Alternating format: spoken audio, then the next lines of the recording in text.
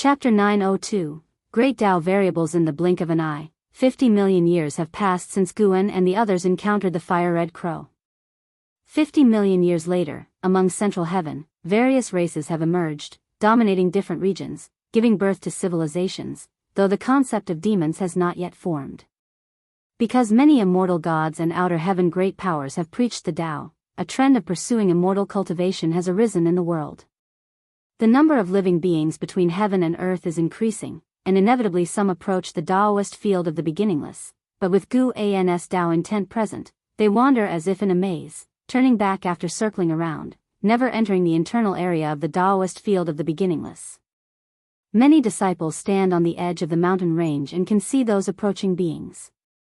Most of the early beings are enormous in size, resembling the mythical fierce beasts of ancient myths. Some disciples even sketch the creatures they've seen, creating illustrated albums that circulate among disciples. The current Taoist field of the beginningless is vast, with 2 million disciples living here, forming small circles, resembling an imperial dynasty. Disciples also begin to search for suitable mortal identities, because one day the barriers of the beginningless will lift, and beings will come intruding. Given the prowess of the beings of Central Heaven, how will they disguise themselves as mortal spirits? This question has become a perplexing issue for all Wushiji disciples. They fear being expelled from the beginningless. No one doubts that the ancestor is merely frightening them. If the ancestor says such words, he will surely follow through. Although the second-generation disciples are not afraid, they also don't want to be outdone. If they expose their cultivation levels before the juniors, it would be an embarrassment to Guan. At least, that's what they think, and they also communicate privately about it. The scorching sun hangs high, and Guan lies asleep on a tree, with a large leaf covering his face. He is undergoing the holy tribulation, experiencing another lifetime, this time in the future of Central Heaven. As this lifetime ends, a slight dissatisfaction crosses his lips. Although it's a different world, the experiences don't seem much different. Guan silently muses, wanting to experience a drastically different life to comprehend the holy Tao.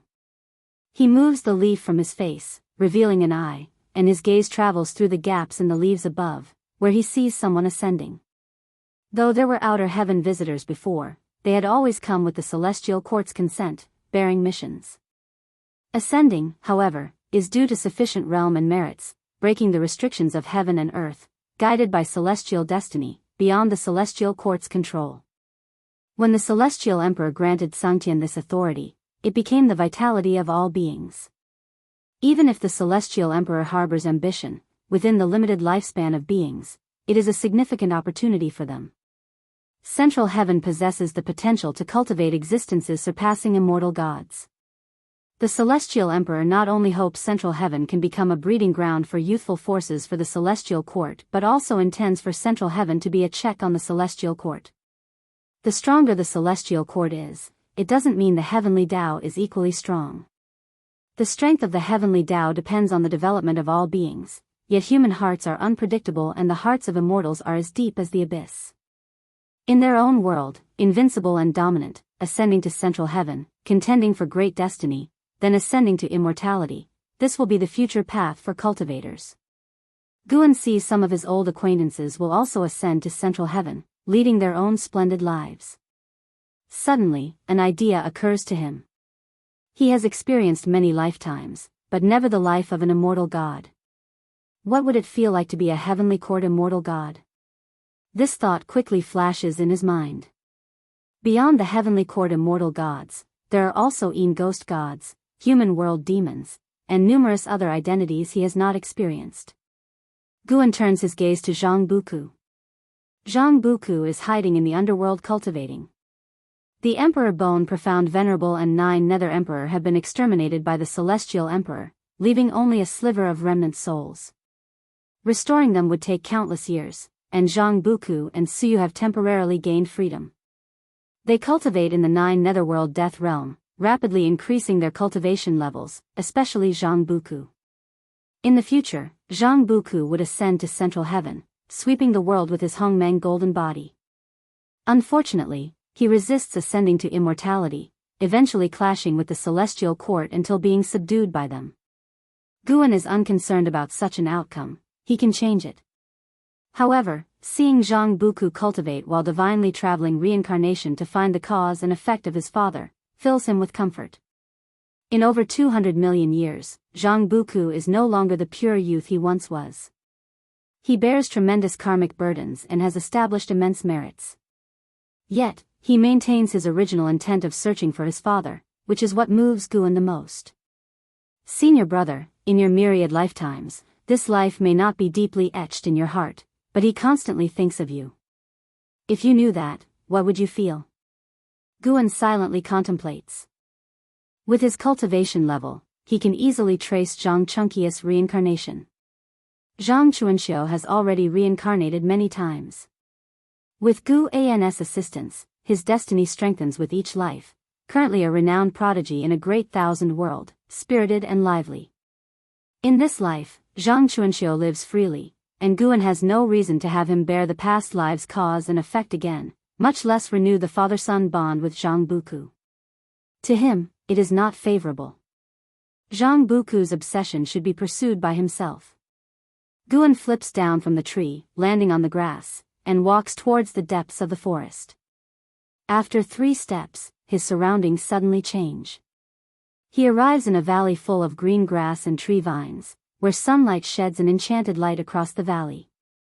Crossing the grassy land, his robe flutters, and with the immortal king crown under his mane swaying, his gaze fixes on the depths of the valley.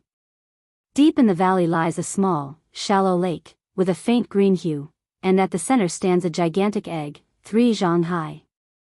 The eggshell is semi-transparent, interspersed with red veins resembling meridians, within which a human-like figure is curled up. Reaching the lake, he examines this giant egg intently, his eyes filled with curiosity. This giant egg, unlike other beings birthed from celestial destiny, is formed from the source of the Great Tao.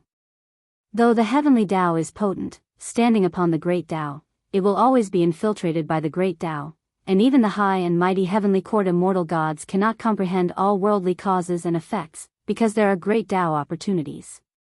Just like Guan, able to grow within the heavenly Tao. Similarly, this giant egg doesn't belong to the heavenly Tao, yet it can also grow. The reason Guan has noticed it is because his holy tribulation in the future encountered the being gestating from this egg, sparking his interest, leading to his pursuit. Only after sweeping central heaven several times with his sacred will did he determine its location. This valley lacks powerful innate restrictions, just that the aura of this egg merges seamlessly with the surroundings, rendering it unremarkable. Even from a close distance, he cannot discern the ultimate fate of the giant egg, seeing it reaching the perfect realm of integration into the Supreme Emperor of ultimate merging Tao. He sees it challenging celestial gods. He even sees the heavenly Tao shattering because of it. Yet, that future is so distant, a time when an Xian, Liya, and Ji Xiaoyu are already mighty figures of renown within the heavenly Tao, capable of discussing the Tao with the celestial Tao venerable. If you find any errors, ads pop up, ads redirect, broken links, non-standard content, etc., please let us know each report so we can fix it as soon as possible. Chapter 903, Destined to become a saint. The valley was serene, with a gentle breeze blowing, causing slight ripples on the small lake beneath the giant egg. Guan gazed at the giant egg, calculating its future. Such a destiny, no matter how one looks at it, this creature has the hope of surpassing the Supreme Emperor of ultimate merging Tao, in other words, to become a saint. Before he becomes a saint, seeing the celestial emperor, seeing the heavenly Tao, made it feel as if sainthood was unattainable, hard to achieve. Now, seeing the destiny of the giant egg, it felt absurd. Is it possible that someone is really destined to become a saint from birth? Reflecting on the difference between immortals and mortals, mortals cannot comprehend the feeling of being an immortal spirit from birth. Yet thinking again, Guan felt becoming a saint isn't that simple. The creature within the egg might have the potential to become a saint, but sainthood is not achieved by talent alone. Just like now, he has already detected the existence of this egg. If he acted now, destroyed this egg, all its causal destiny would dissipate like smoke. The future power of this egg cannot intervene with him acting now, which at least shows that its future does not extend as far as his. However, Guan was not bloodthirsty, even for the sake of extending life. He only killed those heavily laden with karmic debt. Although Guan was amazed by the egg's future, he had no intention of destroying it. He simply couldn't see a promising younger generation and think of obliteration. Without grievances or enmity, why do so? Moreover, precisely because there exist other beings with stronger talents, he could ascertain that he still has a long way to go. Guan watched for a while, prepared to leave, when suddenly, his pupils contracted, gaze fixed back on the giant egg. He saw that the future of the giant egg was changing, a line of destiny was growing, swallowing other lines of destiny. Guan actually saw a Supreme Emperor of Ultimate Merging Tao. This Supreme Emperor of Ultimate Merging Tao, though not as powerful as the Celestial Emperor, yet he was truly a Supreme Emperor of Ultimate Merging Tao and would become the calamity of the giant egg. Following the destiny of this Supreme Emperor of Ultimate Merging Tao, Guan discovered he did not originate from the heavenly Tao but from the Eternal. The Eternal, situated within chaos, has a lineage known as the Eternal Tao Extreme, which frequently sends powerful beings to the heavenly Tao to seize those with great destiny. Previously even Lu Qiuxian was captured. After becoming a saint, Guan also observed the Eternal, whose foundations are indeed strong, nearly catching up with the heavenly Tao, but the Eternal Lord is not more powerful than the Celestial Emperor, thus the Eternal does not dare to confront the heavenly Tao head-on for now. Within chaos exist many such destiny lineages. Many of the founders hail from the same era as the Celestial Emperor and were once defeated by him. Only the heavenly Tao can freely showcase its destiny and strength within chaos, whereas other lineages hide deep within space, fearing discovery by others. Chaos appears desolate, seemingly without forces or survival rules, yet actually hides many grand and magnificent worlds in the shadows. This Supreme Emperor of Ultimate Merging Tao from the Eternal is not the ancestor of the Eternal, he is the second within the Eternal to reach this realm, also from the future. Realizing the threat of the giant egg, he wants to cross time to annihilate it. Guan hesitated for a moment but eventually used his Tao intent to help conceal the egg's cause and effect. In a sense, this is a great providence granted by the great Tao to the heavenly Tao. In the future, this egg will also merge into the heavenly Tao, cultivating the immortal Tao techniques under it. Its growth will strengthen the heavenly Tao. Guan in this life was born within the heavenly Tao. Even if the celestial cord is somewhat flawed, he still hopes for the heavenly Tao to become better. The stronger the heavenly Tao, the more Fuyuan it gives back to all beings.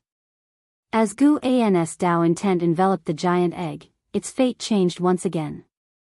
In an incredibly distant future, the Supreme Emperor of Ultimate Merging Tao was shocked, no longer daring to cross time, while also realizing the depth of the heavenly Tao.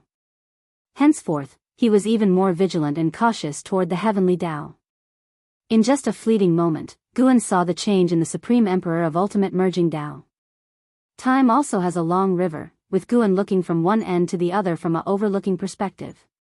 After becoming a saint, he transcended the past, present, and future, able to go anywhere.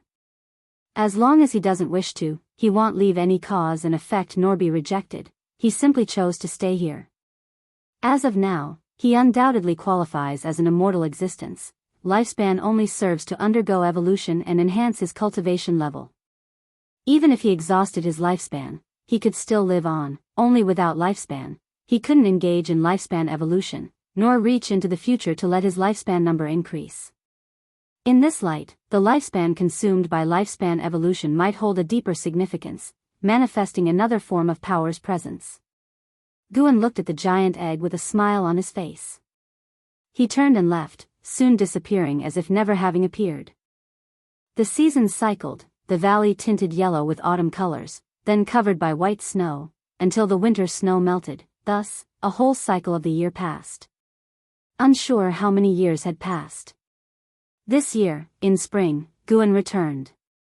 He approached the lakeside, gazing at the giant egg. Now, the surface of the egg had numerous cracks, and the creature inside seemed to be breaking out. Under Guan's gaze, wisps of white steam emerged from the crevices of the egg, an aura surpassing the heaven-balancing golden immortal emanated from it. Many are born as innate golden immortals, yet currently, in central heaven, no existence has been born as a heaven-balancing golden immortal. And the creature inside this egg is set to shatter that historical limit, as upon its birth, it will be a Tai Ching golden immortal. Absorbing the essence of the sun and moon over the years, the egg has become a being of the heavenly Tao, its great Tao vitality hidden deep within its soul, making it difficult even for heavenly court immortals to detect. Once it hatches, it will trigger phenomena that astound heaven and earth, causing the heavenly Tao to announce its birth. Guan raised his hand, isolating the land, preventing the attention of all beings in heaven and earth from falling upon the creature inside the giant egg. Now central heaven thrives with immortal spirits and fierce beasts. If he didn't intervene, even a creature with Tai Ching golden immortals cultivation would suffer hardship until bowing to a great power from outer heaven to gain protection. Being destined to become a saint shouldn't have to live so miserably.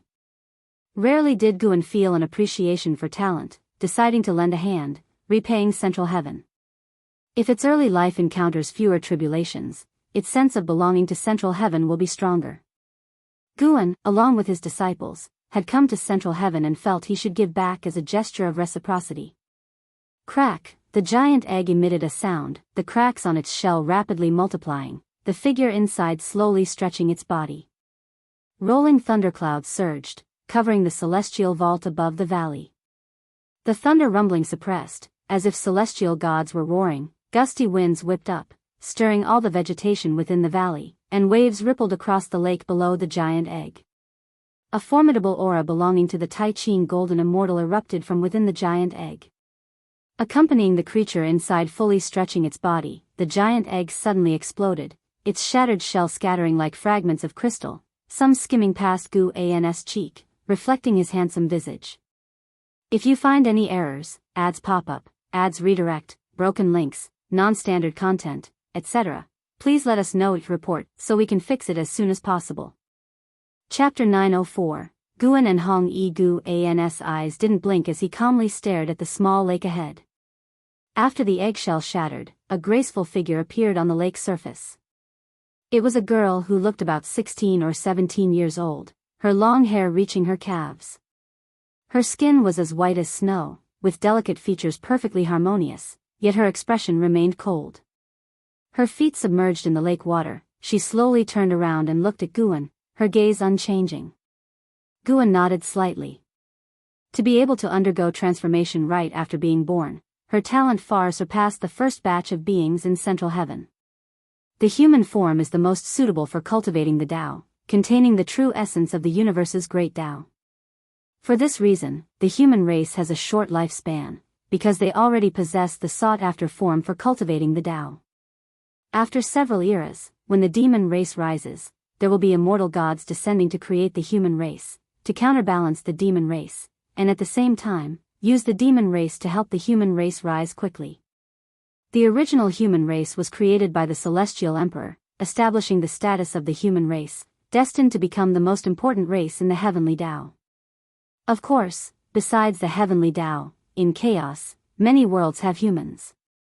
The birth of humans itself is the insight cultivators gain while pursuing the great Tao. Inevitably, the initial creations are based on oneself, creating a race that resembles oneself. Guan waved his hand, a strong wind rushed towards this newly born Tai Ching golden immortal, catching her off guard. Her eyes showed a moment of confusion, but when her gaze returned to normal, she spoke, "Who are you?" Her words surprised her, and instinctively, she reached out to touch her mouth. Her voice was melodious, ethereal, yet devoid of any emotional shift. Guan smiled and said, "Who I am doesn't matter, what's important is who you think you are. Have you thought of a name for yourself?" He had just given her some memories, helping her establish the language system of the heavenly Tao. After her transformation, she could now speak human language, but having never communicated with others, she hadn't established a cognitive framework. Upon hearing this, the long-haired girl frowned, deep in thought, as Guan patiently waited without disturbing her. After a long while, the long-haired girl spoke, "My name is Hong Yi." Hong Yi? Guan immediately saw the deeper cause and effect surrounding her. It turned out that her great Tao opportunity came from that place. Guan asked, "Do you want to follow me in cultivation?" Hong Yi understood what cultivation was, but she didn't feel an impulse to cultivate just yet. However, she was curious about Guan, so she nodded subconsciously in agreement. Guan turned around, and after a moment of hesitation, Hong Yi followed his steps. As they walked, Guan waved his hand, and pieces of crystal flew from the grass. These were transformed from Hong Yi's accompanying eggshell, and under his manipulation, these crystals quickly gathered together and ignited with a cyan flame. This scene finally brought a spark of expression to Hong Yi's eyes as she stared intently at the cyan flame in midair. Soon, the cyan flame flew towards her. She didn't dodge it, instead, she watched it curiously. The cyan flame landed on her, enveloping her body from the neck down. As she looked down, she felt warm all over, remarkably comfortable. When the cyan flame dissipated, a white garment appeared on Hong Yi. The robe was bright white, with silver crystal inlays at the waist and wrists. The hem was long, resembling a skirt's edge, and even without shoes, wearing this garment dramatically changed her aura. Hong Yi continued forward, feeling the garment on her body, feeling uncomfortable and wanting to take it off. Don't take it off. This is a form of cultivation as well. You must get used to it. Gu An's voice came from ahead. Hearing this, Hong Yi stopped her actions, looking at Gu An's back, confused but refrained from asking. For some reason, in front of Guan, she instinctively chose to obey. An hour later, Guan led Hong Yi to a vast, boundless mountain. When they stopped, as far as the eye could see, it seemed like they were on a grassland. He turned to face Hong Yi, then lifted his robe and sat in meditation, gesturing for Hong Yi to sit down as well. Hong Yi mimicked his posture and sat down, but once seated, she couldn't help but squirm.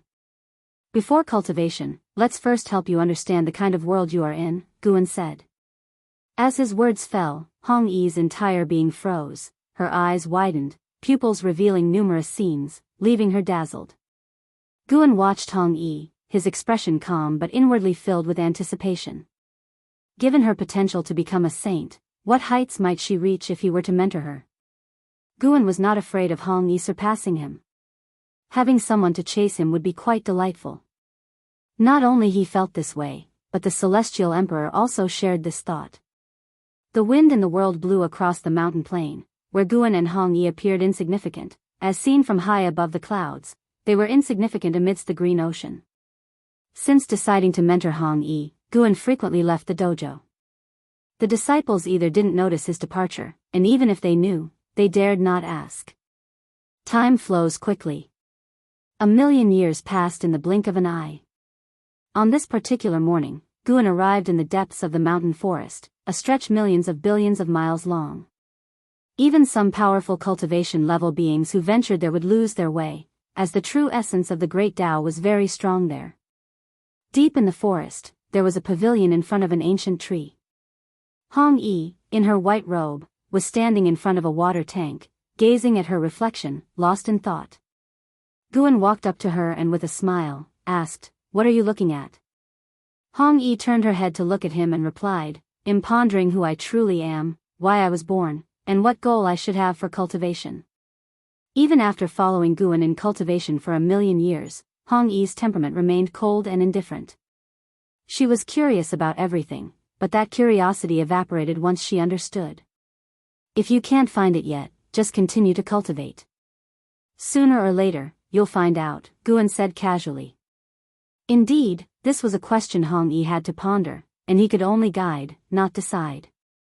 Guan did not wish to limit Hong Yi's existence. More variables might add more interest. Who are you, really, and how should I address you? Are we considered master and disciple? Hong Yi asked, staring at Guan. A few years ago, a group of cultivators flew over this forest, and Hong Yi overheard their conversations. Some people, with intertwined cause and effect, interacted as master and disciple, which piqued her curiosity about such relationships. Guan said, "If you truly wish to know, maybe you can take it as your cultivation goal. If one day, you can defeat me, I will tell you who I am. As for whether we are master and disciple, it does not matter. I am teaching you because, like you, I am curious." After hearing this, Hong Yi's expression remained unchanged, only murmuring softly, "Is it also out of curiosity?" With those words, she suddenly raised her palm and struck towards Guan, the attack swift and fierce. This chapter is updated by Fro E. Novel. If you find any errors, ads pop up, ads redirect, broken links, non-standard content, etc., please let us know to report so we can fix it as soon as possible.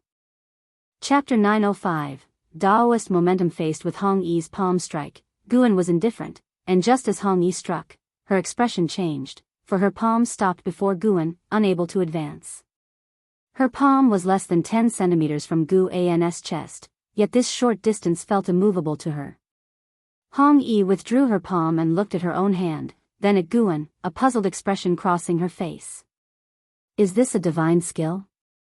But why do I not sense your mana? Hong Yi asked. Having followed Guan in cultivation for 1,000,000 years, she had mastered many divine skills, but this was her first time confronting Guan directly, having never even sparred before. Guan smiled. Your perception is quite good indeed, but this is not a divine skill. It is a kind of Daoist momentum, and once your realm is high enough, you can cultivate such momentum.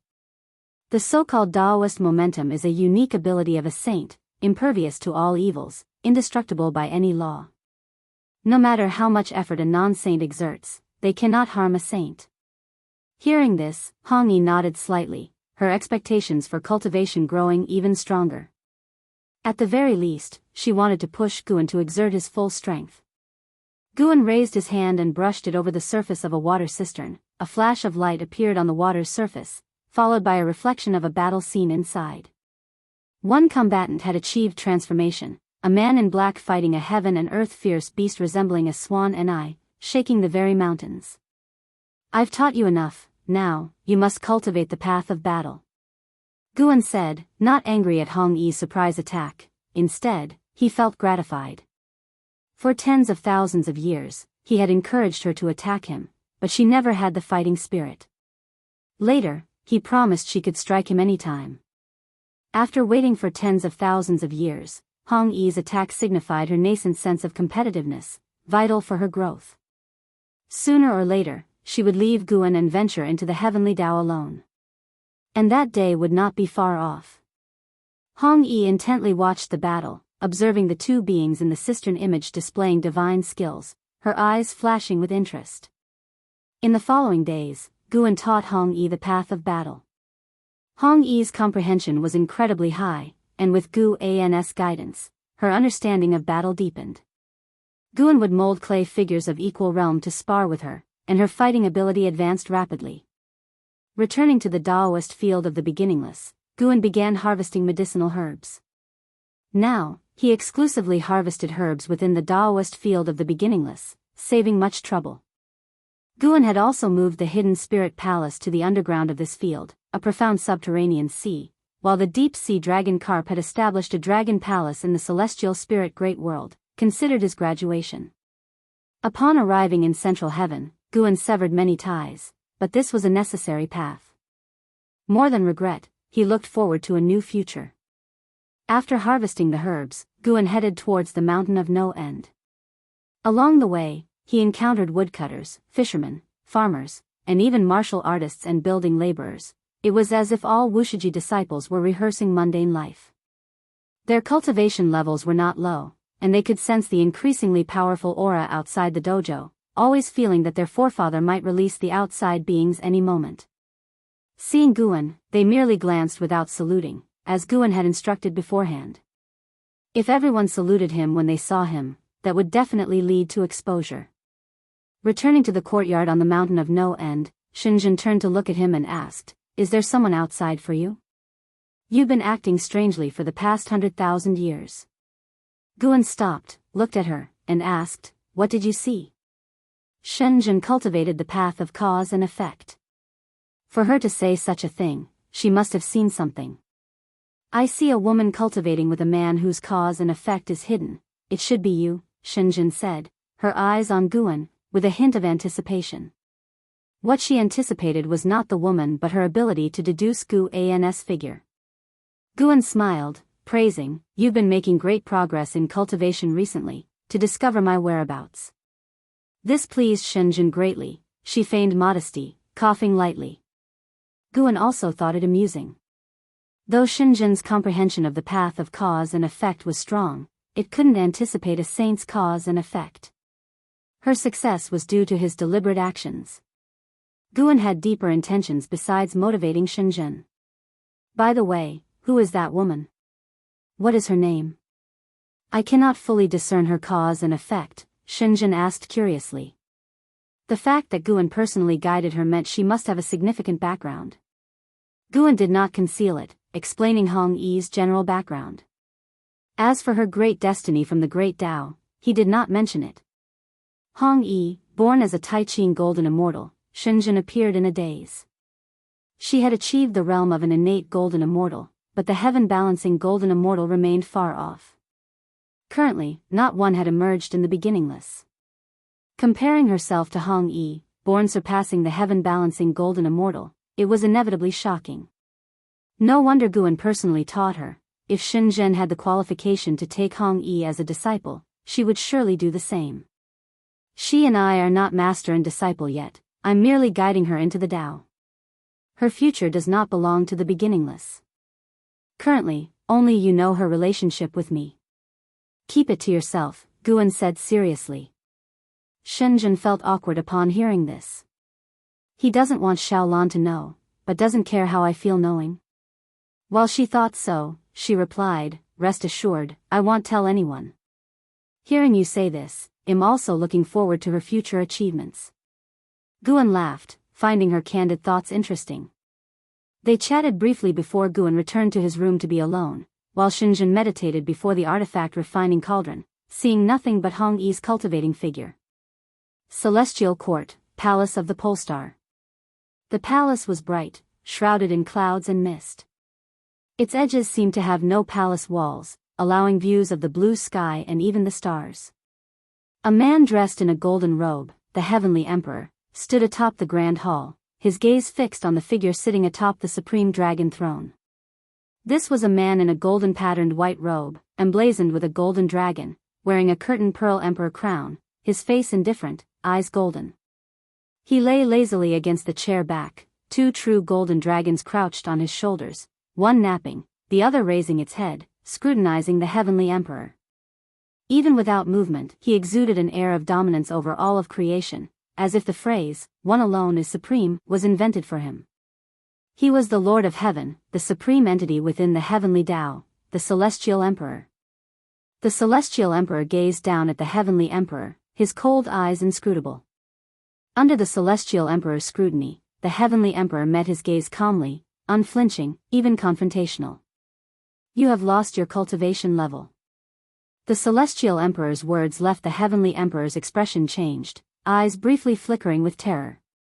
If you find any errors, ads pop up, ads redirect, broken links, non-standard content, etc., please let us know each report so we can fix it as soon as possible. Chapter 906, The Position of the Celestial Emperor. The Heavenly Emperor appeared flustered for a brief moment, but quickly regained his composure. He narrowed his eyes and sneered, Father, do you wish to test my 9 heavens true dragon chi again? He wore an unruly smile, as if he were the Celestial Emperor. However, faced with his aggression, the Celestial Emperor remained indifferent, simply watching him quietly. The Celestial Emperor's gaze made the Heavenly Emperor's skin crawl, his heart sinking into despair.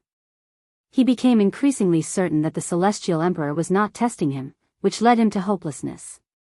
Previously, he had gained control over the Celestial Court by coercing the Celestial Emperor, an affair that ended on bad terms.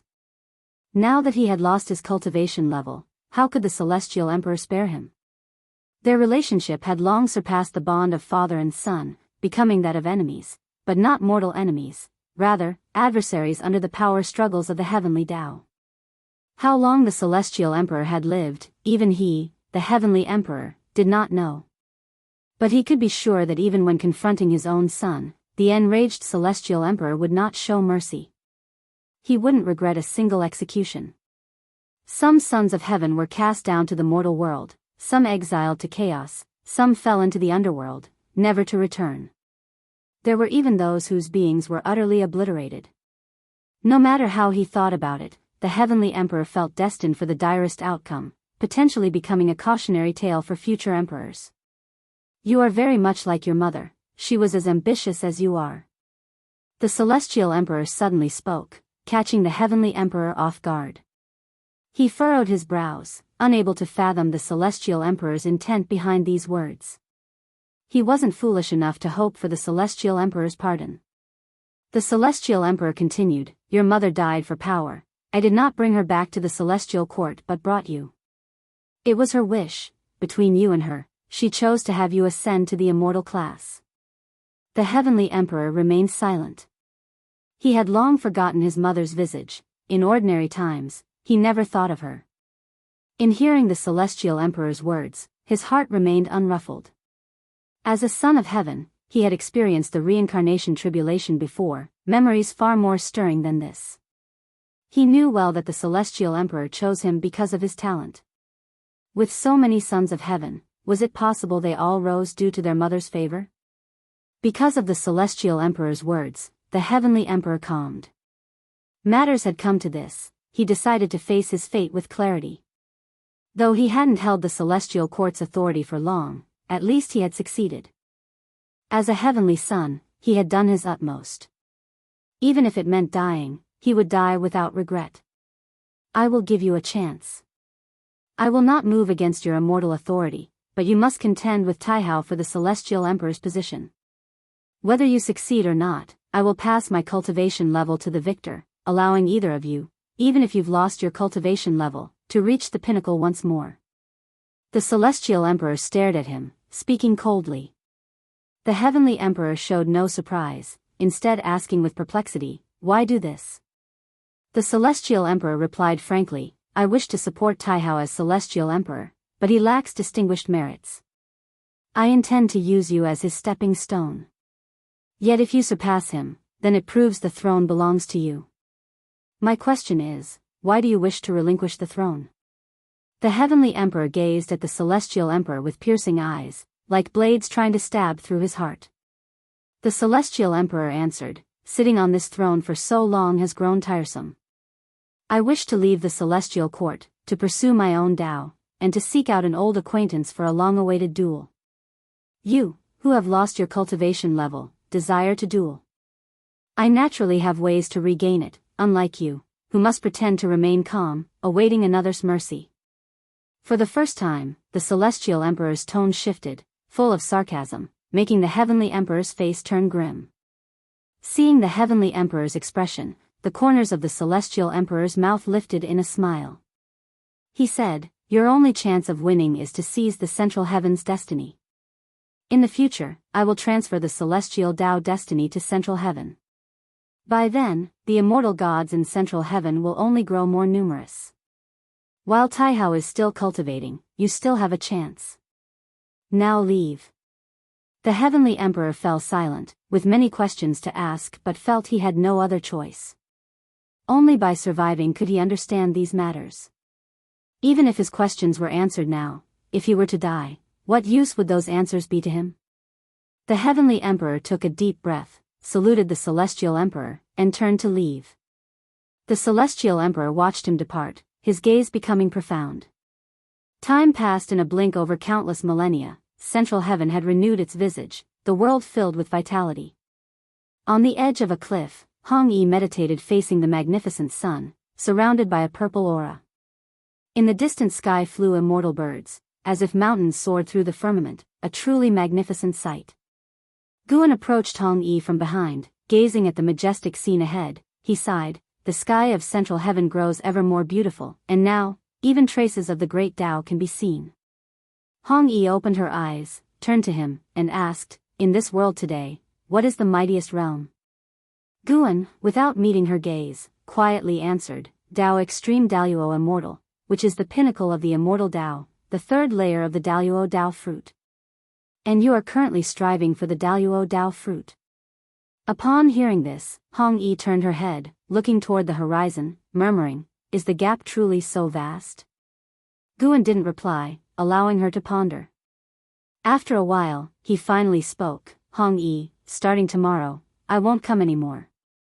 The road ahead, you must walk on your own, do what you wish." At these words, Hong Yi immediately stood up and turned to face him, her gaze fixed intensely on him, her eyes showing anger for the first time.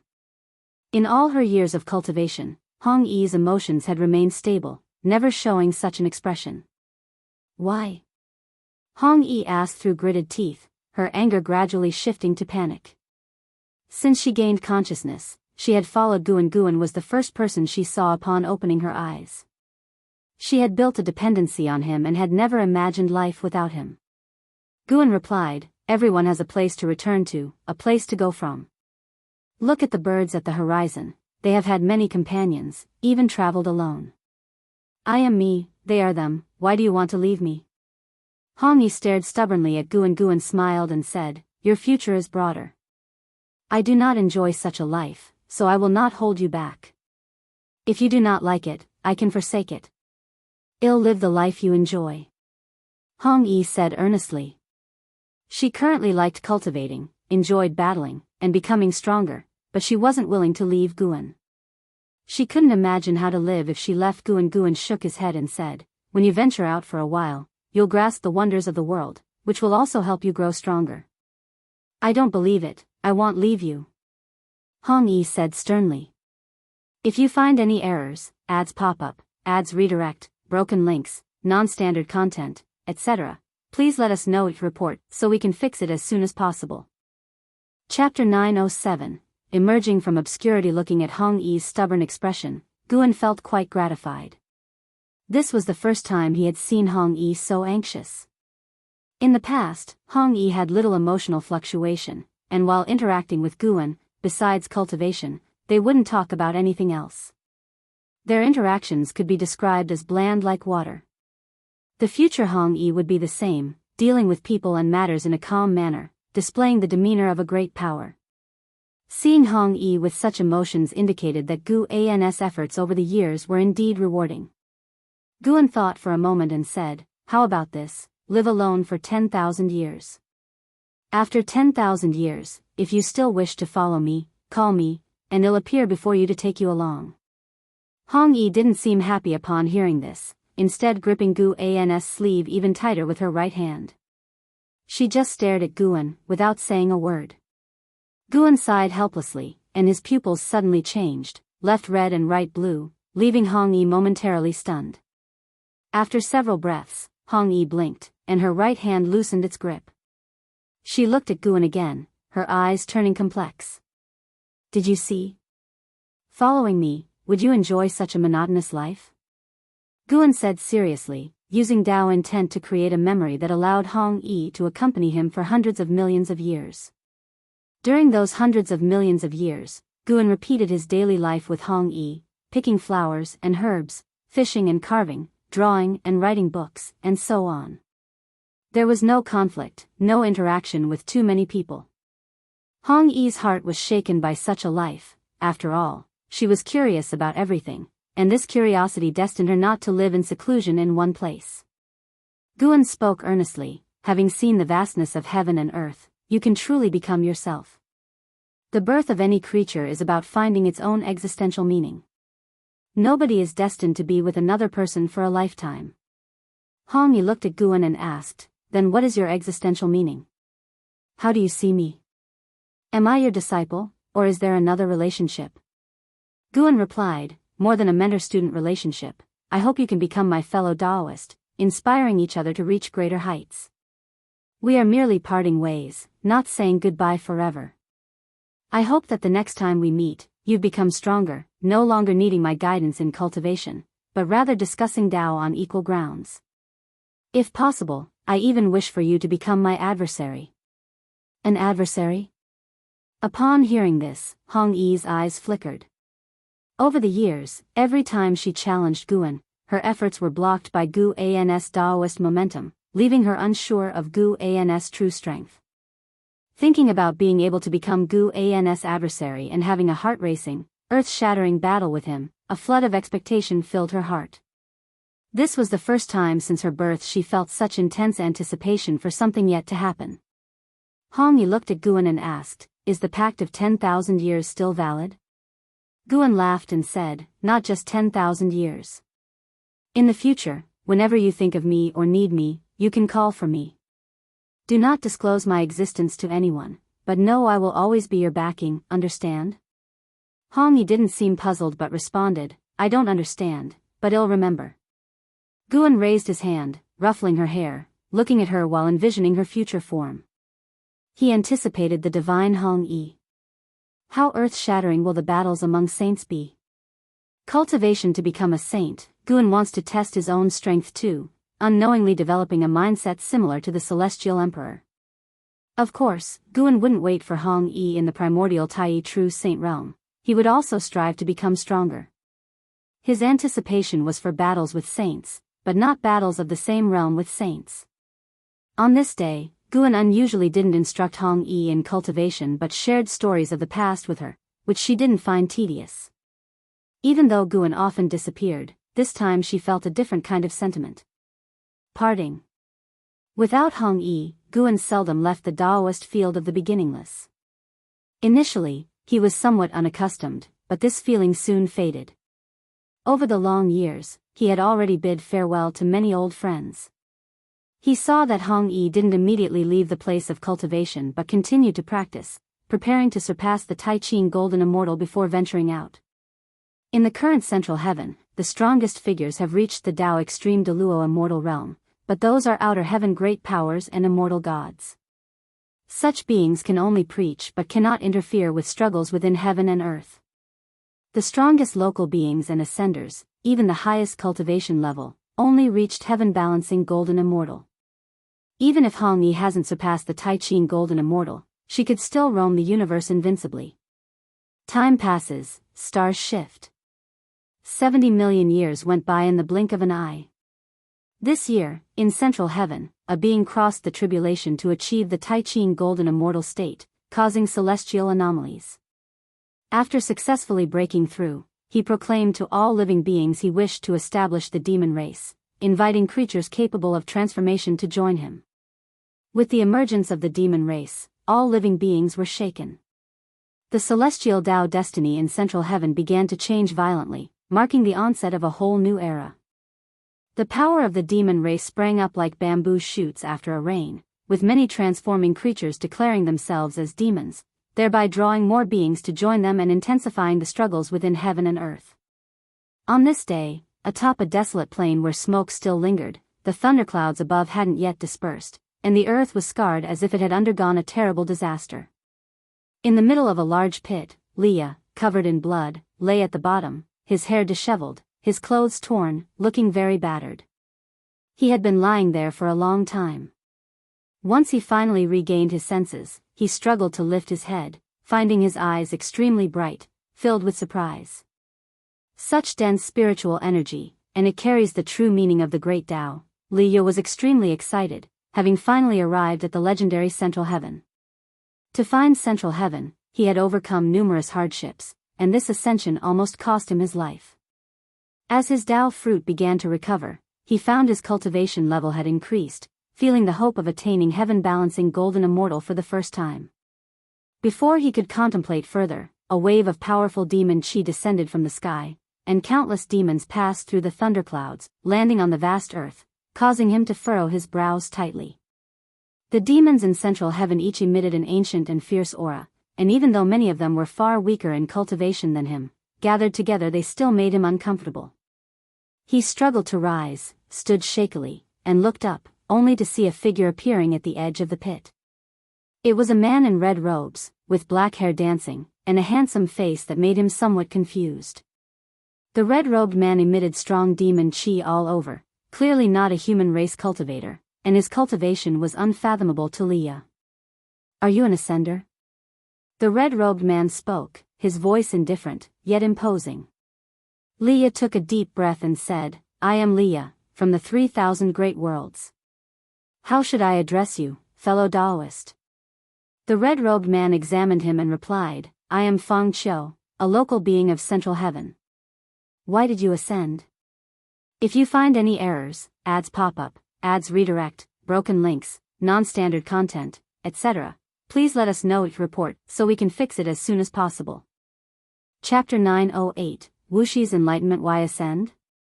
Leah didn't expect the first question he faced after arriving in Central Heaven to be so direct. He was silent for a moment and then said, "For immortal fate, for the Great Tao." The man in the red robe, who called himself Feng Qiu, looked down at him and said, "Immortal fate? You ascenders all say there is an opportunity to ascend to immortality in this world, but we who were born and raised here have heard lectures from the great powers, yet have never seen this so-called immortal fate." Figures appeared on the edge of the great pit. All were transformed demons, with the weakest cultivation level being innate golden immortals. Leah was secretly shocked. During the immortal and demon chaos in the 3,000 great worlds, Central Heaven was just founded. How many years has it been, and Central Heaven has already cultivated such a foundation? No wonder this world could become the heavenly Tao center. After the shock, Leah felt an infinite longing in his heart. Only such a world is worthy of all his efforts to come here. "It's your first time here, do you have a place to go?" Feng Qiu asked as he stared at Leah.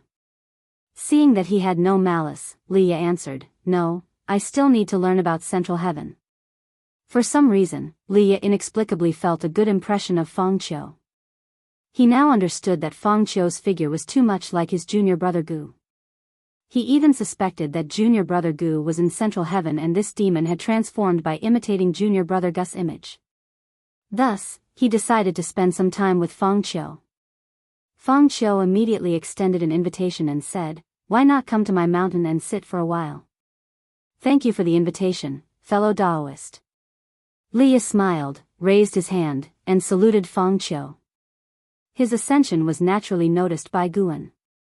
Far away in the Taoist field of the beginningless, Guan heard Li Ya's heartfelt voice and secretly admired senior brother Li for being smart. He had guessed it correctly. However, it's a pity that such a guess will soon be abandoned by Leah. After talking with Feng Qiu, Leah learned that Feng Qiu's transformation did not reference anyone, and Feng Qiu had no master, forcing him to abandon this speculation. It seems to be a coincidence. Perhaps he missed junior brother Gu too much, which is why such speculation arose. Thinking about it carefully, the image of junior brother Gu in his mind had already become blurred. Meeting Feng Qiu after his ascension was not a good thing for Leah. The reason Feng Qiu invited him was due to hidden ambitions. Feng Qiu wanted to learn about other realms, and later there would be conflicts, even enmity, between the two, marking Li Ya's first tribulation upon arriving in Central Heaven. Guan would not intervene because Leah would be able to escape unharmed. As for Feng Qiu, he wouldn't care either, as he and Feng Qiu had only met once, with no relationship between them. Throughout the long years, Guan had touched and seen countless beings. Very few of them had walked into his heart.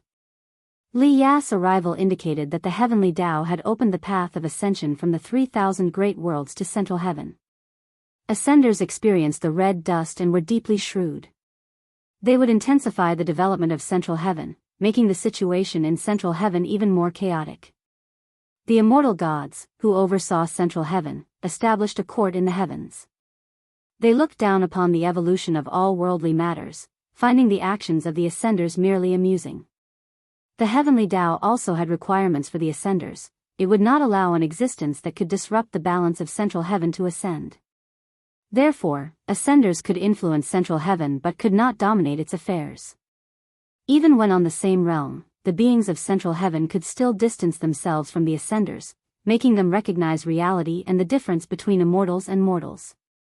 Every year, Central Heaven would see the birth of talented individuals and Heaven's proud sons appearing out of nowhere, proclaiming their might. Those ambitious ascenders would suffer repeated setbacks, beginning to reign in their arrogant hearts. Autumn rain drizzled down, and the mountain forest drenched by the rainy mist. Guan sat in a small pavilion halfway up the mountain, appreciating the rain, with fine wine and flower fruits arranged on the table, prepared by the ghost mother of ephemera. A figure passed by on the mountain path outside the courtyard, suddenly stopping and turning to look at Guan. This person was precisely Wu Xie. Since arriving in Central Heaven, Wu Xie had not stopped cultivating. His cultivation level rose rapidly and was already close to reaching the heaven-balancing golden immortal realm. He was still the most dazzling disciple within the beginningless. Wu Xie looked at Guan inside the pavilion, recalling the words he once said to him. "Am I really that boring?" Wu Xie had more than once doubted himself in this way, reflecting that apart from cultivation, he indeed had no other interests. Communicating with fellow disciples, they only talked about cultivation. He used to think cultivation was most important, but after arriving in Central Heaven, his views had somewhat shifted. Cultivation was indeed important, but the path of cultivation was never just about solitary retreat. Especially after the ancestor asked them to adapt to mortal identities, more and more disciples began to find new paths to enlightenment. Laboring in the fields allowed one to observe the Tao of the earth. Chopping trees and building houses allowed one to hear the Tao of feng shui from all directions. Painting landscapes allowed one to appreciate the Tao of life in all things. In recent years, Wu Xia also thought about what kind of mortal identity he should assume. He passed by here not because he was heading for the ancestor, for in truth, no one in the dojo could capture the ancestor's aura and cause and effect, he just happened to be passing by. However, upon seeing the ancestor's figure, he suddenly wanted to chat with the ancestor and ask for guidance. The ancestor seemed to have no opinion of him, only that he wasn't interesting enough. If he had doubts and actively asked the ancestor might not refuse, right? As Wu Xia hesitated, Gu An's voice came through. If you want to ask, then come on. Wu Xia was shocked. How could his thoughts be guessed? But thinking of the legends about the ancestor, he quickly became relieved. The ancestor was an existence even more formidable than immortal gods, seeing through people's hearts was nothing extraordinary. Wu Xia immediately walked to the small pavilion, directly to Gu An's side, and bowed.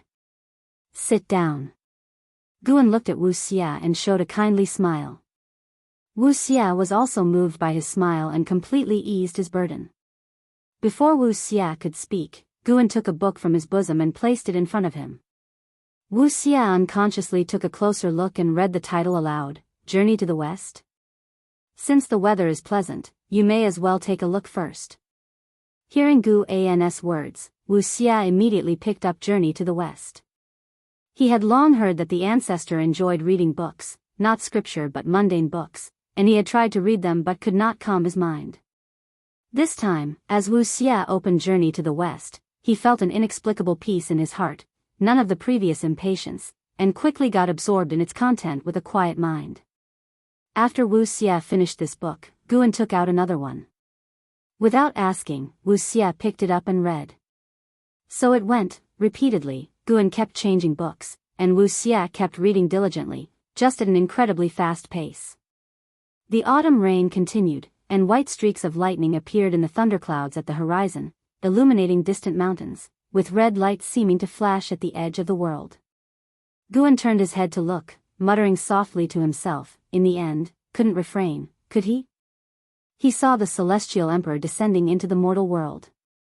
The Celestial Emperor came to Central Heaven not to plot the Celestial Tao destiny, but rather, he was coming for him. The Celestial Emperor seemed to have calculated that Guan would come to Central Heaven. If you find any errors, ads pop up, ads redirect, broken links, non-standard content, etc., please let us know each report so we can fix it as soon as possible. Chapter 909, Anticipation regarding the descent of the Celestial Emperor. Guan did not take it too seriously. Before his sainthood, he wanted to compete with the Celestial Emperor, but after becoming a saint, this thought faded. Let's talk about it when the Celestial Emperor becomes a saint. However, the cause and effect of the Celestial Emperor did not show signs of sainthood, making Guan sigh at the indescribable wonder of opportunity. In front of the great Tao, there is no fairness to speak of. The Celestial Emperor, who created the heavenly Tao and so many fortunes, bitterly sought the opportunity for sainthood in vain, while Hong Yi was destined to become a saint from birth. How ironic is that? Guan pondered as he admired the autumn rain outside the pavilion.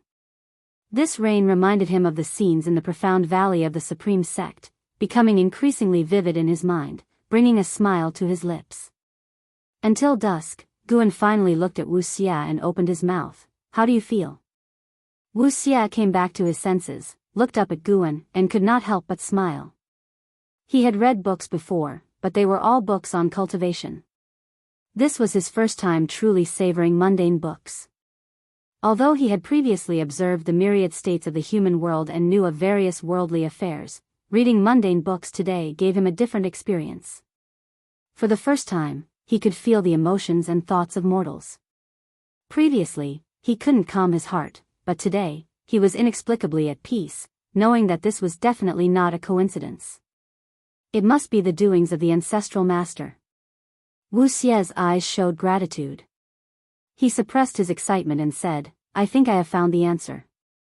Having read so many books, he became interested in the identities of some protagonists and also wanted to experience their lives.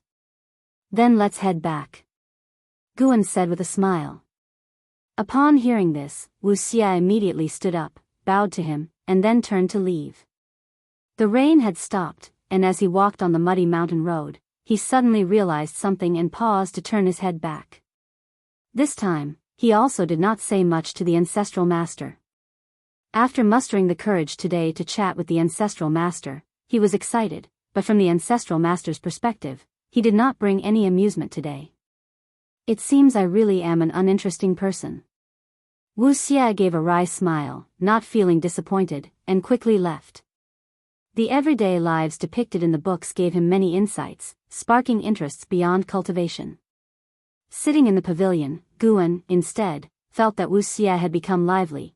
Although Wu Xie considered himself uninteresting, it made him appear intriguing. Of course, Guan only found Wu Xie to be somewhat interesting.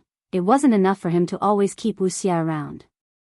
Moreover, he was the ancestral master. How could he actively seek out disciples to play with? Su Han could often accompany him because Su Han was proactive enough. Guan stood up and walked out of the courtyard. The wine jars on the table would naturally be tidied by someone else. The night quickly descended, with stars lighting up one by one across the night sky, adorning the galaxy. Central heaven's night was utterly beautiful, often graced by the sight of meteors streaking across. The descent of the celestial emperor did not stir up any commotion in the human world. No human or immortal knew he had come. In the years that followed, when immortal gods and outer heaven great powers preached, they began to praise the celestial court, allowing the celestial court to formally enter the hearts of the living beings in central heaven. Meanwhile, countless demon race forces emerged between heaven and earth, with powerful beings occupying territories as kings, rallying under the banner of demons. Influenced by the Ascender's instigation, the concept of conquest began to spread. 1,000,000 years later, central heaven entered an era of conquest, where seizing land and expanding territory became the ambition of various demon kings, leaving fewer and fewer pure lands in the human world.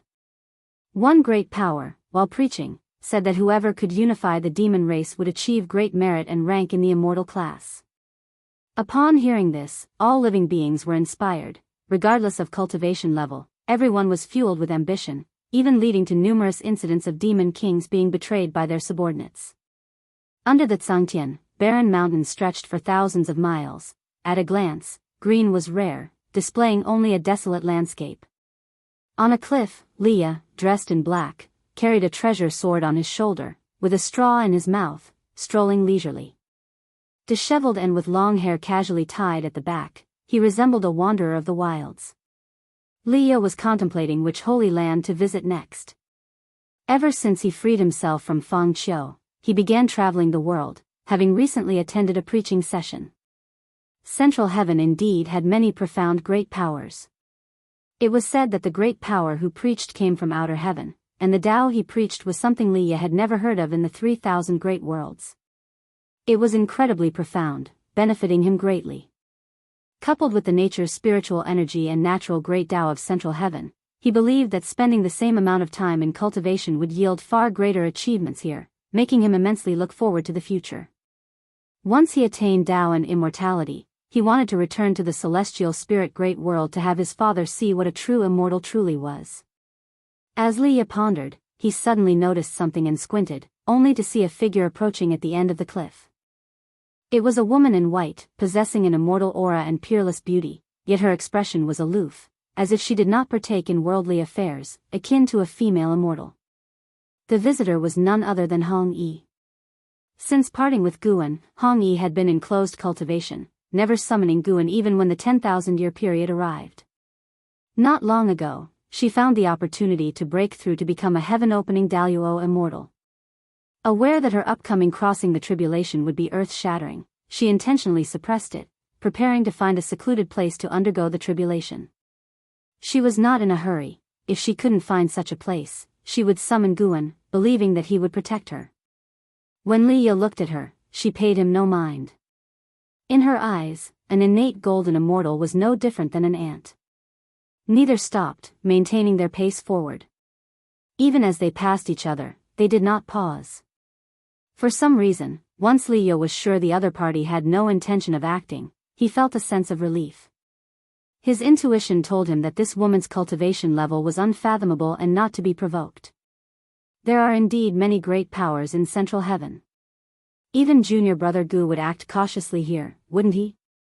Thinking this, Liya became even more convinced that Guan would come to Central Heaven, as it had already displayed the destiny and foundation as the center of the heavenly Tao. From this brief meeting, even though they exchanged no words, Hong Yi's elegance left a deep impression in Liya's mind. He had a premonition that when he became a top-tier expert in the world, he and this woman would often cross paths. This filled Liya with anticipation. His favorite thing was rising from weakness. Coming to Central Heaven, he once again became small and without reputation, but it filled him with fighting spirit. Unbeknownst to him, Hong Yi equally had no reputation. When he was an innate golden immortal, Hong Yi had not been born yet. As Hong Yi was about to surpass the Tai Ching golden immortal, he still remained an innate golden immortal. Meanwhile, on the other side of the human world, in the coastal mountain woodlands, a forest lay slanted and askew, with even smoke and scorched remnants lingering. Zooming in to see, there was a man lying in the pile of scorched wood. His robe had turned into strips, revealing bronze skin underneath. He looked at the sky, expression tense. Why hasn't my body recovered yet?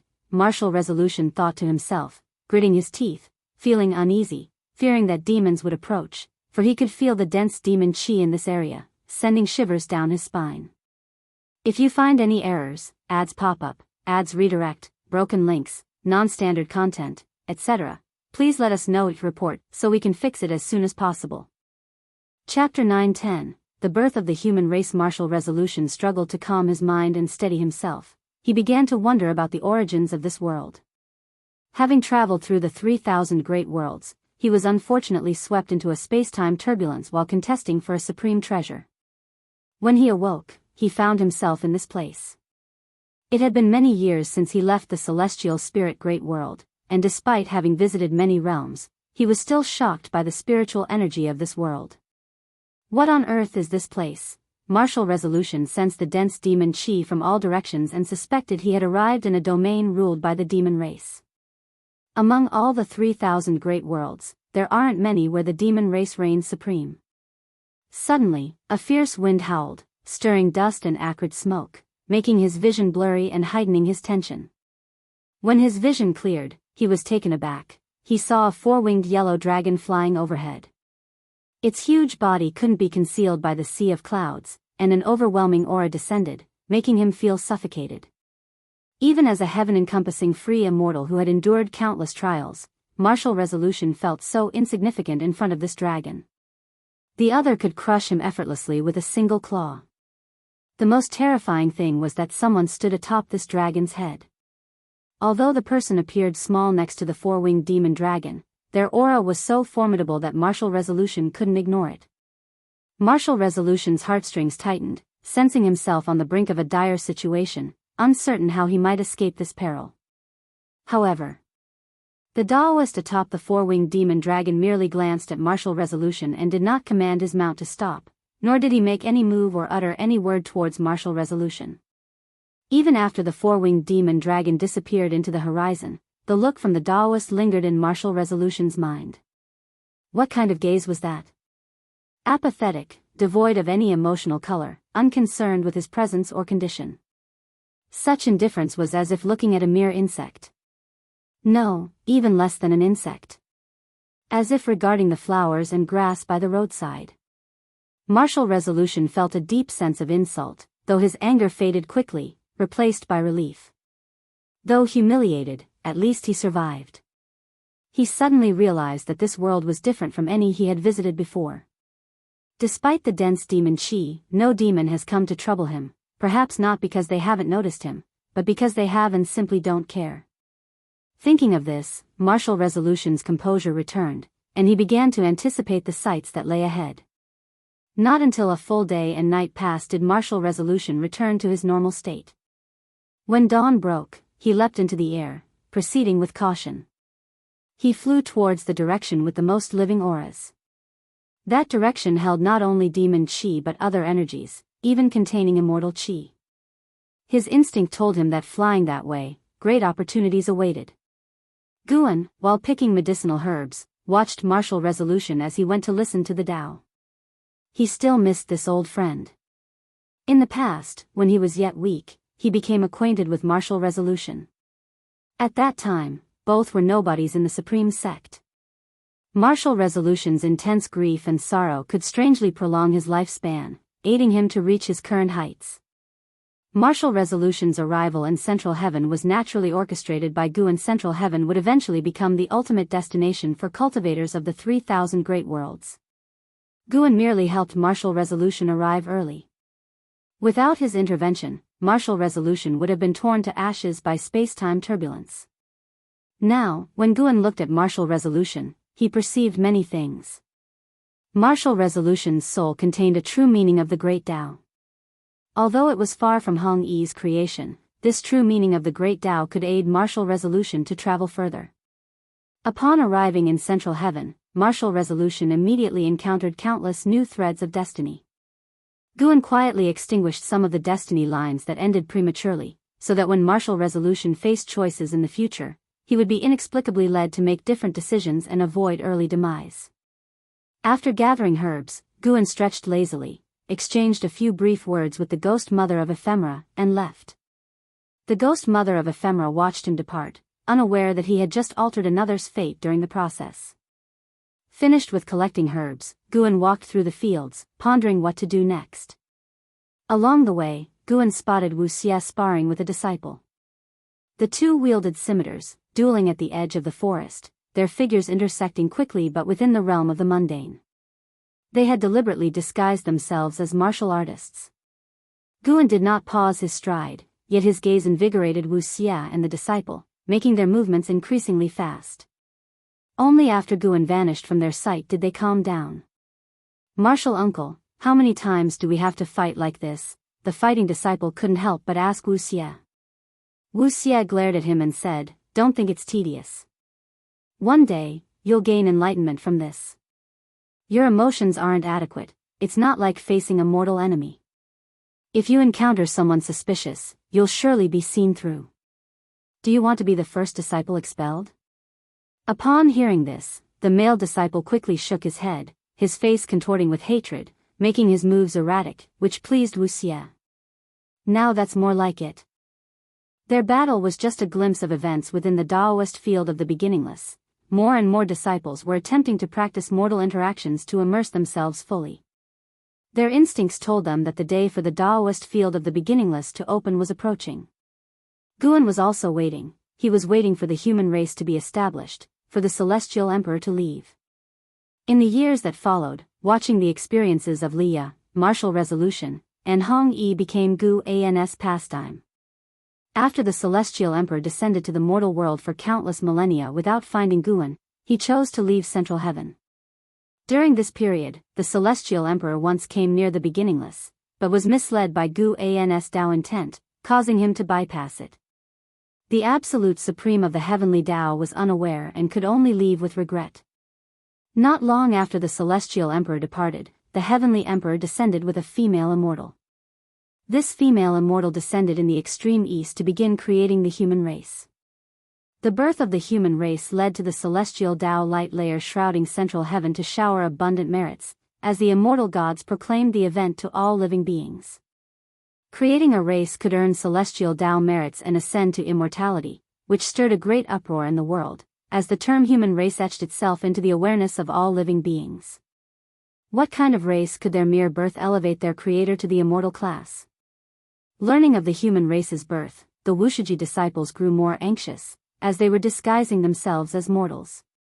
Now that the human race was born, it clearly determined the opening of the beginningless.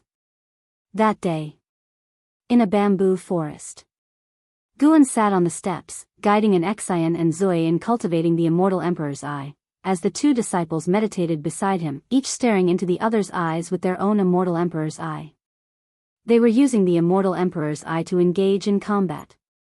Suddenly, Xian and Zoe's expressions changed dramatically as they were simultaneously repelled, falling to the ground.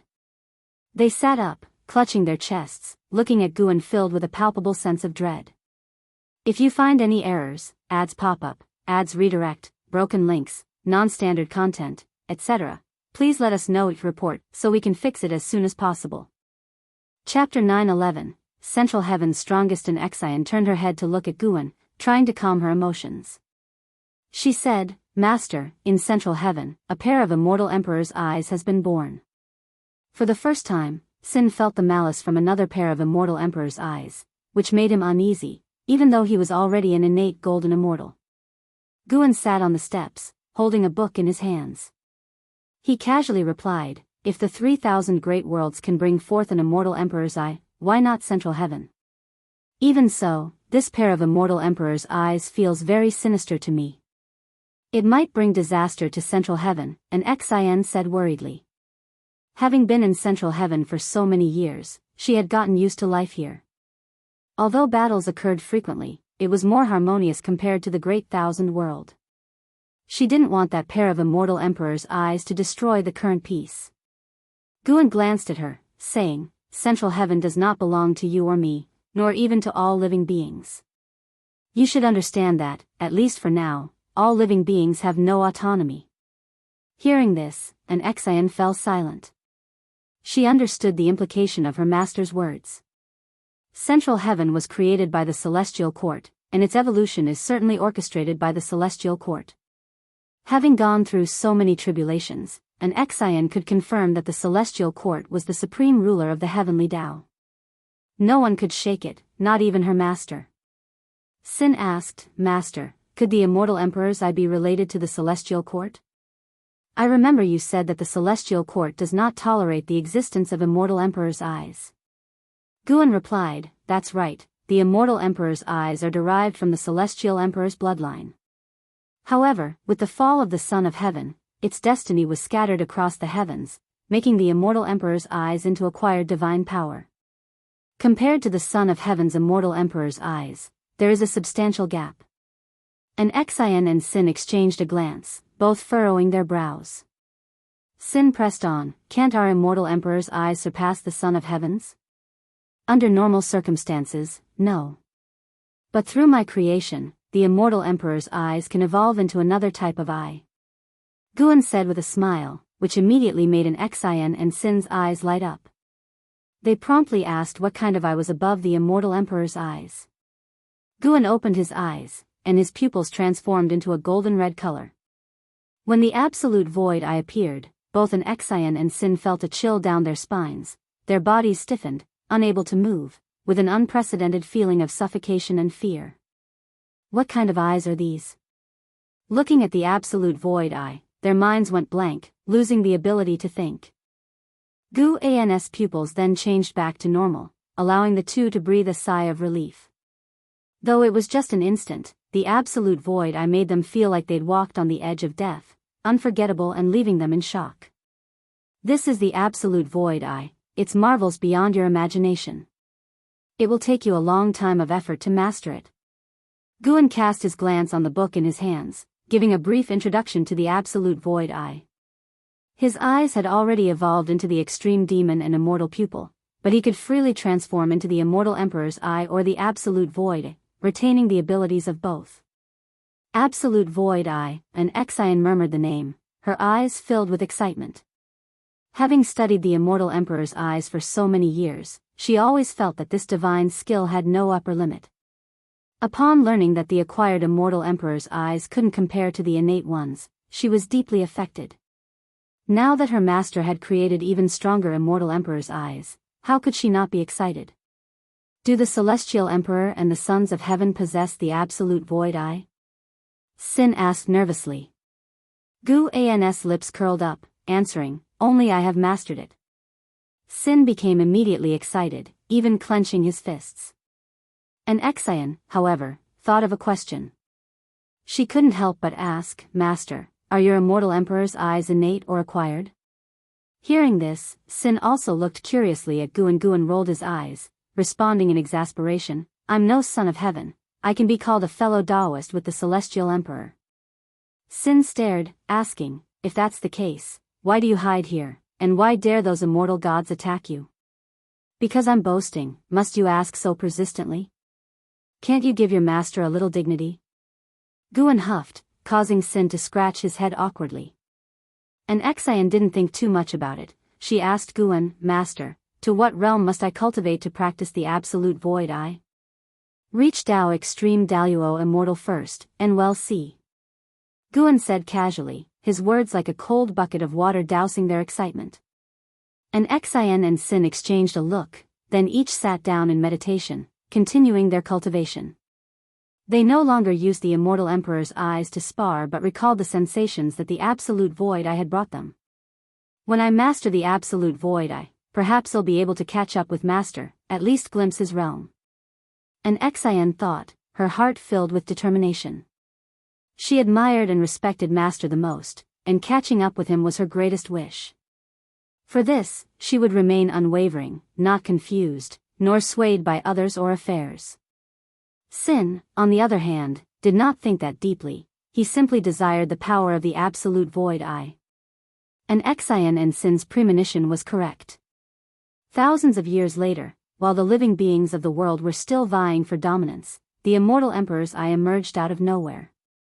This pair of eyes consumed the mana of living beings, rapidly growing stronger, causing fear among all. The immortal emperor's eye originated from the human race. Shortly after their emergence, they struck terror into all beings, casting a shadow over this land. As dusk fell upon the world, the hills and fields were covered with red flowers. Martial Resolution walked through the sea of flowers, captivated by the breathtaking scenery surrounding him. The spiritual energy here is so unique, Martial Resolution muttered to himself, his steps never ceasing. He had been in Central Heaven for some time. He had listened to great powers preaching, and upon hearing that he had arrived at the future Heavenly Tao Center, he was thrilled, seeing it as a massive opportunity. Perhaps when he returned to the 3,000 great worlds, he would surpass all his old acquaintances, including that once unrecognizable old friend. For this reason, he aimed to grow stronger, seizing every chance. This time, he had come to this place seeking an ancient true immortal. It was said that an immortal god lived in this area, holding a high position in the celestial court, having given many sermons in Central Heaven, with his sacred name widely celebrated. This immortal was known as the white-haired ancestor. Rumor had it that the white-haired ancestor was waiting for a destined person. If chosen, they would be taken as an inheriting disciple and could eventually be ranked among the immortal class. Martial Resolution had no great desire for immortality, he simply wanted to become stronger. And the white-haired ancestor was the strongest individual he had heard of thus far. Filled with anticipation, Martial Resolution quickened his pace. Just then, an aura approached rapidly from behind, startling Martial Resolution to turn and look. He saw a figure clad in white continuously appearing closer, arousing his vigilance. Judging by the other's aura, their cultivation level was not inferior to his. If they intended to attack, their speed would surely be faster. Martial Resolution stopped, waiting for the white-clad figure to arrive before him. Soon, that person appeared before him, and upon seeing their features, he was taken aback by their beauty and distinguished aura. A handsome face and outstanding temperament. The Heavenly Emperor looked at Martial Resolution, wearing a gentle smile. He spoke, I am supreme, may I know how to address fellow Taoist? If you find any errors, ads pop up, ads redirect, broken links, non-standard content, etc., please let us know each report so we can fix it as soon as possible. Chapter 9:12, Supreme and Shock Supreme? Such an arrogant title. Martial Resolution thought to himself, then cupped his fists and greeted, my name is Martial Resolution. Upon meeting fellow Taoist, I wonder what business you might have. Though Emperor Taihao seemed harmless, Martial Resolution remained cautious. Emperor Taihao smiled and said, I observe that your cause and effect seem to originate from the Celestial Spirit Great World. I have also been to the Celestial Spirit Great World, having ascended here thousands of years ago. Upon hearing this, Martial Resolution was secretly startled. The fact that the other could see through his cause and effect indicated a cultivation level stronger than his own. Feigning surprise, he asked, "Fellow Taoist has actually been to the celestial spirit great world. When was it, if I may ask?" Emperor Taihao sighed and said, "It was during the Immortal Demon War, when I fled there." Hearing these words, Martial Resolution fell silent. He had experienced that catastrophe. While the celestial spirit great world narrowly escaped disaster, many other great thousand worlds suffered immensely. In this sense, the person wasn't lying, for during that time the celestial spirit great world was indeed a rare sanctuary. "Are you also seeking the white-haired ancestor?" Emperor Taihao shifted the subject and asked curiously. Martial Resolution nodded and said, "Having ascended to this realm, one must seek immortal fate. I heard the white-haired ancestor awaits a destined one, so I thought I might try." Emperor Taihao laughed, "How coincidental, so am I. Why don't we partner up and journey together, and chat along the way? After ascending for such a long time, meeting a kindred spirit fills my heart with joy." Martial Resolution hesitated for a moment, then nodded in agreement. Thus, the two set off together. Emperor Taihao was adept at conversation. Every question Martial Resolution asked would receive a response, followed by a related inquiry from Emperor Taihao. Before reaching the white-haired ancestor's dojo, Martial Resolution already had a sense of regretting not meeting sooner. Emperor Taihao reminded him of Guan, evoking memories of their long-ago acquaintance. Who knew after so many years he could still find such a soulmate? Several hours later, the two entered a valley where the flowers and plants started exhibiting different colors, still vibrant. They stopped talking and focused their gaze on the colorful surroundings. The white-haired ancestor is the celestial Tao venerable of the celestial court. In the 3,000 great worlds, you won't encounter her. If you came to Central Heaven a few eras later, you likewise wouldn't have the chance to meet her. This is our best opportunity. Even if we fail, just seeing the Supreme's true form would leave no regrets in this life." Emperor Taihao spoke with a peculiar tone, which fell upon Martial Resolution's ears as longing for the celestial Tao venerable. Celestial Tao venerable? It was the first time Martial Resolution heard this title. To be named supreme must mean this white-haired ancestor holds a high status in the celestial court. Perhaps comparable to the ancestor Master Wushi's status in the celestial spirit great world. The ancestor of the immortals sounds immensely powerful. Martial Resolution's gaze became passionate.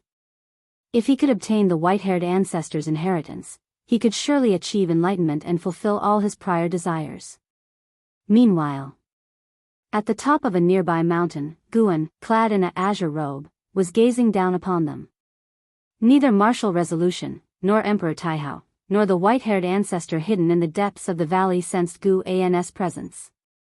As long as Guan wished, they wouldn't see him even if standing right before him. Guan looked at Emperor Taihao with some pity in his heart. This son of heaven, possessing the greatest talent, would die in Central Heaven. An Xian and the Sin sensed the immortal emperor's eye that originated from Emperor Taihao's immortal emperor's eye.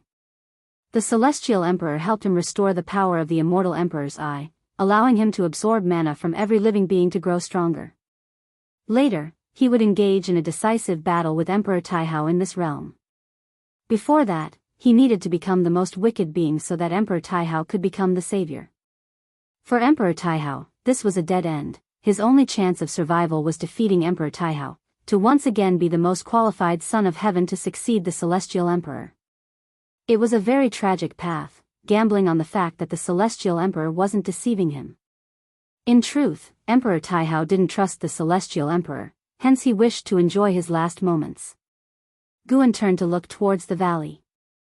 He saw the white-haired ancestor sitting under a peach tree, playing the zither, yet no sound emanated. The first time seeing the white-haired ancestor was at the endless Tao mountain, where Guan went to listen to the Tao. Now meeting the white-haired ancestor again, Guan felt a different sentiment in his heart. After several 100 million years, the white-haired ancestor was still at the late-stage Taoist Great Luo immortal realm in cultivation. This was the true situation of immortal cultivation. Seeing her increased Guan's appreciation for what he currently possessed. Having cultivated to this realm, is escape still impossible? Celestial Tao Venerable. Guan thought to himself, observing how the white-haired ancestor had become embroiled in the struggle between Emperor Taihao and the Celestial Emperor. The white-haired ancestor chose to support Emperor Taihao solely because Emperor Taihao's master was her grand disciple. Over the long years, Emperor Taihao's master had already fallen into chaos, yet this sentiment remained. Unfortunately, the white-haired ancestor would never have imagined that the so-called Emperor Taihao was actually the true body of the Celestial Emperor. It's not just her, all immortal gods in the Celestial Court wouldn't imagine. Every time the Celestial Emperor changes identity, he leaves no traces. Those immortal gods who knew the truth no longer exist. Guan came this time intending to assist martial resolution. Since the white-haired ancestor was destined to die, he chose to strengthen his old friend. According to the original fate, martial resolution did not earn the white-haired ancestor's trust.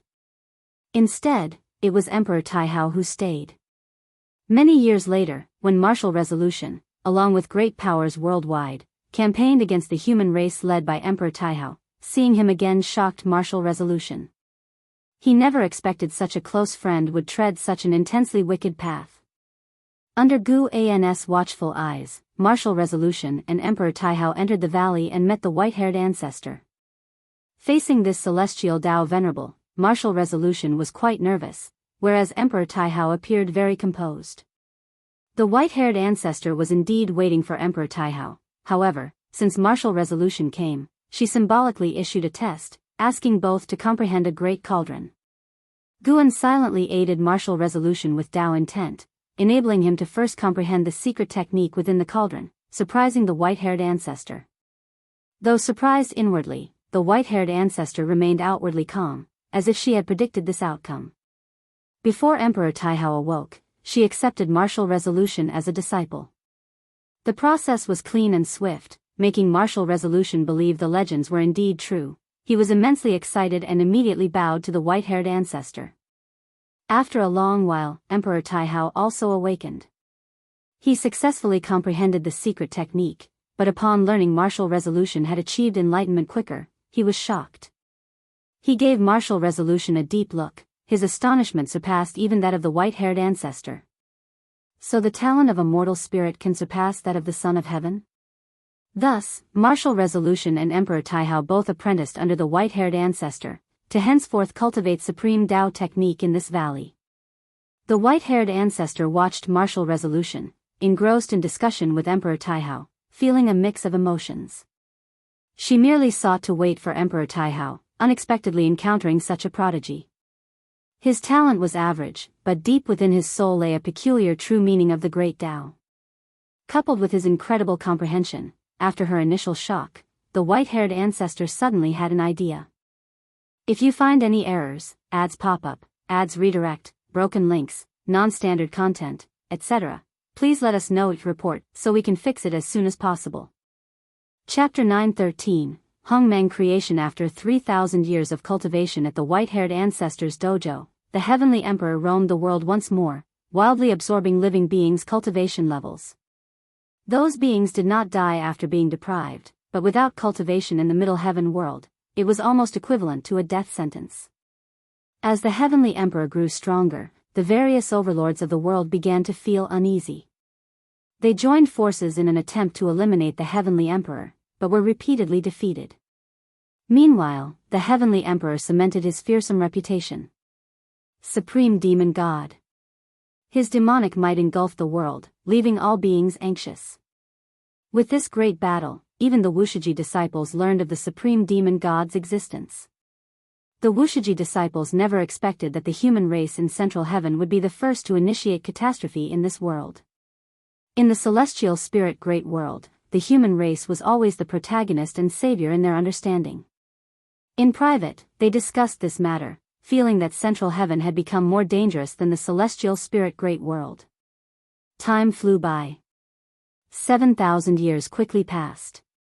That year, within the valley dojo of the white-haired ancestor, Wu Ju, dressed in blue, bowed to the white-haired ancestor, knocking his head 3 times on the ground.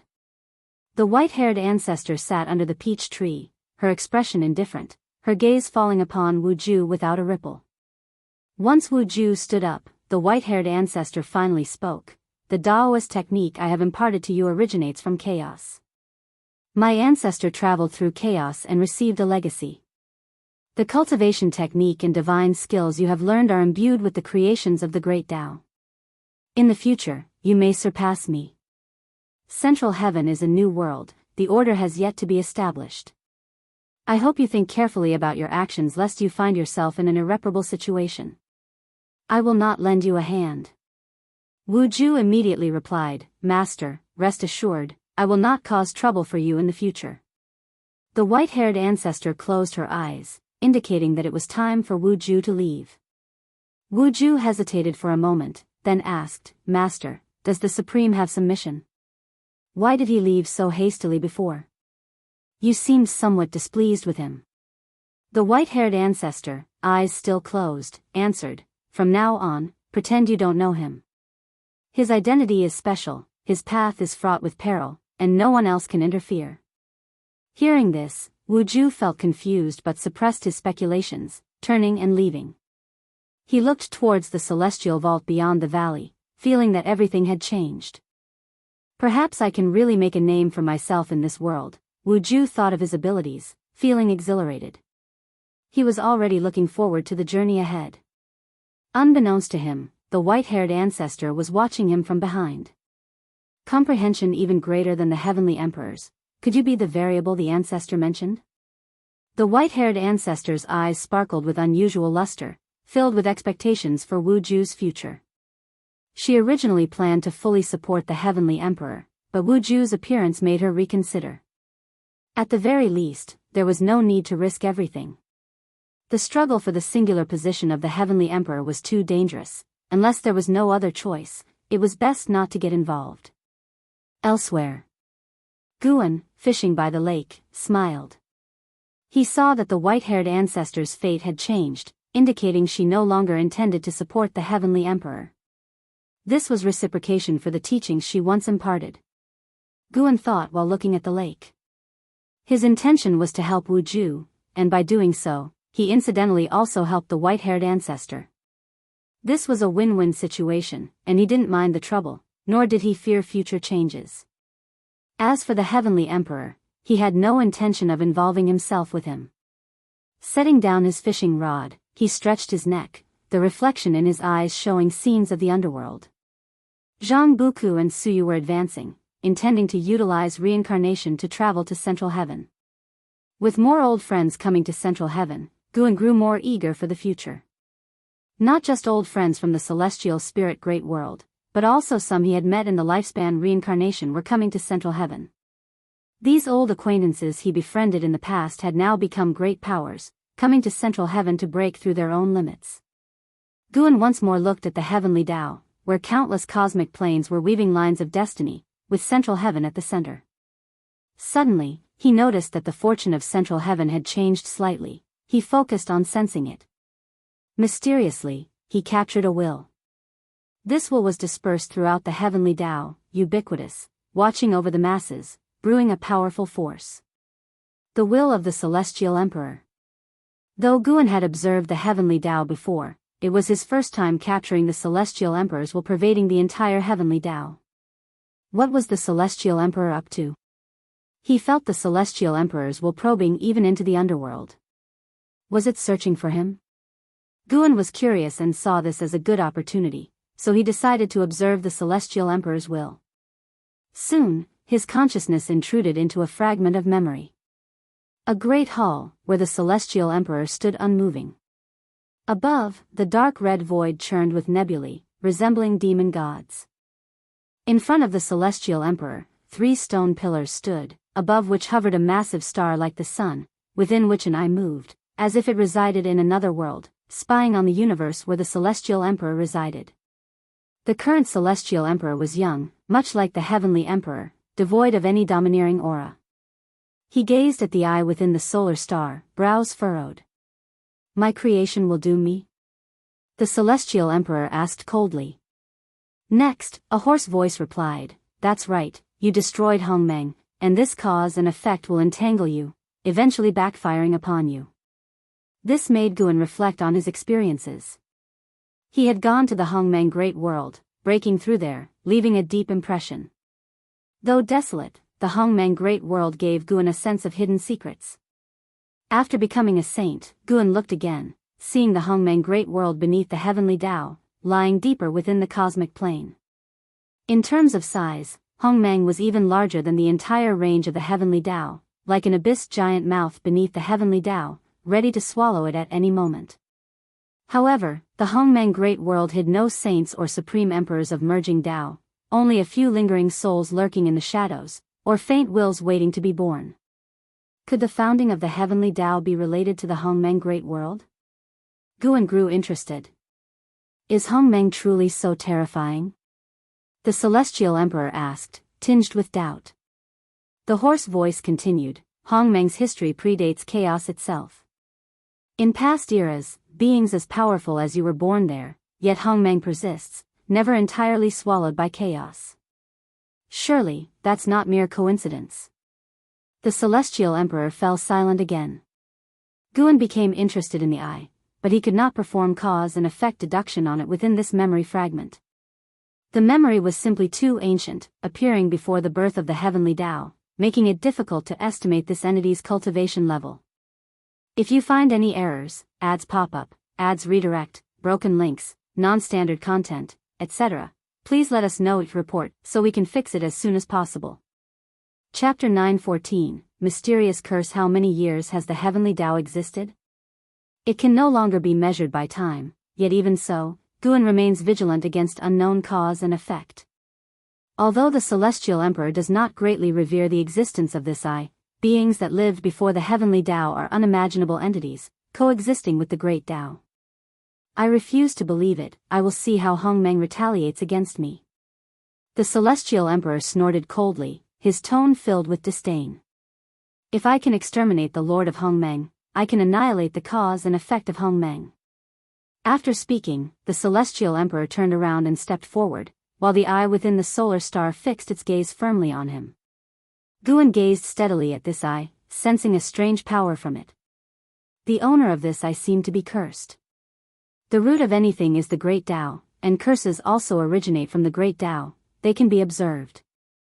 The curse power entwining this eye is more profound and unfathomable than any curse Guan has encountered before. Merely sensing this curse power made Guan feel that the owner of this eye was suffering greatly. Perhaps he existed within the solar star because he was cursed. As the Celestial Emperor departed, the scene suddenly changed. The Celestial Emperor appeared above the vast bright light of the heavenly Tao. His aura had already changed, 7/10 similar to the Celestial Emperor Guan observed before. Now it was the early creation period of the heavenly Tao. The Celestial Emperor was immersed in his creation, his face full of satisfaction. The heavenly Tao was newly established, with no living beings yet, but he could already see the future of the heavenly Tao. Gradually, the smile on the Celestial Emperor's face disappeared. He seemed to see something. Anger flashed in his eyes. However, from Guan's perspective, a shadow appeared behind the Celestial Emperor. The figure of that shadow was identical to the Celestial Emperor, only its movements did not match, as if the shadow was about to come alive. And the Celestial Emperor did not notice the anomaly behind him. When the Celestial Emperor bent down to rush downward, that shadow lingered in the void. Guan saw clearly that the Celestial Emperor was unable to perceive it because the shadow's realm was far above his. At that time, the Celestial Emperor had not yet achieved the Supreme Emperor of Ultimate Merging Tao, while that shadow was already at the Supreme Emperor Perfect Cultivation level. The memory fragment shattered again, and Guan entered another memory. A long time passed. Guan opened his eyes, his fishing rod unchanged. No fish had yet taken the bait, but it was already near dusk. From the Celestial Emperor's will, Guan glimpsed many beings. These beings appeared in the Celestial Emperor's memories because the Celestial Emperor was currently puzzled.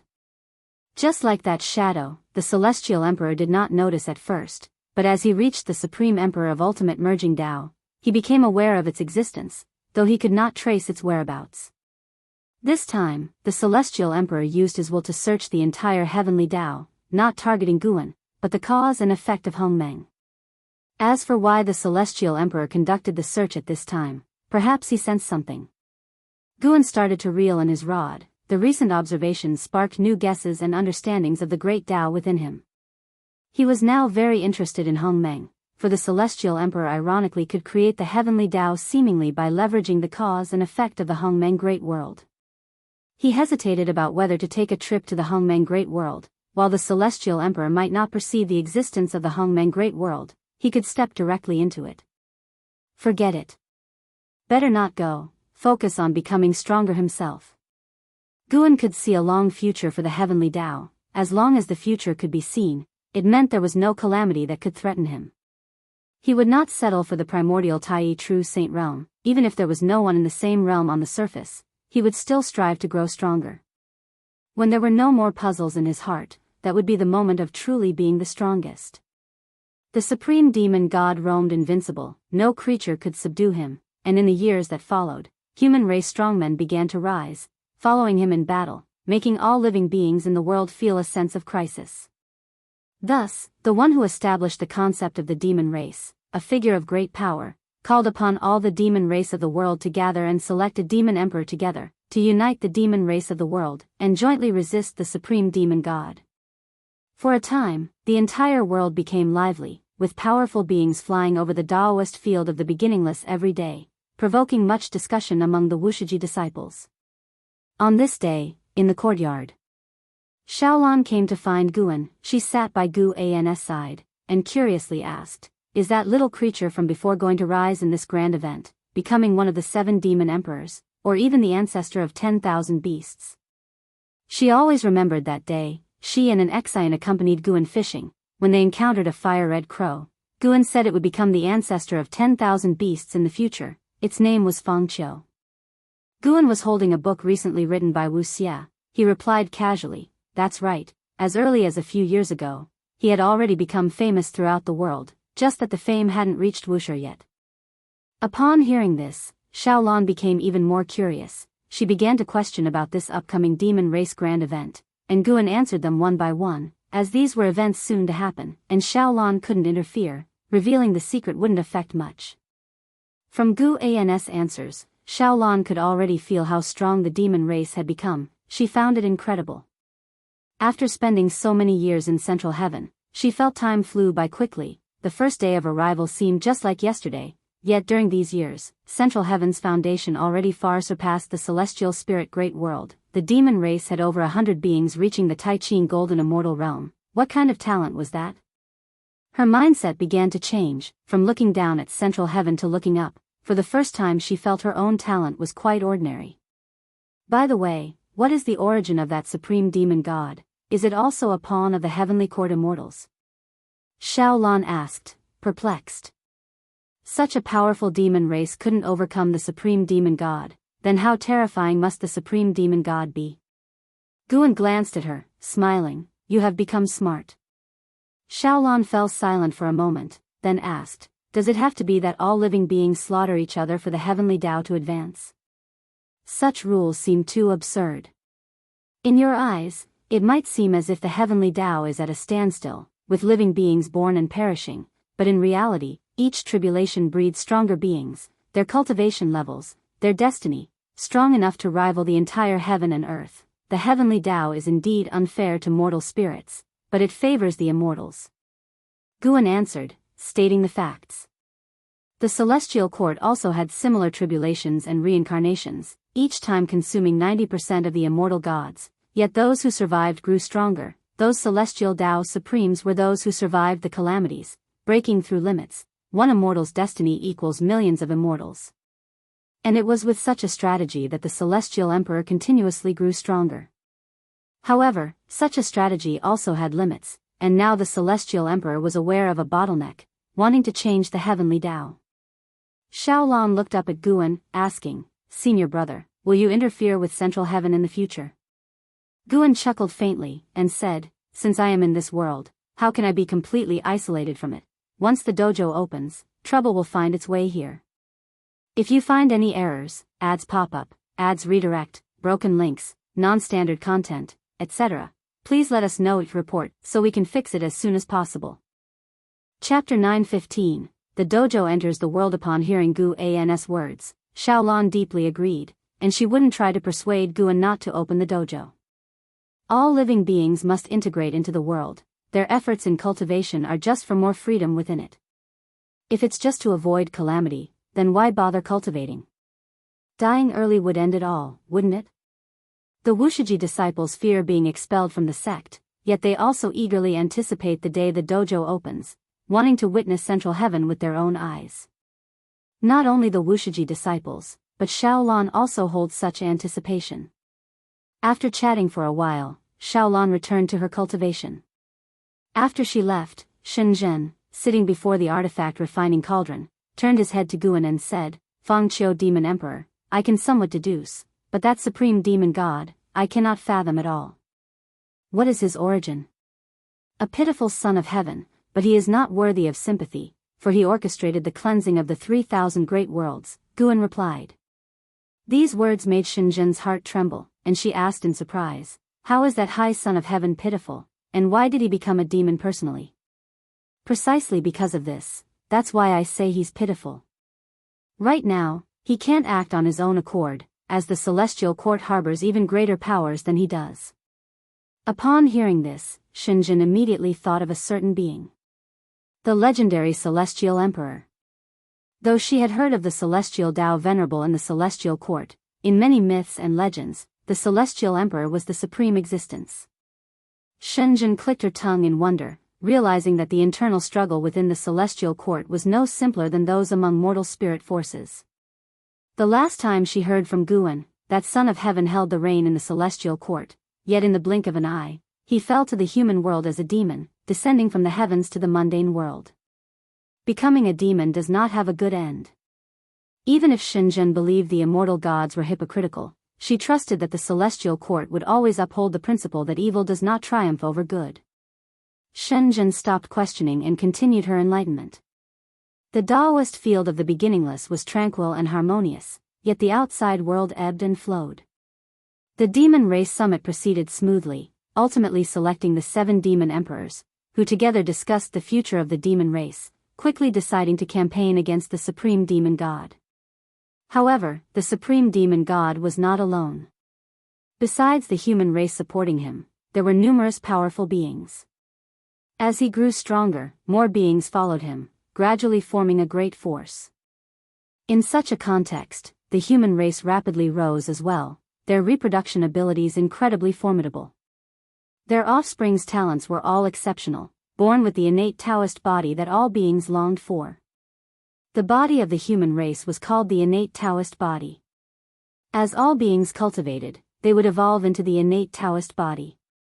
Because of this, the human race was so extraordinary. They were created by the Celestial Emperor based on the innate Taoist body, born with great fortune.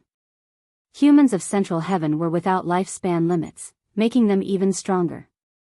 Several thousands of years passed again. On this day, Enzazai brought news to all the disciples.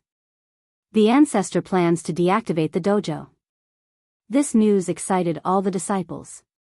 They could understand why the dojo was being deactivated. The spiritual energy and Tao intent within the dojo were too dense, and once outsiders set foot in it, they would sense something extraordinary here. Even if they disguised themselves as mortals, outsiders wouldn't believe it. Simultaneously, Enzazai also informed them of the upper cultivation level set by the ancestor, forbidding anyone to exceed the free immortal cultivation level. Such cultivation level in the Great Thousand World wasn't very low, but in central heaven, it truly was just mortal. At noon, Guan stood on the cliff of the mountain of no end, gazing at the celestial vault. He was looking at the palace of the Polestar in the celestial court. He chose this time to open the dojo because the Celestial Emperor was about to enter the reincarnation period. Heavenly Emperor Taihao was not merely a clone. To make the cause and effect, and destiny completely different, Heavenly Emperor Taihao was essentially the son of the Celestial Emperor. The Celestial Emperor needed time to fully transfer his realm and soul into Heavenly Emperor Taihao. Guan saw that even if Heavenly Emperor Taihao became the Celestial Emperor, he wouldn't fully inherit the Celestial Emperor's memory, requiring long years for integration. To him, this period was too long, yet to the Celestial Emperor, it was insignificant. Of course, if the Heavenly Tao encountered issues during this process, the Celestial Emperor could directly return. Taking advantage of the celestial emperor being occupied with reincarnation, Guan could finally breathe some fresh air. Su Han arrived beside Guan, excitedly asking, "Ancestor, if beings enter our territory and provoke us, can we retaliate?" Guan kept his eyes fixed on the celestial vault and softly replied, "Of course you can. If any outsider stirs trouble, you may act according to the situation. I won't blame you for it." Upon hearing this, Su Han instantly beamed with joy, thanked Guan, and then turned to leave, ready to spread the news to all disciples. Guan continued to stare at the celestial vault, waiting until nightfall, with billions of stars adorning the sky, beautiful as a painting. When he turned around, the moon set and the sun rose, heralding a new day. All disciples were making preparations, looking forward eagerly. A year later, at the break of dawn, the spiritual energy of the Wusher Dao field began to sink, quickly alerting all the disciples. The disciples emerged from their buildings. To welcome central heaven, they abandoned their cave mansions and constructed pavilions, even towns, resembling a dynasty. Once the dojo was thoroughly closed, the disciples began their activities. Guan allowed them to wander and reside on this continent but forbade them from going to sea. The disciples departed in groups. Even if they could not leave the continent, they were full of anticipation. Even an Xian and Shenzhen descended the mountain. Guan stood on the mountain, watching the disciples explore with excitement, a smile appearing on his face. He understood the disciples were stifled for too long. He often snuck out, but the disciples couldn't, so it was quite hard on them. Yet this was their own choice. He wouldn't alter his attitude because of it. Guan noticed that on a nearby mountain, Fairy Yao Xian was also gazing into the distance. Seeing this lady, the memories of the Emperor of Eternal Life unavoidably surfaced in Gu An's mind. Previously, he revisited the road of reincarnation with the identity of Ji, and he suddenly thought, should he let the Emperor of Eternal Life tread it once more? To see if the Emperor of Eternal Life could create an extraordinary life in Central Heaven. But now Central Heaven wasn't strong enough.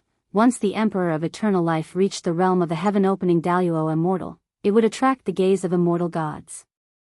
Guan did not continue to stare at Fairy Yao Xian but, after a moment, turned around and returned to his house. Even Shenzhen had left, allowing him to enjoy some solitude. After the dojo closed, no spirits from Central Heaven rushed over, because Central Heaven was indeed too vast.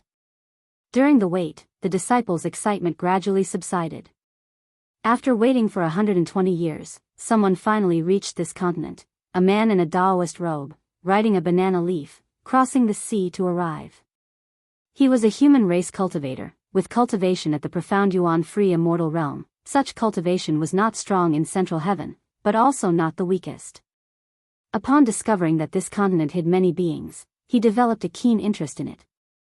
If you find any errors, ads pop up, ads redirect, broken links, non-standard content, etc., please let us know each report so we can fix it as soon as possible. Chapter 9:16, The Variable from Earth. Someone is coming. Before the Taoists set foot on the continent where Wusher was located, all the Wushiji disciples sensed it. They were quite excited, but did not go to greet him. Instead, they took their respective positions, waiting for the first test. Guan was practicing Tai Chi in the courtyard, wearing loose white clothes, feeling leisurely and content. Shenzhen, for once, was not sitting in front of the artifact refining cauldron. She stood aside, watching Guan practice, and curiously asked, what kind of connection will this newcomer have with Wusher? She could deduce the past of beings with higher cultivation levels than herself but couldn't predict the future of Wusher. She saw the Taoist's past in her mind, yet couldn't foresee his future with Wusher. The future of the Taoist seemed missing a piece, making his future complex and intertwined. Wouldn't it be more interesting to see for yourself? Guan replied casually with a calm tone, seemingly uninterested in the Taoist. In fact, he was indeed not interested, not even thinking of meeting the person. His arrival merely symbolized that Wusher was about to merge into Central Heaven. More interesting people would come to Wusher in the future, and Wusher would also provide opportunities for some cultivators, making them figures of world renown. Overall, Wusher would bring many possibilities. Guan was quite open about this, only requiring his disciples not to reveal their identity as Wushiji disciples. Central heaven is not simple. There are immortal gods watching from above, so Guan's Tao intent enveloped the continent, allowing the disciples' chi concealment techniques to escape the scrutiny of immortal gods. Seeing Guan's demeanor, Shenzhen knew he was completely uninterested in the visitor. She rolled her eyes and smilingly asked, "Will you take in disciples in the future?" "Everything has its own destiny." Guan answered nonchalantly. "Destined by whom?" Shenzhen almost blurted out, but she knew Guan would never admit it. Even until now, she wasn't sure how strong Guan was. She could only confirm that he was stronger than most immortal gods, but not to the extent of disregarding the celestial court. While she was lost in thought, the Taoist had already arrived. He folded the banana leaf and began walking on foot. When he saw that a human race lived here, he felt relieved and began to converse warmly. Through this Taoist, the Wushiji disciples could also learn about the current situation of the human race. The human race cultivates the fastest in the world, but because it's too fast, crossing the tribulation is more challenging than for other beings. Now, with the presence of the supreme demon god, survival has become even more difficult for humanity. This Taoist disliked the actions of the supreme demon god, so he left the human race to live alone. However, wherever he went, other beings either fled in panic or hunted him. Eventually, this Taoist chose to stay on the continent, which increased the pressure on the Wushiji disciples. They initially thought this person was just a passerby, but never expected him to stay. Especially those disciples who greeted him silently exclaimed in distress. However, Guan did not let the disciples be embarrassed. 6 months later, he let an opportunity far away emerge, and the vast aura immediately attracted the Taoist. During these 6 months, the Taoist found that the human race here was not very strong, and the spiritual energy wasn't very suitable for cultivation. His interest was already waning. Now, feeling a vast spiritual energy, he bade farewell to those around him and then flew off the continent. The 2 disciples who had made his acquaintance let out a sigh of relief, as did the disciples disguised as shopkeepers, pedestrians, and officials in the street. Because of one person, more than 2 million disciples had to disguise themselves as members of a dynasty, with nobles and commoners, which was more challenging than they had anticipated. Born in central heaven, the beings had significant cultivation and large spheres of activity, occasionally moving to another place, often catching the Wushiji disciples off guard. Once the Taoist departed, the disciples could finally breathe a sigh of relief. On the mountain of no end, in the courtyard, the ghost mother of ephemera stood in front of Guan, remarking, "That person was quite abiding by the rules, not forcing his way up the mountain when told not to." Guan sat on the steps before the pavilion, carving a wooden sculpture, softly laughed and said, "Indeed quite rule-abiding, and he didn't steal my medicinal herbs either." The ghost mother of ephemera came precisely because of this matter. She asked, "Master, what if someone wants to pick your medicinal herbs in the future or force their way up the mountain, what should we do?" Guan replied casually, "If mistakes are made, they naturally deserve punishment. Depending on the situation, for minor infractions, erase their memory and expel them, for serious ones, let their soul dissipate here." Upon hearing this, the ghost mother of ephemera didn't feel a trace of fear, instead showing a smile. Handling things this way is quite refreshing. If they had to constantly endure grievances to conceal their cultivation level, their Tao heart would be unsettled. Afterward, the ghost mother of ephemera stopped bothering Guan and turned to leave. Not long after she left, Guan suddenly looked up, squinting, gazing toward the horizon. He discovered a mysterious aura coming from the chaos, rapidly approaching the heavenly Tao. This speed had already surpassed the full speed of a Tao Extreme Daluo Immortal. Moreover, this aura was exceedingly difficult to detect, even for the Supreme Emperor of Ultimate Merging Tao. For the Celestial Emperor, this aura should be very faint too. Yet, if the Celestial Emperor was observant, he should be able to notice it, otherwise, this aura wouldn't have dared to descend coinciding with his rebirth. Guan narrowed his eyes and an unusual color shone in them. That is, in Guan's pupils, a meteor was reflected, a meteor shining with azure light, traveling across the void. Upon closer inspection, within the azure light were actually 3 train carriages. These were the carriages of a high-speed rail from Earth, containing dozens of mortal auras. Most of these mortals were sleeping with their eyes closed, a few were holding mobile phones, reminding Guan of his past life. The clothing of these people, as well as their phone models, were very similar to what he used to know before his death in his previous life, at least recognizable to him. What on earth? Where did these people come from? Judging by their state, they seemed unaware that the carriages were moving through the universe, as if they were resting in the night. Guan closely observed them, calculating their cause and effect. He found these people came from an extremely distant Earth, with their cause and effect originating from beyond the chaos, to his surprise. However, these people were indeed ordinary humans from Earth, with no cultivation level, living mundane first halves of their lives with no contact with extraordinary power. As their carriages moved forward, they were enveloped by a mysterious force, directly transported away from Earth, out of the universe, crossing through the void and into chaos.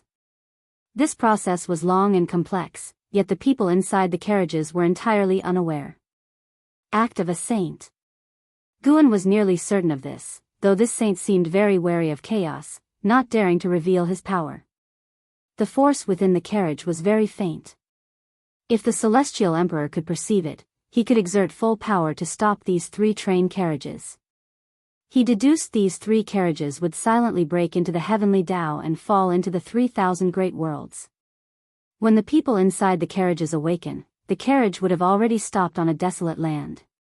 If you find any errors, ads pop up, ads redirect, broken links, non-standard content, etc., please let us know your report so we can fix it as soon as possible. Chapter 9:17. Great Infinite Demon Ancestor Guan was very interested in the mastermind behind the 3 train cars. He no longer fixed his gaze on those train cars, but instead turned his eyes towards the distant Earth. Before this, he was uncertain about how vast the chaos was, but now he could be sure that these 3 train cars flew in from somewhere outside the chaos. What kind of force orchestrated all of this, and for what purpose? In Guan's pupils, the Earth was reflected. In the cosmos, Earth was situated in a small corner, appearing so lonely. Waves stirred in Guan's eyes because he could affirm that the Earth where he lived in his previous life was this very Earth. His vision began to enlarge, and the Earth rapidly shrank in his eyes. The solar system appeared before him, and then the solar system also started to shrink.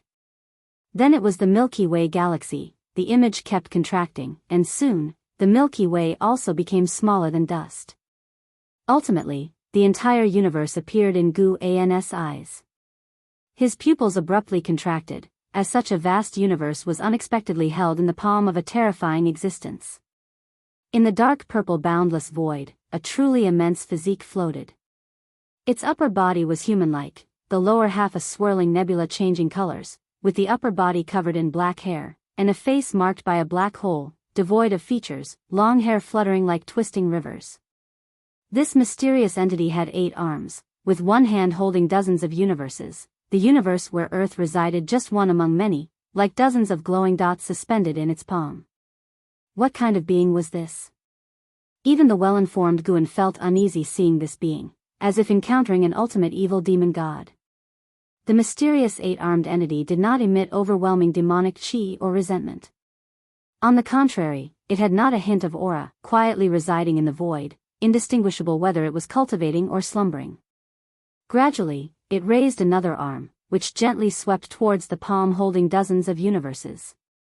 A meteor soared from one universe, heading towards the distant chaos. This meteor also contained a mortal, just one person, a woman.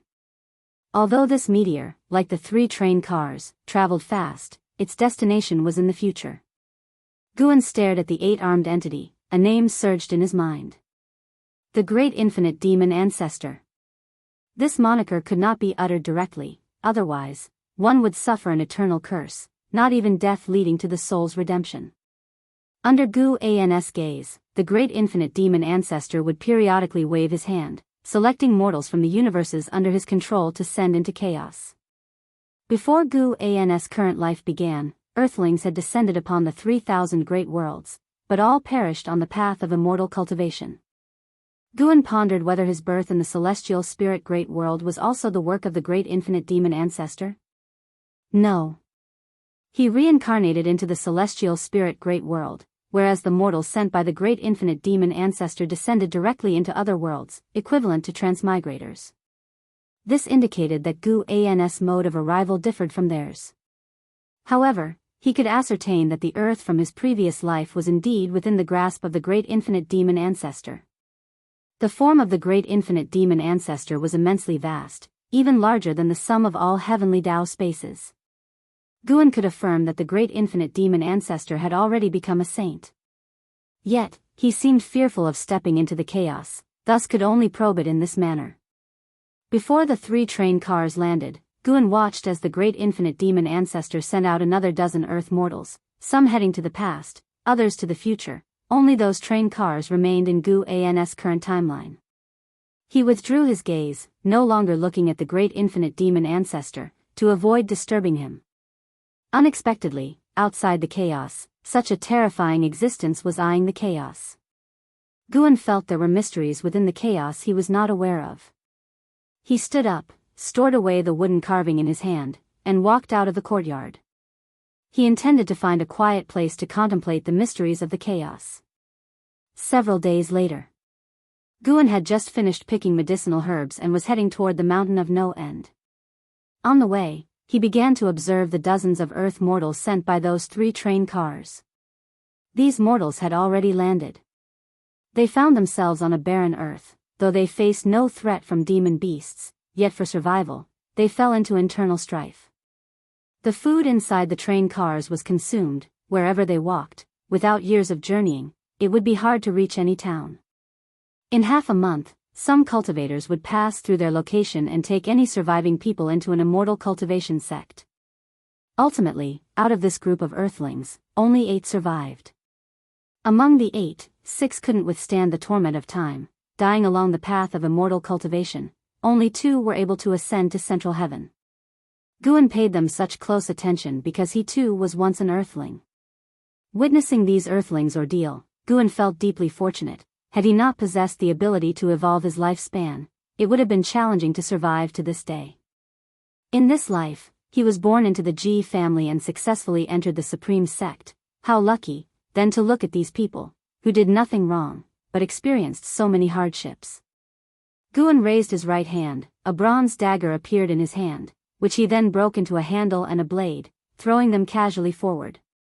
The handle and blade plummeted towards the soil, yet before touching the ground, they fell into the 3,000 great worlds. Guan had embedded divine skills within the handle and blade, and if united, they could exhibit the formidable strength of a Tao treasure. These 2 items landed in the hands of the 2 destined to ascend to central heaven. Without Guan's intervention, they could also ascend to central heaven. Guan's actions could enhance their achievements, while also sowing the seeds of resolving enmity. According to the original fate, during the long years, these 2 experienced too many events, ultimately parting ways and even becoming adversaries, a pity in Guan's eyes. What should have been the closest 2, through worldly misunderstandings, ended up on divergent paths, becoming each other's nemeses. In the future, under the manipulation of the great infinite demon ancestor, more Earthlings would be sent directly to central heaven. The great infinite demon ancestor continually sent people. There must be some calculation, and Guan helping these 2 was also an attempt to discern the great infinite demon ancestor's ambition from them. Guan did not halt his pace. When he saw his handle and blade picked up by the 2, a slight smile appeared at the corner of his mouth. These 2 were childhood friends, growing up together and went to work in the same city, only to be swept away by a mysterious force while returning home into the 3,000 great worlds. When the dozens of passengers in the train car turned on each other, they clung tightly together, even rallying others, ultimately becoming the leaders of this group of Earthlings. At this moment, in the wilderness, a young man in a white shirt and jeans held the blade handle single-handedly, lifting it above his head. Bathed in sunlight, he squinted to make out the tiny etchings on the handle. "Wei Yi, this blade is amazing, I used it to cut through rock like it was tofu." Next to him came an excited male voice, as a crew-cut youth in a black tank top with tattooed arms shouted. His build was more robust than the youth in the white shirt. "If you find any errors, ads pop up, ads redirect, broken links, non-standard content, etc., Please let us know your report so we can fix it as soon as possible. Chapter 9:18. Kindred Spirits. The man in the white shirt, known as Wei Yi, turned his head to look. His lips were chapped, and his face was pale. He said helplessly, "Luan, save your strength, don't faint later." Luan held a blade less than 20 centimeters long, as if it were a treasure, repeatedly comparing it to a large stone nearby, which made Wei Yi feel both angry and amused. Wei Yi stuffed the knife handle in his hand into his trouser pocket and came to Luan's side, saying, "Let's go, we should continue to look for food. If we can't find any, not only will there be trouble, but we'll starve to death as well." Hearing this, Luan nodded. He carefully held the blade, afraid of getting cut. The two of them picked a direction and walked. "Wei Yi, where do you think we are? In the northwest's uninhabited area, or have we gone abroad?" "I'm not sure either. Maybe we are no longer on Earth." "Really? Have we traveled through time and space? Anyway, I think this place is weird. Every night I feel like someone is watching our carriage." The two chatted sporadically. Their fear of the unfamiliar land had lessened significantly due to their hunger. Even if a fierce beast appeared before them, they would fight. Wei Qing and Luan, who came from Earth, stumbled into a great thousand worlds immortal cultivation realm. For Guan, decades were fleeting, but for them, it was an agonizing time. The 8 Earthlings who survived were taken by cultivators to their sect, but only Wei Qing was found to have good talent for immortal cultivation. The other 7 spent their lives struggling to achieve anything. Initially, Wei Qing would protect them, but he often had to go into seclusion. After being bullied by a group of disciples, Luan decided to leave the sect solo. Eventually, he joined the demon sect, practicing evil skills, and formally embarked on the cultivation path. When the two met again, they were in opposition, belonging to justice and evil. Wei Qing, from Earth, wasn't that rigid. Seeing Luan, he was still happy and sympathized with Luan's reasons for joining the demon sect. Unfortunately, their relationship could only remain hidden from then on. Guan wrote their stories into a book for interested disciples to read. One day, another outsider arrived on the continent, making the Wushiji disciples vigilant once more. With prior experience, the disciples became more composed. Simultaneously, Guan stood on the mountain top, watching the 7 demon emperors besieging the supreme demon god. The supreme demon god was transformed from the heavenly emperor. As a being who once reached the realm of mixed element profound venerable immortal, even if his cultivation level had dissipated and he had to start anew, he was not inferior to the 7 demon emperors. In the first decisive battle, he forcibly killed a demon emperor, causing others to retreat with clipped wings. The news spread across the land, causing panic among all living beings. Meanwhile, the human race, upon hearing the news, became more unscrupulous.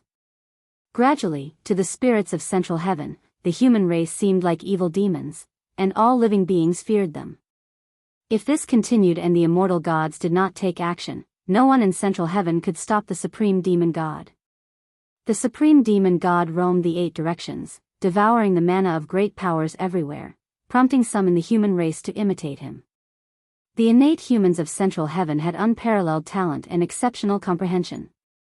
They created various evil cultivation techniques to devour others' mana, chi power, and divine sense, exaggerating their cultivation speed.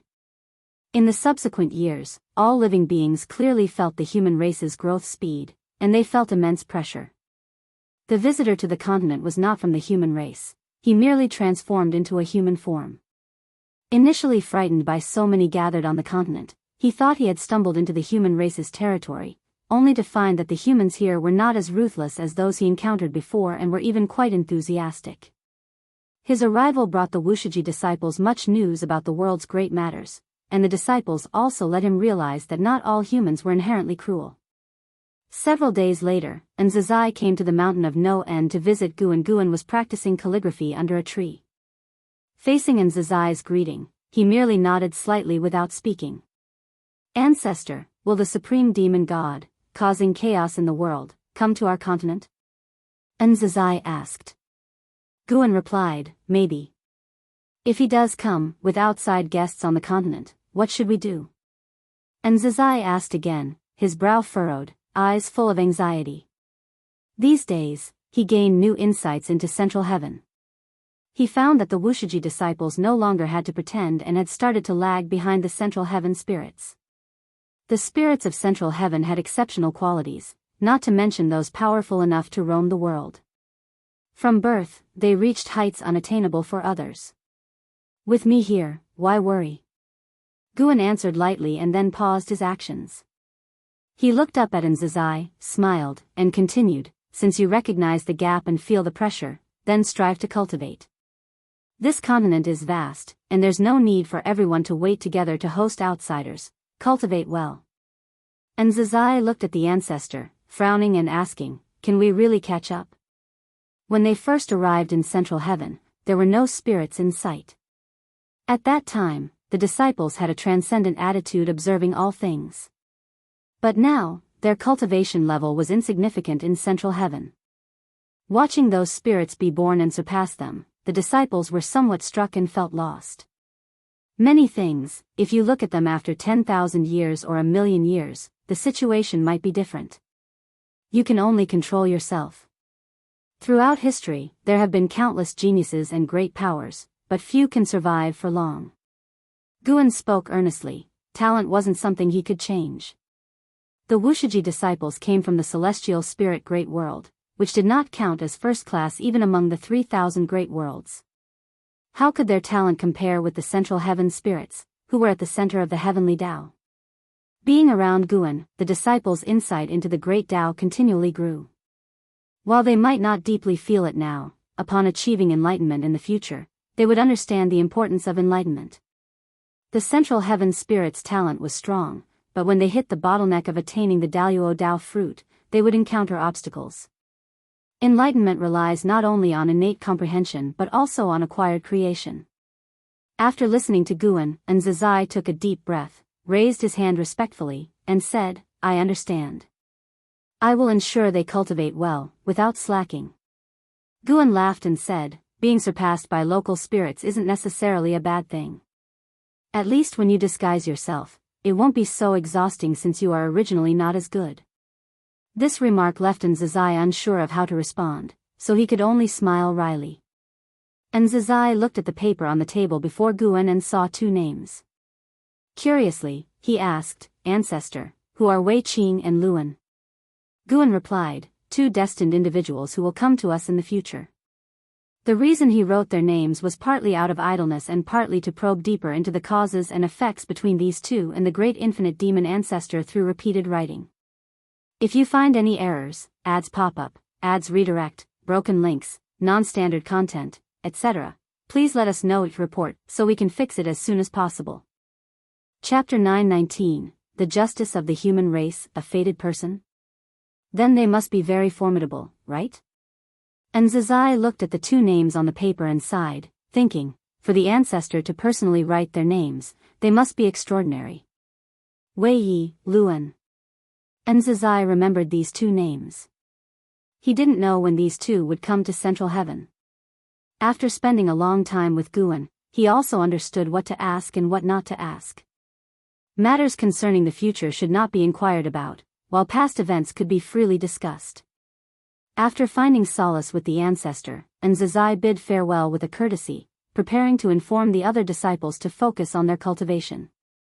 Although Guan had closed the lifespan dojo, his Tao intent enveloped this land, allowing him to perfectly avoid cause and effect deductions. Unless the immortal gods came here personally, even then, he could erase the memories of the immortal gods. He currently still preferred this secluded life. Compared to constant fighting, life held many interesting things. Playing chess with others, traveling through mountains and waters, fishing in rivers, painting by the mountainside and waterside, and so on, each having its own unique joy. He could also find the true meaning of the great Tao and comprehend it amidst these pleasures. The saints can already harness the great Tao, but the great Tao is vast, continuously creating transformations, endlessly born. The saints' enlightenment still aids in cultivation, but their angles and perspectives of enlightenment have changed. After Zazai left, Guan continued writing names, practicing his calligraphy. The spring breeze blew by, and the river of time in central heaven kept extending. 1,000,000 years later, central heaven became silent.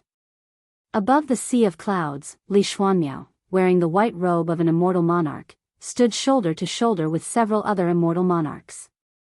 They were gazing at the mortal world, discussing. This supreme demon god has already gained momentum and cannot be stopped. Naturally, as he was once the son of heaven who held power in the celestial court. I wonder what His Majesty is thinking. Could it really be that he lets him run amok? At this rate, the perfect creation by Hall Master Taihao will be destroyed. Indeed, central heaven possesses more creation than other realms, being able to become a significant force of the celestial court. It is said that His Majesty ceded power to Heavenly Emperor Tai Shang because Heavenly Emperor Tai Shang is stronger. One immortal monarch had barely finished speaking when he was glared at by the others, quickly silencing him. 3 feet overhead dwells the divine, and even immortal gods fear, because in their hearts, the celestial emperor is heaven, and heaven is everywhere, naturally able to see them. Although Li Xuanmiao did not participate in the discussion, he deeply despised the supreme demon god.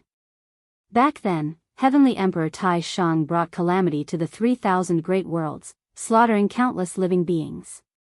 Large regions fell because of him, causing Li Xuanmiao to be filled with anger and hostility towards him. Now, seeing Heavenly Emperor Tai Shang descend again, bringing harm to new worlds, his animosity reached its peak, wishing to personally descend and exterminate him. Even though this supreme demon god possessed power comparable to some immortal monarchs, Li Xuanmiao would absolutely charge at the front if ordered. The immortal monarchs, having mentioned the celestial emperor, fell into silence. When they first arrived, their anticipation dissipated, for with the mischief of the supreme demon god, their subsequent immortal positions would not be peaceful. After a while, an immortal monarch spoke, "Let's go, it's time to find a place to establish a dojo." The other immortal monarchs nodded, and Li Xuanmiao also followed them, flying away from the direction of the supreme demon god. Before descending to the lower realm, there was already a celestial order informing them not to confront the supreme demon god. Initially, they were curious as to which demon god could command Sangtian not to let them touch him. They never thought this demon god was the reincarnated son of heaven, making them realize their upcoming years would be walking on thin ice. When the immortal gods descended, no phenomena manifested, for even they did not dare give hope to all living beings. In these 1,000,000 years, all powerful beings who vocally opposed the supreme demon god vanished, all stripped of their cultivation by him. There were undoubtedly many great powers still existing in secret, but no one dared resist him openly. The human race took the opportunity to proliferate greatly. People spread across the world, showing signs of becoming masters of heaven and earth. News of the supreme demon god grew less, not because he paused, but because there were few opponents to make him fight with all his might.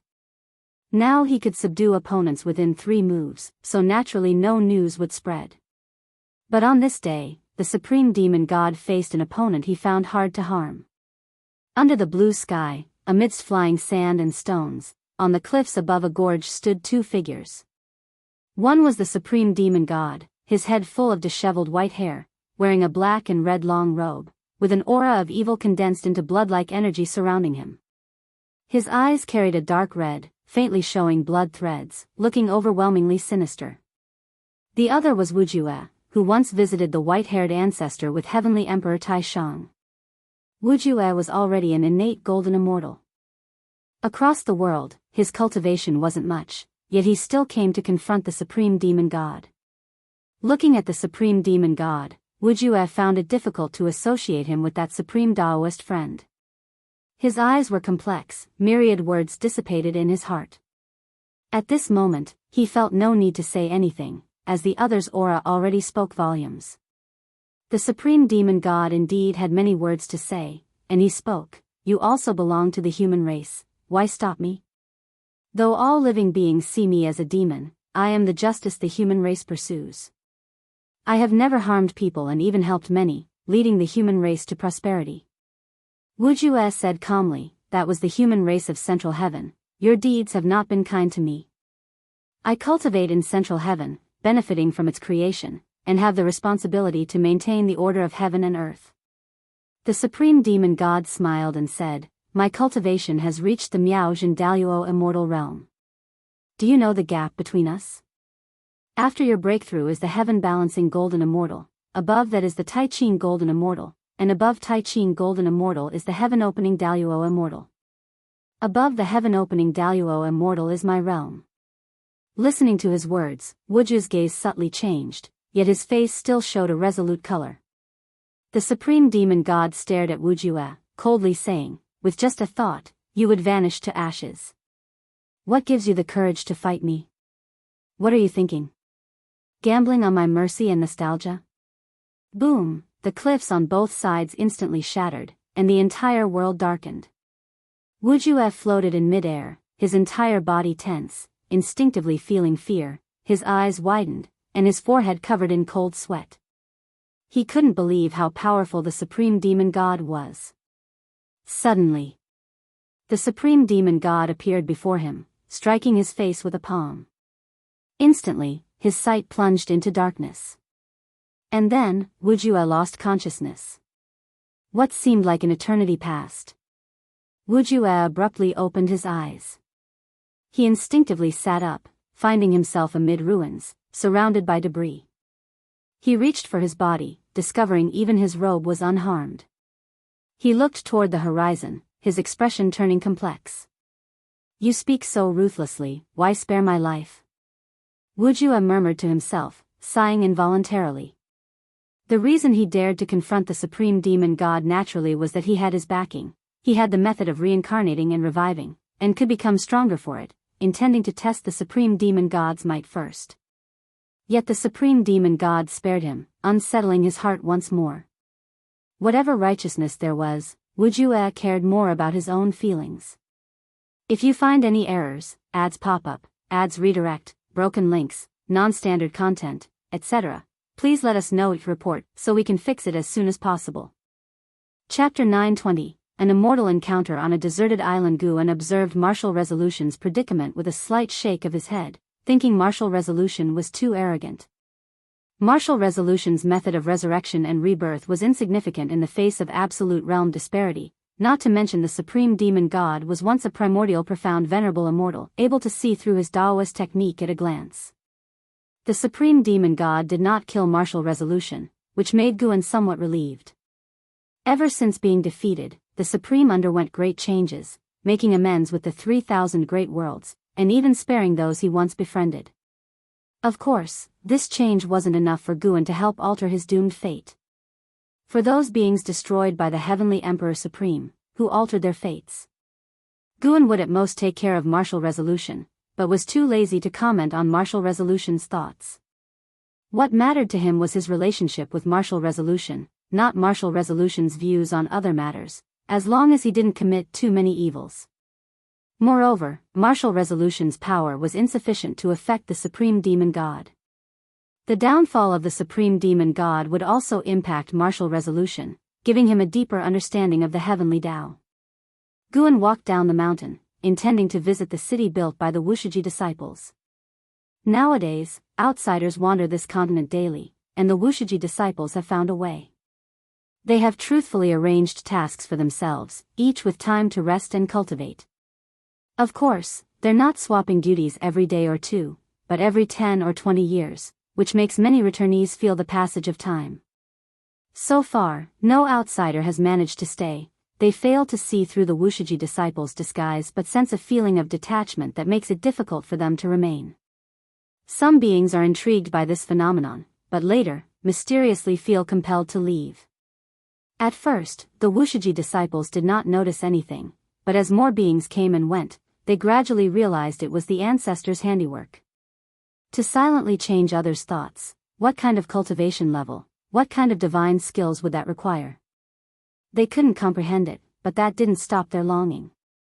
As people came and went, the Wushiji disciples gradually became less tense, able to calmly handle all arrivals. 2 million disciples, none yet discovered. Of course, the primary reason is still that the outsiders have too elevated a cultivation level. Even if the Wushiji disciples revealed their true cultivation level, they remain overlooked. The real test lies ahead.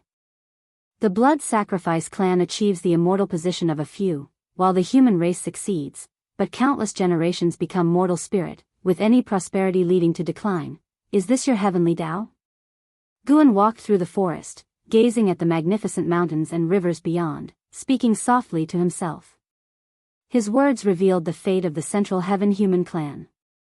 When the human race can truly unify Central Heaven, it marks the moment of their decline, as the immortal gods allow no race to unify Central Heaven, a rule differing from the 3,000 great worlds.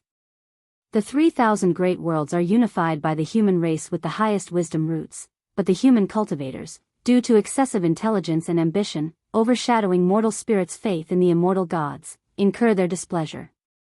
Guan traveled down the mountain, passing through the Taoist field of the beginningless, feeling as if entering the mortal world, where people toil, transport the escort vehicle, herd cattle, making it hard to believe this is Central Heaven.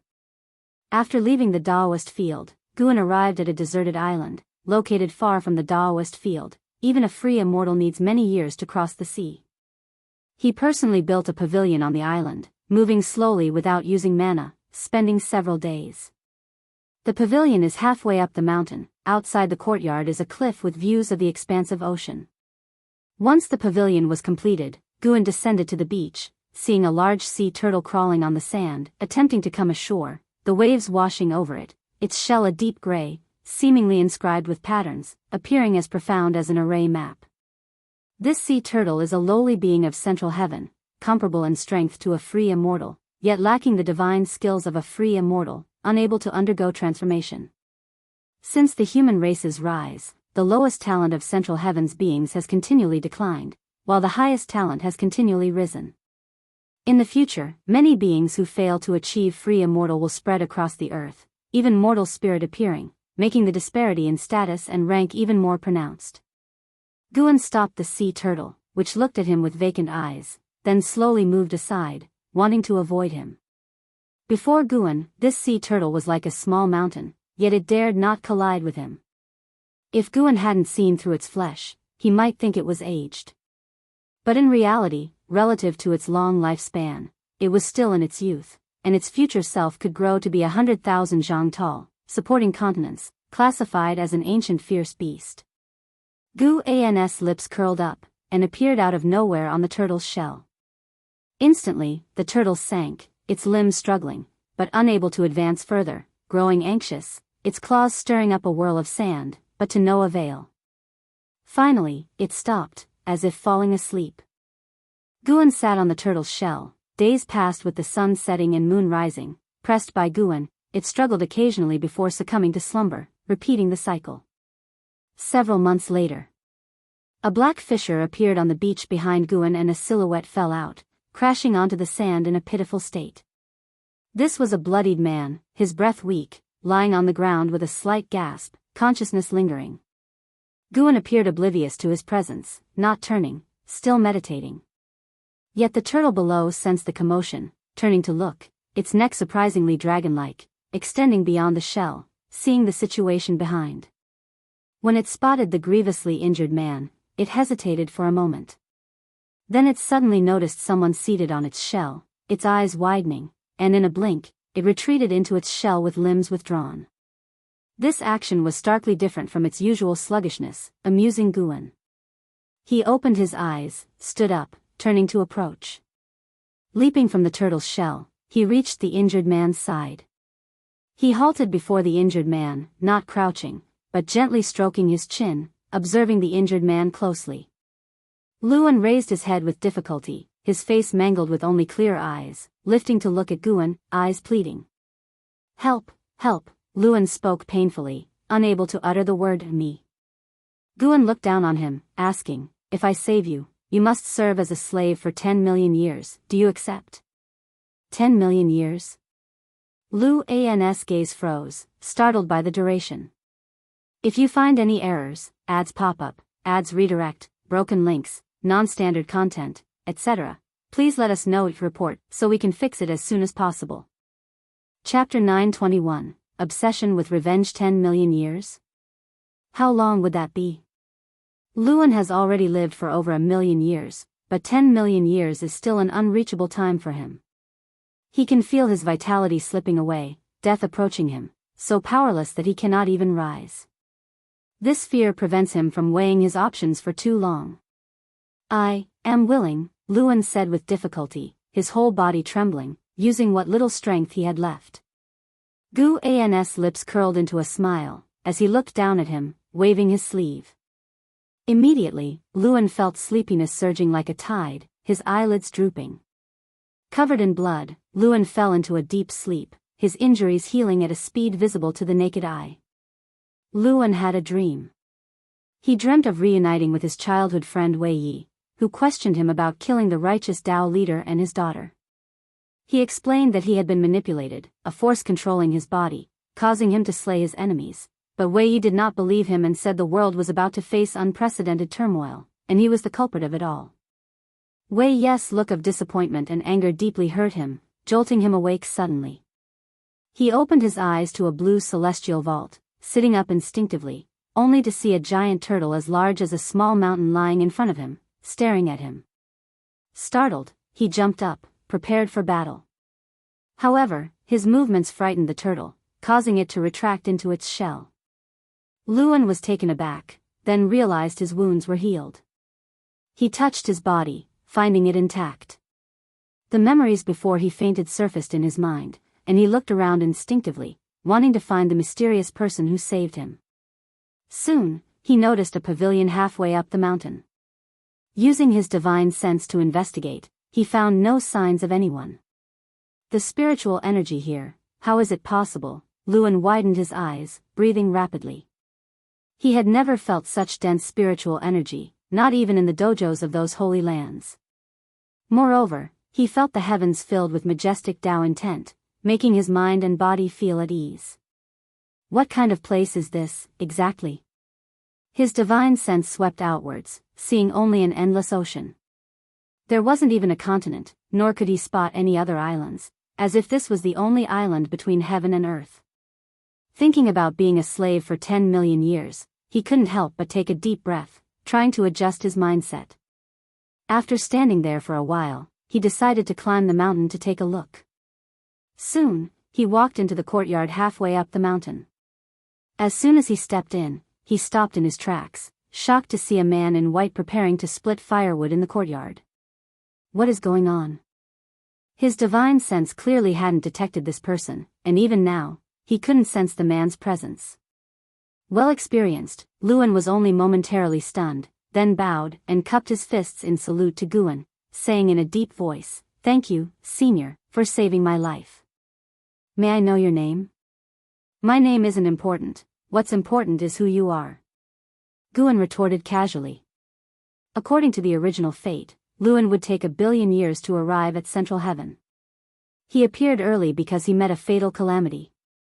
Guan rescued him, bringing him to Central Heaven. The great infinite demon ancestor continuously sent mortals to the heavenly Dao as variables, attracting the attention of the eternal Dao extreme. They were unaware of the demon ancestor's existence, but by chance, discovered Luan was a heavenly Dao variable, so they intended to possess Luan. In that battle, Luan was completely outmatched, and Guan didn't kill those beings, only rescuing Luan. Luan thought it was the divine skills tearing through time and space, inadvertently bringing him here. "I am named Luan, from the Nanjiang continent," Luan replied promptly. Seeing that Guan had no intention to introduce himself, he boldly asked, "Senior, I agreed to be your slave for 10 million years. May I avenge first? I'm afraid my enemy might reach their end by that time." He spoke sincerely, as he truly thought this way. Though 10 million years sounded arduous, following such a transcendent being, even as a slave, would surely yield benefits. Alone in that world, what hatred drives you so urgently? Guan picked up the axe, splitting wood as he answered nonchalantly. Luan gritted his teeth, "That person killed someone important to me. I must avenge them.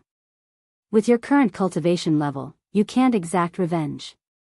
Guan's tone remained indifferent, yet carried an undeniable authority. Luan fell silent. He began weighing the pros and cons, contemplating whether to forcibly escape, but doing so would violate his principles. Moreover, he might not even be able to escape. "Build yourself a place to live on the island," Guan said leisurely, hearing which Luan showed an expression of unwillingness. Even though unwilling, he didn't choose to act against Guan. He stepped forward and asked beside Guan, "Senior, may I help you first?" Guan did not refuse, handing him the axe, and instructed him to chop the wood piled up in the courtyard before turning to leave. At the courtyard gate, he stopped and seemed to remember something, turning back to Luan with a smile. "I almost forgot, live as a mortal on the island from now on." As he finished speaking, he waved his sleeve towards Luan, who couldn't avoid it. He only felt a gentle breeze on his face. The next second, his expression changed drastically as his mana dissipated. Not only that, but even his cultivation level vanished. He could no longer view his internal state, nor did he have divine sense, and even his chi power became feeble. Before he could speak, Guan left the courtyard. Luan opened his mouth but ultimately chose to continue splitting wood. Walking on the mountain path, Guan showed a look of appreciation. Though Luan had entered the demon Dao, his character was far steadier than Wei Yi's. Wei Yi remained naive and idealistic due to his experiences, whereas every choice Luan made was well considered. Thinking back to when the two first arrived at the heavenly Dao, Luan was much more lively compared to Wei Yi. As time passed, it seemed their personalities had swapped. Guan started to look forward to what waves Luan would stir upon returning to the 3,000 Great Worlds in 10 million years. He didn't calculate to leave himself some suspense. And so, day by day passed. Luan, having lost his cultivation level, couldn't escape even if he wanted. He hoped his demeanor would prompt Guan to release him sooner, but as time went by, even his greatest patience was wearing thin. 10 years later. On a stormy night, Luan stood before the pavilion of the courtyard, gritting his teeth. "Senior, I beseech you once more, release me to go back. After I take my revenge, I swear I will return." Boom, the sound of thunder erupted, overpowering even the noise of the rain. Guan's voice drifted from inside the house. "With your current capability, how do you plan to take revenge? Do you know what kind of place this is, or how you'd return after going back? If you find any errors, ads pop up, ads redirect, broken links, non-standard content, etc., please let us know your report so we can fix it as soon as possible." Chapter 922, The Legend of Central Heaven. Upon hearing Guan's words, Luan did not hesitate. He firmly said, "Even without my cultivation level, I will find a way to take revenge. I have a backup plan somewhere. You want to rely on that magical treasure?" Guan's voice floated out, and Luan's pupils suddenly shrank, his body involuntarily trembling. He was truly shocked. How did this senior know he was hiding a supreme treasure? Was he bluffing? No matter what you rely on, after saying so for thousands of years, then you must stay for thousands of years. Guan's words rang out again, causing Luan to furrow his brows, his expression turning grim. Luan raised his hand, wanting to open the door and enter, but his hands dared not lay on the door. Even if his cultivation level was still there, he wouldn't be a match for this senior. If he offended the other party, the other might directly kill him. If he died, what was the point of revenge? After struggling for a while, Luan ultimately lowered his head and left.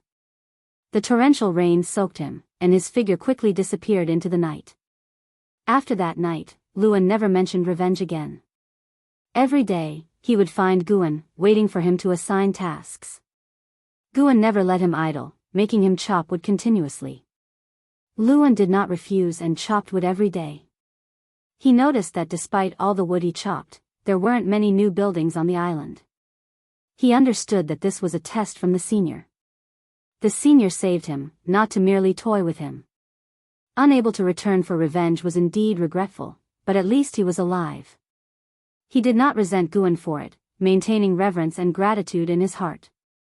The longer he stayed on the island, the fewer stray thoughts Luan had. He gradually found meaning in staying, choosing to start over even though his cultivation level was lost. Thus, 1,000 years swiftly passed. Luan continued chopping wood. His cultivation level recovered somewhat but was far from its peak. Guan most of the time stayed within the pavilion, and Luan dared not disturb him recklessly. Until one day, a cultivator flew in, landing on the island. Luan, who was meditating while facing the sea, stood up to look at him. Are you a human race member? Why are you alone on this isolated island? The cultivator frowned and asked. He appeared to be in his 30s, wearing a cyan robe, and looked stern. As soon as he frowned, Luan felt the overwhelming pressure. Alone? Luan couldn't discern the other's cultivation level. His intuition told him that the person before him was stronger than anyone he had met, excluding the senior on the island. Such a formidable presence couldn't sense the senior's existence. How high must the senior's cultivation level be? I crossed space, was severely injured, and lost my cultivation level, resting on this island, Luan answered, not revealing the presence of Guan. The cyan-robed Taoist immediately understood and said, so you are an ascender. No wonder you are so weak. Your luck was quite good to land on this island. If you landed elsewhere, surviving would have been difficult. Ascender. Luan caught onto the critical information and hurriedly asked, may I ask, Senior, where is this place in the heavens? This is Central Heaven. Don't know if you have heard about it, over the long years, there have always been cultivators from the lower realms ascending. Nowadays, the world is not peaceful. Staying on this island can be a blessing. The cyan-robed Taoist answered. Luan felt as if struck by lightning, eyes wide open. Central Heaven. He had heard of this place, from an elder. It was said Central Heaven was an immortal realm every cultivator aspired to reach. Only by ascending to Central Heaven could one hope to join the immortal class. The greatest wish of that elder was to ascend to Central Heaven. He actually arrived in Central Heaven. No wonder the spiritual energy here was so abundant. The cyan-robed Taoist slightly shook his head, then took out a secret manual and tossed it onto the beach. He leapt, turning into a sword light and disappearing into the sky. Luan snapped back to reality, picking up the secret manual. Supreme Chi Absorption Technique? Luan read the words on the cover, secretly amazed that the human race's language in Central Heaven was the same as in the realms he came from. The word supreme made him feel something extraordinary. He showed a hint of delight, as if obtaining a treasure, turning to head back to his residence. Over the past 1,000 years, with constant repairs, his residence now had 2 stories. He lived on the 2nd floor, with the 1st floor storing exotic treasures he collected, most washed ashore by the sea, considered rare material by him. That turn marked the passing of 10,000 years. 10,000 years later, Central Heaven was still dominated by the human race. All beings of heaven and earth feared humans who were insatiably expanding their territory, leaving nothing but massacre in their wake. The territory of the demon race was surpassed by the human race for the first time, especially with the supreme demon god seeking out demon race great powers everywhere. More human race cultivators passed through the Wushishi continent, while demon beings grew scarcer. Even disciples confined to the continent could sense the dire world trend. Human race cultivators' arrogance was thinly veiled, felt even in conversation. By now, humans firmly believed themselves to be the masters of heaven and earth. Guan stood on a cliff, gazing towards distant cities. At the present, a human cultivator was lecturing at the Taoist field of the beginningless. This was the first instance of such a situation. Though Wushiji disciples were inwardly uncomfortable, they refrained from showing it. An innate golden immortal dares to lecture. Those disciples truly have patience. Shenzhen came beside Guan, remarked in amazement. Now, all second-generation disciples had achieved innate golden immortal status, and exceptional disciples from each generation had as well. In total, there were over 100 innate golden immortals within the beginningless, a remarkable number, making it a powerful force among the 3,000 great worlds. What of it? Even among those of the same realm, it's worthwhile to listen to others' Taoist techniques. Everyone's path is different. If someone is willing to lecture, it's a good fortune, Guan lightly chuckled. Today, his mood was fine as he decided to abolish Lu An's cultivation level and begin teaching him cultivation anew.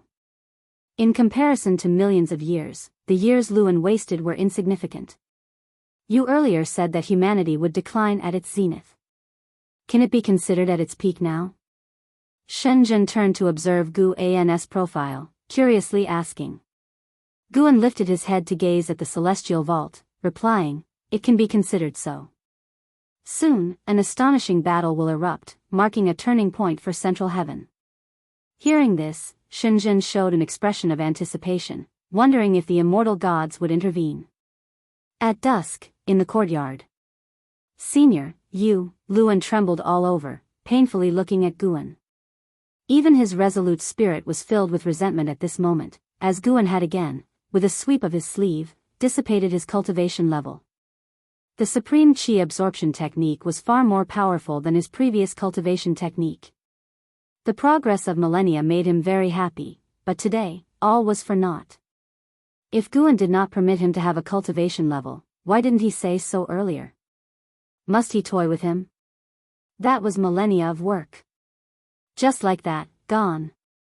Luan clenched his fists, eyes red, glaring at Guan. Guan sat on the steps, leisurely, with both hands on the ground, smiling. "Your cultivation technique is too inferior.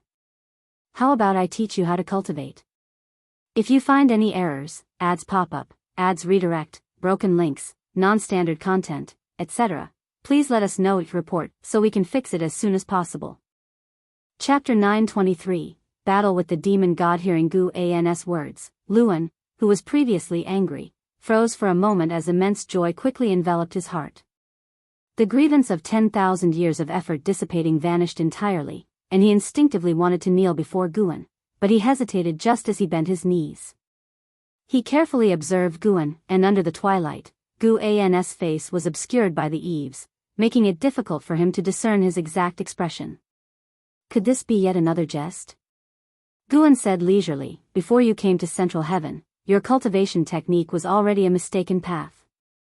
You should have felt that once you get angry, it's very hard to control your emotions. You think there's another force manipulating you, but in truth, no one is plotting against you. It's just that your cultivation technique is flawed. It was a trap from the start. As for the supreme chi absorption technique, its creator will fall soon, and all who are bound by cause and effect with it will suffer the punishment of heaven.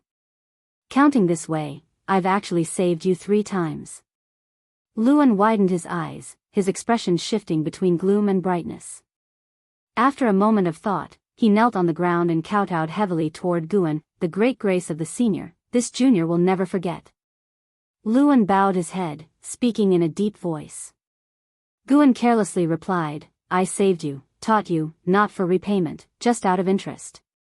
No matter how great your achievements will be in the future, they have nothing to do with me, and you must not reveal our relationship. Just pretend this never happened, understand?"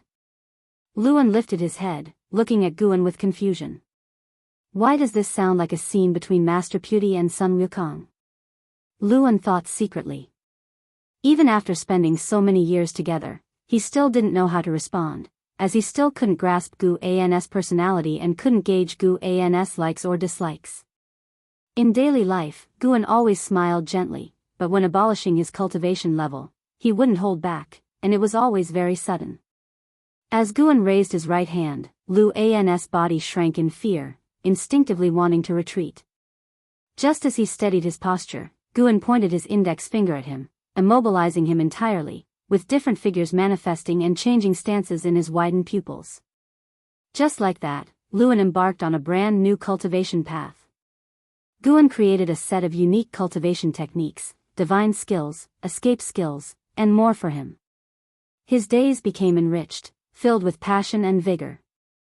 Luan cultivated on the beach, accompanied by the sun and moon. Immersed in it, time flew by quickly. After receiving Guan's true teaching, Luan's cultivation speed far surpassed before, completely dispelling the dissatisfaction in his heart. Compared to his current cultivation, everything from before was not worth mentioning. In the blink of an eye, 1,000 years passed by. On this day, Luan was cultivating beside a sea turtle, facing the sea, when suddenly, he opened his eyes, frowning.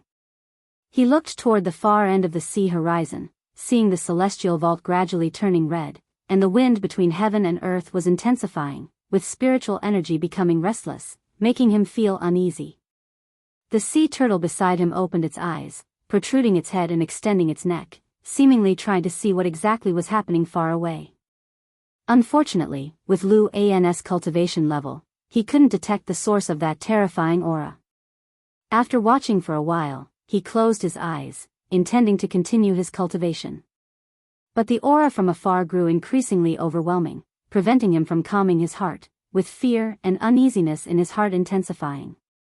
Thinking it over, Luan got up and walked toward the mountain. The mountain wasn't high, and it wasn't long before he arrived within the courtyard. He did not see Guan, nor could he sense Gu An's presence, but he wasn't surprised. His inability to sense was due to his own insufficient cultivation level. He respectfully bowed toward the pavilion, saying, "Senior, where does this pressure come from? What is about to happen?" Several breaths later, Gu An's voice emerged from within the pavilion. "The immortal gods are besieging the supreme demon god." Supreme demon god? Supreme? Luan seemed to think of something, his expression changing slightly, cautiously asking, "Could it be that the supreme chi absorption technique I previously cultivated originated from the supreme demon god?" The words demon god did not sound like good news. He also remembered Guan saying that all those bound by cause and effect with the creator of the supreme chi absorption technique would suffer the punishment of heaven. This compelled him to sympathize with the cultivator who passed on the technique to him. Even though they only chatted briefly, meeting at a whim, that person shared the cultivation technique with him. Such goodwill was rarely encountered. Even though he sympathized, he had no means to offer help.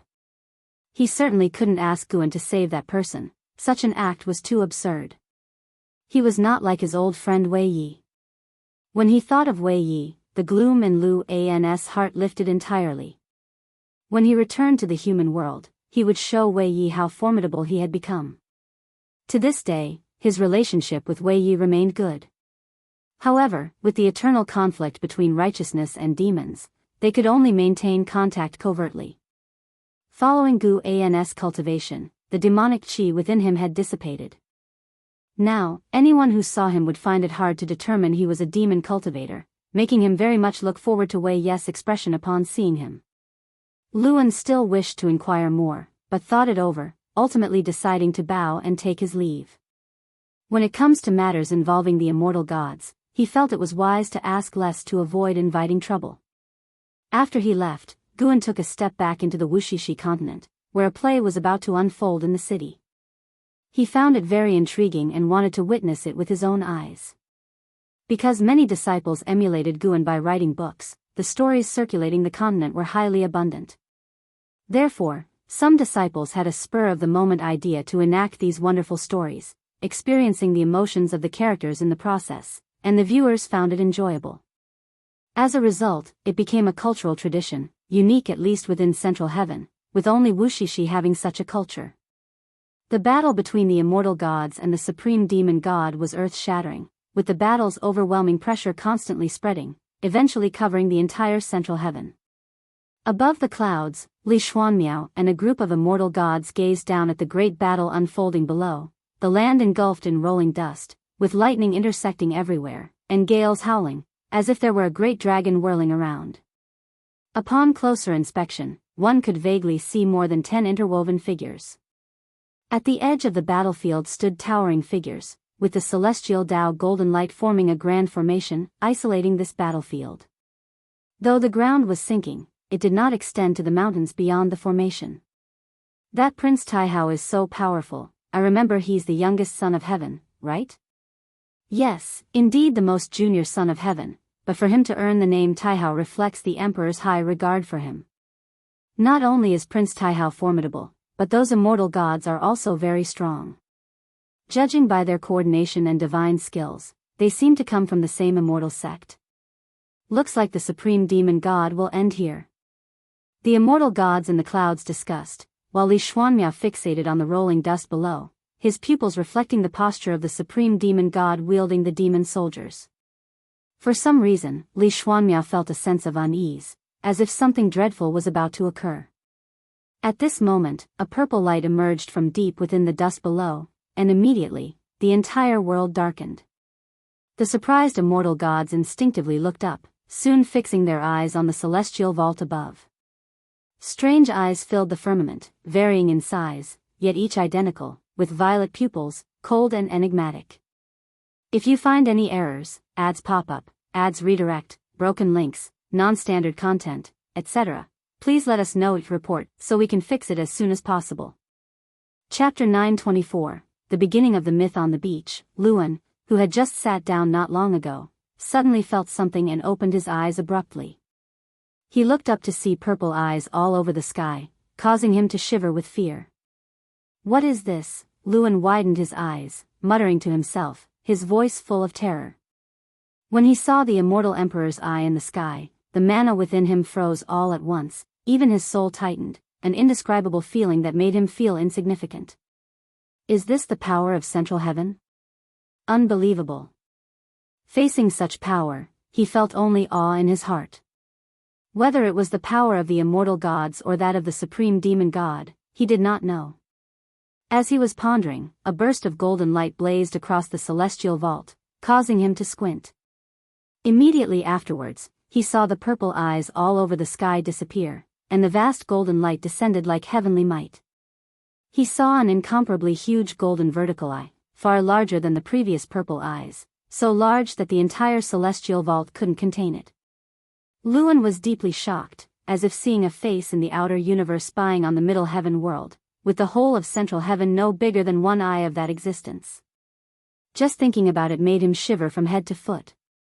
The golden vertical eye gazed upon the human world, and at this moment, all the Wuxia disciples on Wuxishi continent were looking up at this vertical eye. Guan, who was watching a play within the city, saw the disciples on stage being drawn away by the heavenly might, stopping their performance. He shook his head slightly and rose to leave. His departure caught the attention of some disciples, who thought Guan was going to investigate the situation. After leaving the theater, Guan returned to the Mountain of No End.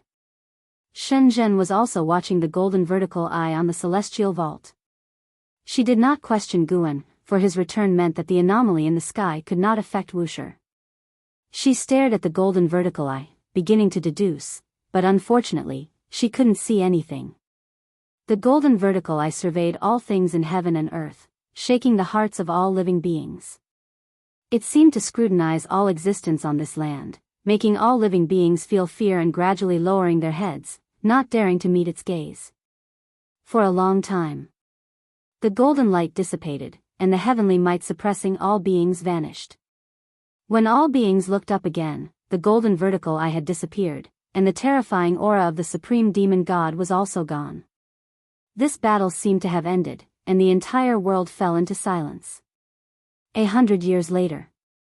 On a lonely island, Guan sat on a turtle shell, guiding Luan to cultivate a set of fist techniques. He repeated the punches, throwing them one by one, seemingly without any special attributes, yet he did not feel bored. While practicing, Luan turned to look at Guan and curiously asked, "Elder, was the supreme demon god killed by the immortal gods?" He had harbored this doubt for a long time and finally couldn't resist asking today. Guan was holding a book, and he replied casually, "Didn't completely die, but now it's worse than death." The supreme demon god was forcefully suppressed by Emperor Taihao, his physical form annihilated and his soul thrown into the heavenly prison, continuously tormented by endless celestial punishment. Thus, all powers of the heavenly Emperor Taihao were reclaimed, the immortal gods who had once been loyal to him began to be investigated, and each day some of them had their immortal positions stripped and were cast into the heavenly prison or reincarnation. One day in heaven equaled a year on earth, and now the celestial court remained in turmoil as the news of the supreme demon god being vanquished by the immortal gods continued to spread through central heaven. Many years later, tales of Taihao slaying the supreme would circulate in central heaven. By then, Taihao would have become the celestial emperor, while the supreme would be depicted as the demon ancestor, the most evil existence in central heaven since antiquity. And those who cultivate the supreme chi absorption technique? Luan asked further. They will die in the future celestial tribulations. This answer secretly startled Luan. Could the heavenly Tao control the celestial tribulation? Guan followed up, because of the supreme demon god, humans in this realm will be hunted by all races under heaven and earth. If any creatures pass by this island in the future, you'd best hide to avoid getting involved. Luan asked in surprise. Elder, what about you? Aren't you part of the human race? Guan did not answer, which made Luan's heart skip a beat. He suddenly realized that he didn't know anything about the elder, not even the elder's name, let alone his true form. Habitually, he presumed all sorts of dangerous situations. The more he thought, the more frightened he became. However, remembering that without Guan's help, he would have already been dead, he immediately let go of his burdens and focused on practicing his punches. This set of fist technique seemed ordinary, but its sorcery was profound. With each circulation of the week of energy, his physique became stronger, filling him with anticipation for mastering this fist technique. The sea turtle beneath Guan poked its head out, stretching its neck and turning to look. Upon seeing Guan, it retreated back in fright. Luan secretly marveled at this scene. This turtle had powerful chi blood, which even made Luan feel alarmed. Yet, it was so timid that it wouldn't fight. Whenever it saw a living thing, it would retract into its shell. It truly was a curiosity. Previously, he thought this turtle was raised by the elder.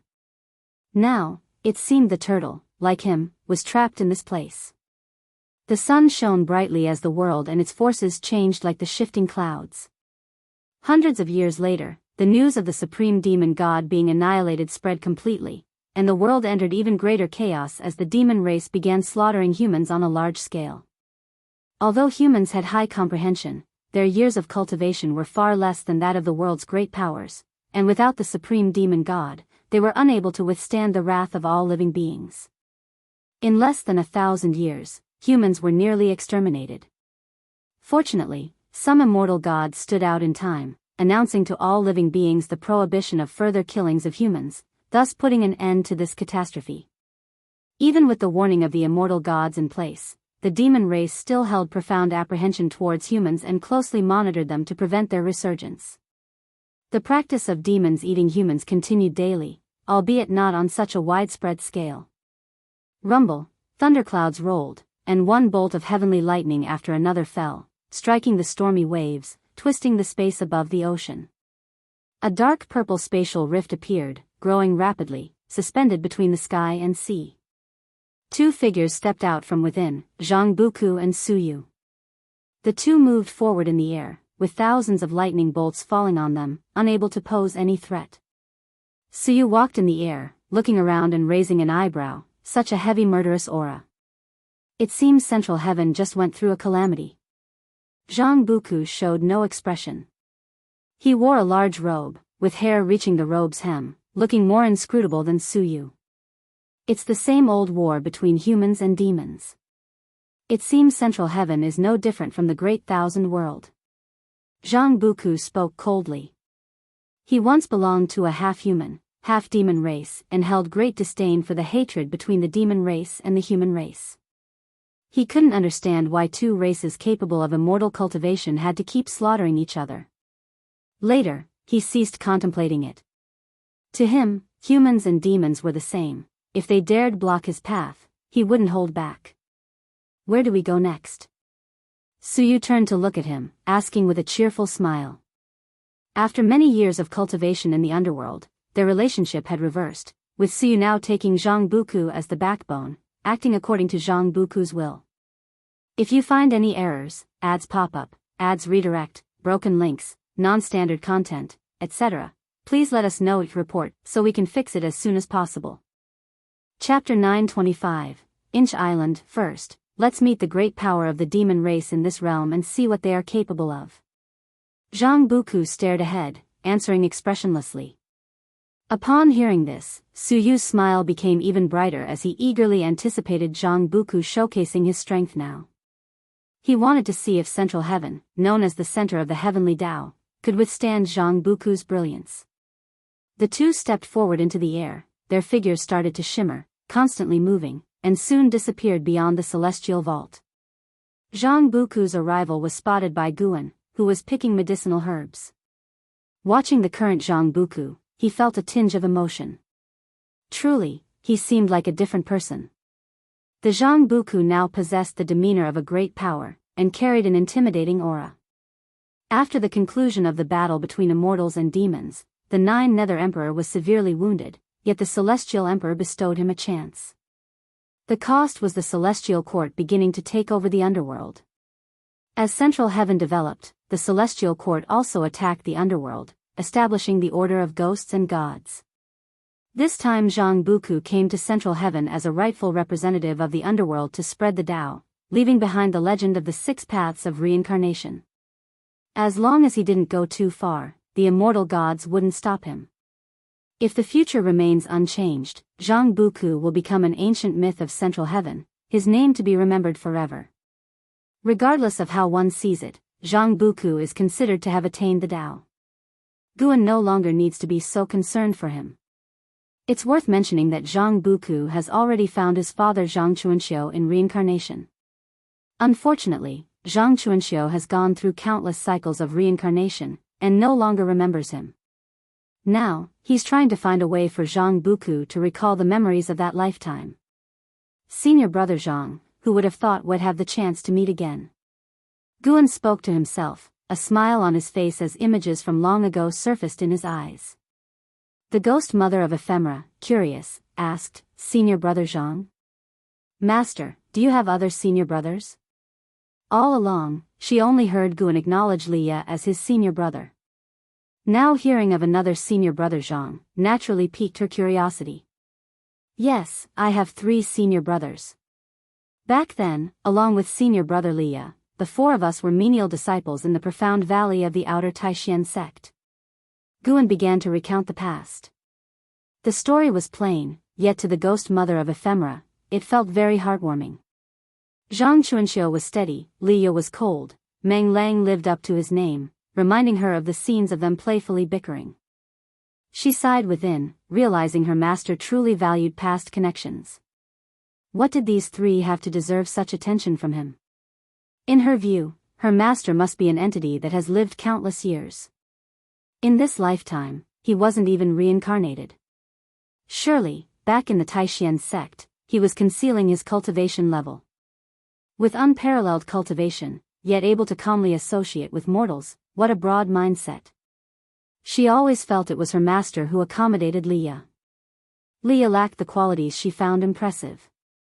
Without her master, she doubted Liya could even reach the Zizai immortal realm. Of course, she thought the same about herself, which was why she held Guan in such high esteem. Guan could sense her inner thoughts but never pointed them out. Everyone has their own ideas, kept secret. Without voicing them, who could blame them? He casually recounted Zhang Buku's story as well, which impressed the ghost mother of ephemera more than Zhang Chunkius. Half human, half demon, rejected by both races, wandering aimlessly, stirred deep sympathy within the ghost mother of ephemera, reminding her of herself. "So, Zhang Buku came to Central Heaven and even resurrected your senior brother?" she curiously asked. Guan nodded with a smile. She sighed, "I wonder how that cultivator Zhang Chuanxiu would react upon learning your true cultivation level." Imagining herself in her master's shoes, she realized he truly had great patience, a quality she should learn. The 2 conversed as they continued collecting medicinal herbs. Once Guan finished harvesting herbs, he left alone, with the ghost mother of ephemera watching him leave with a basket in hand. Guan walked leisurely through the fields, continuing into the forest until he reached the isolated island where Luan resided. He walked down the mountain path, seeing Luan cultivating on the beach. Setting all else aside, Luan's attitude towards cultivation greatly satisfied him. With perseverance and constant effort, along with his Saint Tao intent, how could Luan not become remarkable? Guan came to the side of a sea turtle and reached out to stroke its shell. Though the turtle seemed afraid of him, it never left the island. Luan thought it was trapped, but in reality, it chose to stay. Perhaps Guan's Tao intent made it feel that staying would bring Fuyuan. Though the turtle couldn't speak, its spiritual intelligence was not shallow, harboring its own thoughts. "Do you think I should name this island?" Guan spoke suddenly, startling Luan, who opened his eyes and turned to look at him. Luan's gaze was filled with resentment. Guan always appeared unpredictably, impossible to detect. Though had been startled before, each time left his heart trembling. He worried that more shocks like these might lead him to demonic possession. Despite feeling wronged inside, he didn't dare express it, following Guan's words and suggesting, "How about Inch Island?" Guan found amusement in the name but appeared puzzled, asking, "Why the name Inch?" "Because you resemble Master Pewdie. And aren't you forbidding me from revealing your name?" Thinking to himself, Luan awkwardly replied, "It just came to mind. Inch is good. Within an inch lies the world, within an inch is the Great Tao. The Great Tao is vast, yet can also be small. From now on, this island shall be called Inch Island." Guan smiled gently, laughing lightly. He wasn't afraid of coincidental names. Chinese mythology should be fictional, even if there were real figures, they couldn't be that powerful. Otherwise, how could the great infinite demon ancestor toy with Earth so easily? Noticing Guan agree to the name, Luan's expression turned peculiar. "Continue cultivating. Make the most of your time. Don't wait till you leave, then regret not cherishing the present," Guan said lazily, then turned to walk in another direction. He planned to fish on another part of Inch Island. Here, fishing was truly fishing. He was growing fond of this island. He didn't intend to inform the Wushiji disciples of the island's existence, wanting a place to be alone. Watching Guan's back, Luan thought this island would become a holy land someday. He stopped pondering, continuing his cultivation. The senior was right. He had to seize the time. Even if 1,000,000 years felt far off, he didn't want to miss the chance. Since following Guan in cultivation, he realized this 1,000,000-year journey wasn't torment but a rare opportunity hard to come by again. 1,000,000 years later, Wei Yi should still be alive. Maybe Wei Yi would become a leader of the righteous Tao. Then, when he sought Wei Yi out again, he would surely surprise him greatly. The mere thought of it made Lu Angwang's mouth curve upwards uncontrollably. If you find any errors, ads pop up, ads redirect, broken links, non-standard content, etc., please let us know each report so we can fix it as soon as possible. Chapter 926. Emerging from nowhere after the supreme demon god was annihilated, Central Heaven entered another high-speed development phase. The celestial Tao destiny continued to rise, and every few years, astonishing new beings were born. After experiencing a great massacre, the human race's destiny was severed. Countless human cultivators died during the celestial tribulation, and in terms of talent, each generation was weaker than the last, transforming a once powerful race that struck fear in all living beings into something weak. Because of this weakness, the demon race lowered their guard and no longer focused on the human race, and internal competition began within the demon race. The 7 demon emperors of the demon race each occupied territories, recruited soldiers, and expanded their forces rapidly. As the number of demon soldiers increased, their territories bordered each other, inevitably leading to conflicts. Thus, internal strife began within the demon race. In this grand context, great powers started to establish other races, with the human race's former might still fresh in their memories. Daoist techniques began to flourish, various races were born, and the entire world presented a vibrant vitality. Years flew by like a shuttle. The 10,000,000-year period for Luan arrived. Now, he had achieved the level of heaven-encompassing free immortal, just one step away from an innate golden immortal. Such a rapid breakthrough speed was indeed swift. Most importantly, his understanding of the Great Tao had surpassed the majority of innate golden immortals. In the future, his path of cultivation would only become smoother. On this day at noon, Luan was summoned to the courtyard by Guan. Luan did not see Guan in the courtyard. He looked at the tightly closed door, his face darkened, having already prepared mentally.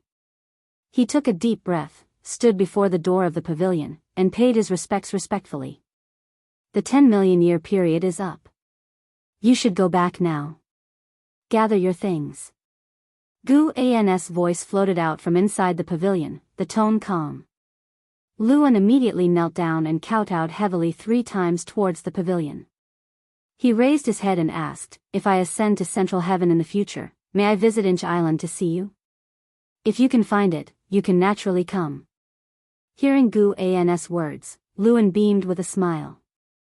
He turned and left, his face full of vigor. After these millions of years of cultivation, he had been completely reborn, not just in cultivation level, but in character as well. After the time of one stick of incense, Luan, having packed his belongings, stood in front of his building. Looking at the building that had accompanied him for millions of years, his eyes were full of reluctance. After you go back, don't be so extreme, don't trust others too easily, and definitely don't stray off the right path. A voice came from behind him. He saw a blue-robed youth with a turtle shell on his back approaching. The youth had a handsome face, fair skin, like a scholar, exuding an elegant aura. He was the timid sea turtle who took human form millions of years ago and became extremely close to Luan. Luan had shared all his experiences with him. Luan turned to the blue-robed youth and laughed. Xuanwu, you better wait for me. The next time we meet, we must settle who's superior. The blue-robed youth called Xuanwu chuckled softly. I can't possibly lose to you since I've always been cultivating with the master. The two exchanged a glance and both laughed with high spirits, their sharpness evident. Suddenly, a black crack appeared behind Luan, and a strong suction pulled him directly inside, causing him to look panicked. Xuanwu saw this scene and couldn't help shaking his head with an amused smile. The master still loved to scare Luan like this. Xuanwu, prepare to go fishing with me. Gu An's voice floated down from the mountain, and Xuanwu's expression instantly changed from relaxed and carefree to one full of flattering smiles. All right, master, I'm coming right away. Xuanwu immediately rushed away quickly. The golden light shimmered in the forest of Inch Island as the sunlight poured down.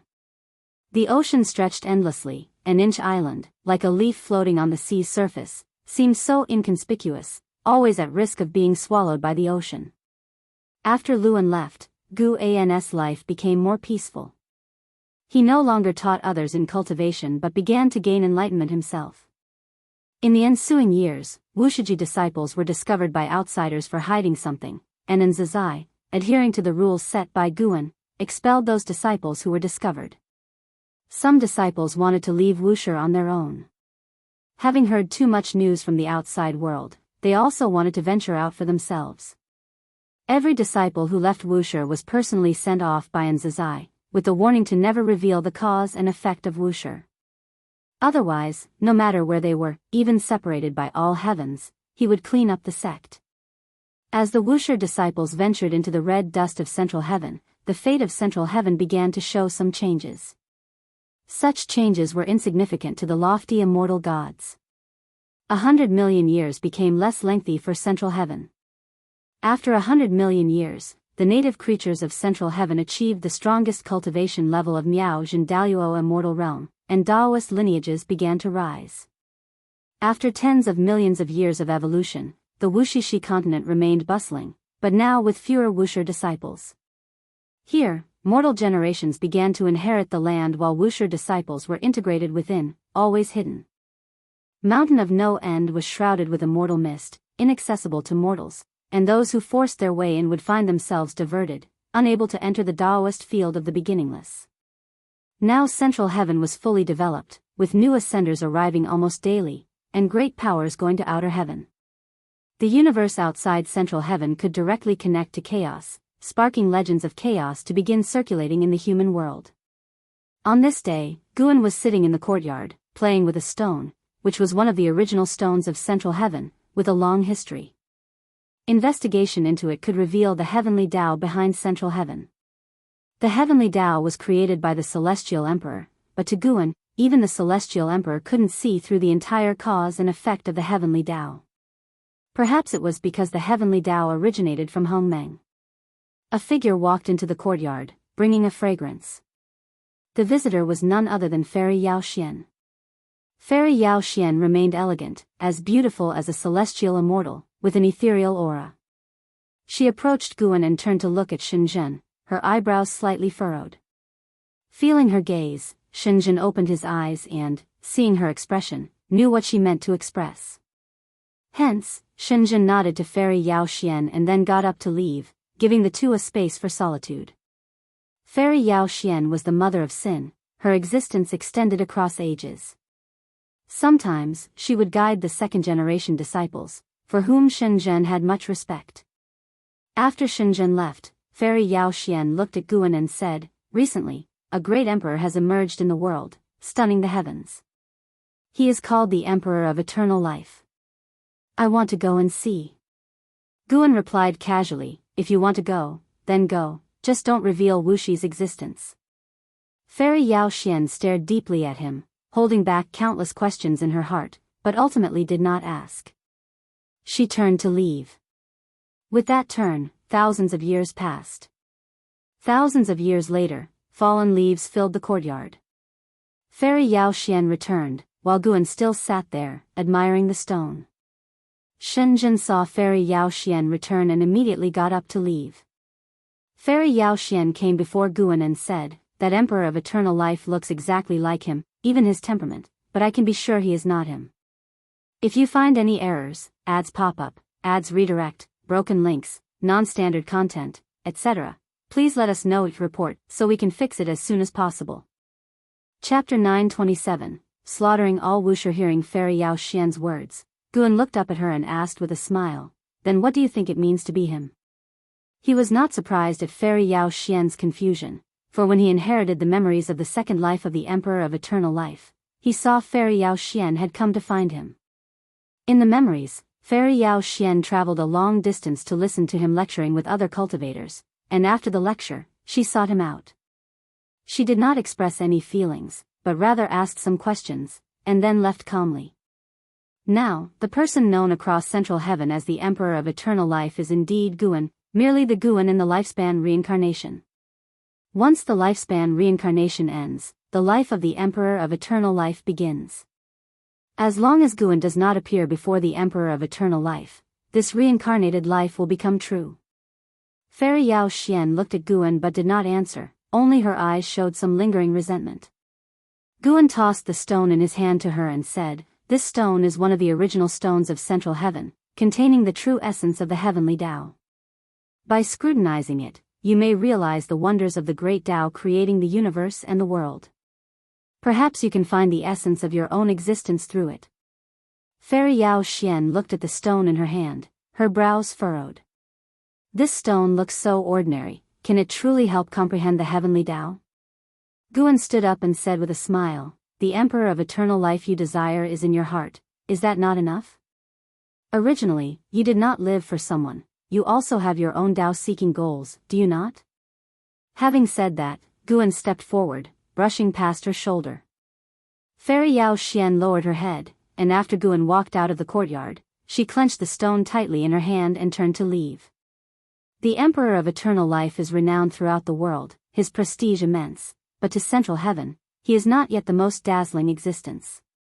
As Guan walked down the mountain road, he could hear the name most frequently mentioned by the beings on the continent, a dragon. Dragon Emperor. This was the first dragon born in Central Heaven, born full with the Tai Ching golden immortal realm perfection, its dragon might vast, causing countless races to feel instinctive fear. This dragon also has an associated magical treasure, a dragon spear. Having been born for less than 10,000 years, it crossed into the heaven-opening Daluo immortal realm, achieving Miaojin Daluo immortal in less than 100,000 years. Compared to Central Heaven's history, it is still very young, but it has already ranked among the top in the world. The Dragon Emperor is very arrogant, having already declared he will become the strongest in Central Heaven. He will challenge each dojo in the world to prove himself. The news spread across the world, reaching this continent as well. Guan, however, is not interested in the Dragon Emperor, for the future of the Dragon Emperor is already within his sight. The Dragon Emperor is destined to yield under the Celestial Court. After ranking in the immortal class, the Dragon Emperor will lose his brilliance, just like those immortal gods, forever a puppet of the heavenly Tao rules, forced to endure even when his descendants are slaughtered. Central Heaven, a land of heroes, Guan finds it quite amusing, as if watching a series of films. Though he will not partake in worldly conflicts, should outsiders attempt to destroy the Wuxishi continent, he would strike, for should the disciples be forced to take action, they would undoubtedly expose their cultivation level. In these circumstances, the continent gradually spread tales of immortals, with the mountain of no end shrouded in immortal mist, preventing outsiders from entering. Unconsciously, rumors arose saying an immortal mountain, inhabited by immortals, concealed within the mist.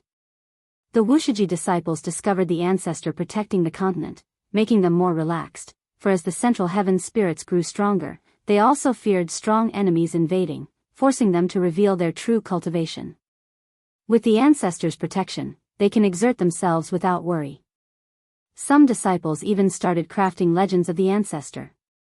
No one dared mention the name of ancestor Master Wusher, but stories of immortals based on his experiences spread widely across the continent.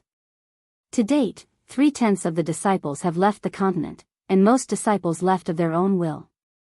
Guan saw some Wushiji disciples establishing schools, successfully gaining a foothold in Central Heaven. It's worth noting that despite Central Heaven's development to this day, no native being has ascended to immortality, and there will be an even greater conflict in the future. Though the supreme demon god has cast a shadow over Central Heaven, the destruction he brought was not much. The human race flourished despite his ferocity, without any powerful force treating the world as a chessboard for conflict. Tao Emperor, are you finally unable to hold back? Guan muttered to himself, a smile of anticipation appearing on his face. Amidst the vast immortal mist stood a towering peak. At its summit lay a courtyard, where Wu Xia, dressed in black, was practicing before a great cauldron. Inside the cauldron were 3 large incense sticks, from which blue smoke rose, swirling above the courtyard. Wu Xia frowned deeply, a faint golden pattern appeared on his forehead, and his mana began to escape, with a Dharma aspect manifesting. The Dharma aspect bore a domineering demeanor, radiating an unrivaled aura. Suddenly, a figure appeared next to Wu Xia seemingly out of nowhere, placing a hand on his shoulder. Wu Xia opened his eyes sharply, the Dharma aspect on his body dissipating instantly. He turned to see Enzazai standing beside him, and his brows relaxed. Enzazai frowned at him and said, "Demonic possession? Your aura just now almost disturbed the continent." Nowadays, the continent is no longer occupied solely by the Wushiji disciples. Although the Mountain of No End has become an immortal name, should there be truly overwhelming aura spreading out, it would certainly invite trouble. Wu Xia's eyes flashed with confusion, and he couldn't help but ask, "Did I lose control just now? Didn't you notice?" "No, I thought I was in enlightenment, my consciousness had entered the great Tao." "It seems your enlightenment took a wrong path," Enzazai said seriously. In terms of cultivation level, he was currently slightly weaker than Wu Xia, but if it came to a fight to the death, he had absolute confidence to defeat Wu Xia. Wu Xia also thought the same of him, so Wu Xia always listened earnestly to his opinions.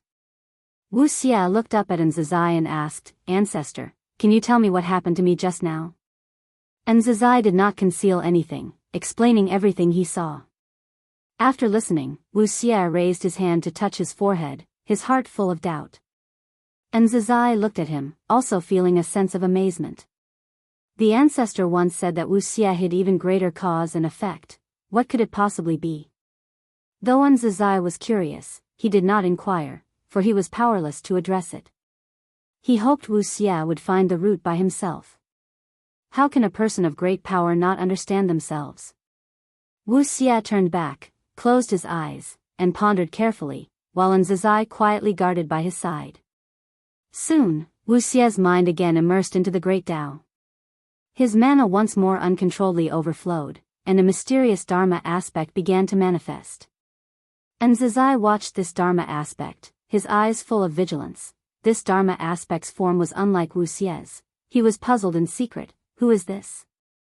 Seeing Wu Xia's aura grow stronger, Enzazai had to act again, waking Wu Xia. As soon as Wu Xia opened his eyes, he showed a look of terror.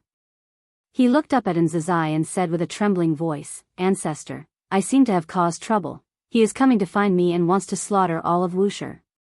If you find any errors, ads pop up, ads redirect, broken links, non-standard content, etc., please let us know each report so we can fix it as soon as possible." Chapter 928, Heaven Sent Providence. Who? So arrogant? Enzazai's face suddenly turned gloomy, for someone dared to threaten Wusher, which was the greatest insult to him. Who dared to boast they would slaughter all of Wusher? In his heart there was no fear, only anger.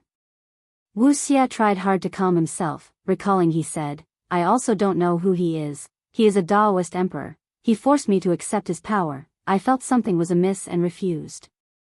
Afterwards, he threatened me, saying he would come to me himself, to annihilate those of the same path as me. Those of the same path made Wu Xia think it referred to fellow disciples of Wuxia. And Zizai pondered for a moment and said, Come with me, we will go see the ancestor. Upon hearing this, Wu Xia was about to speak but stopped himself. Though he seldom communicated with the ancestor, what he cared about most was the ancestor's opinion of him. And Zizai said solemnly, This matter is no longer just about you, it's trouble for the entire Wuxia. Don't delay important matters for the sake of saving face. After hearing this, Wu Xia immediately stood up and took a deep breath. Thus, the two left the mountain peak, heading to the mountain of no end to find Guan Fre, Webnov. LCOM. However, Guan was not at the mountain of no end, so they could only wait for his return outside the courtyard. They waited for several days. When Guan returned, and Zizai was the first to welcome him. Don't worry, you continue cultivating. I will personally handle the trouble for Wuxia. Guan said with a smile, leaving Zizai slightly stunned. Before Zizai could respond, Guan stepped forward and entered the courtyard. Wu Xia watched Guan walk past him, instinctively opening his mouth. Ancestor, that person is a Daoist. He hadn't finished speaking when he saw Guan raise his hand, signaling him to stop speaking. He could only pause, staring blankly as Guan entered the courtyard.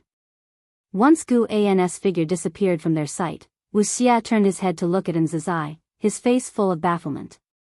Zizai, however, smiled and said, Then continue cultivating. This shows that all the cause and effect of that person is within the ancestor's view. Saying this, Zizai's eyes were filled with expectation.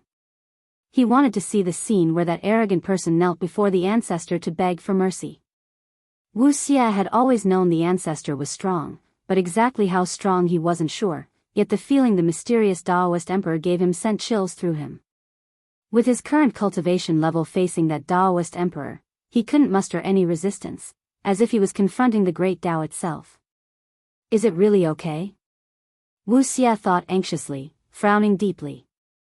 Zizai didn't say much to comfort Wu Xia. He just patted Wu Xia's shoulder and turned to leave. Wu Xia looked back at the courtyard. The pavilion belonging to the ancestor had its doors and windows all closed. He could only suppress the unease in his heart and leave as well. In the years that followed, Wu Xia found that he no longer encountered that Daoist emperor, and his enlightenment returned to its former smooth and tranquil state. He suspected it was the ancestor's doing, allowing him to completely let go of his inner unease and focus on cultivation. Rather than relying on the ancestor's protection, he more wished to be the one who protected Wuxia. The sky was filled with red clouds. A large river spanned across the wilderness, dividing the land in two. The river's waters surged and roared, stirring up rows of splashes on both banks, magnificently grand, the momentum overwhelming. On one of the riverbanks, Leah and Martial Resolution sat drinking together, with a small table between them laden with cakes and fruits, very exquisite. Having finished a cup of wine, Martial Resolution praised, Brotherly, I didn't expect you to have such elegance. At our cultivation level, we have long practiced fasting. Few people are like you, preparing wine and snacks.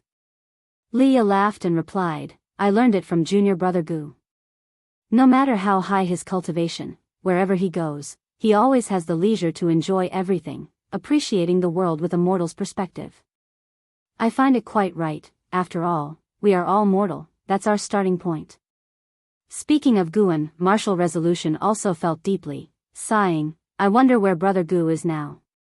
Don't worry, with Central Heaven's development trend, he will surely come eventually.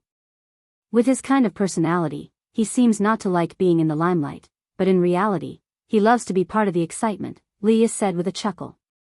Meeting Martial Resolution in Central Heaven brought him both surprise and deep emotions.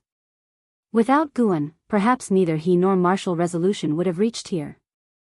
Although he wasn't clear on how Martial Resolution came here, intuition told him it certainly had something to do with Gu, and Martial Resolution shared the same thought, both pervaded with confidence, but they wouldn't deny Guan's significance to them.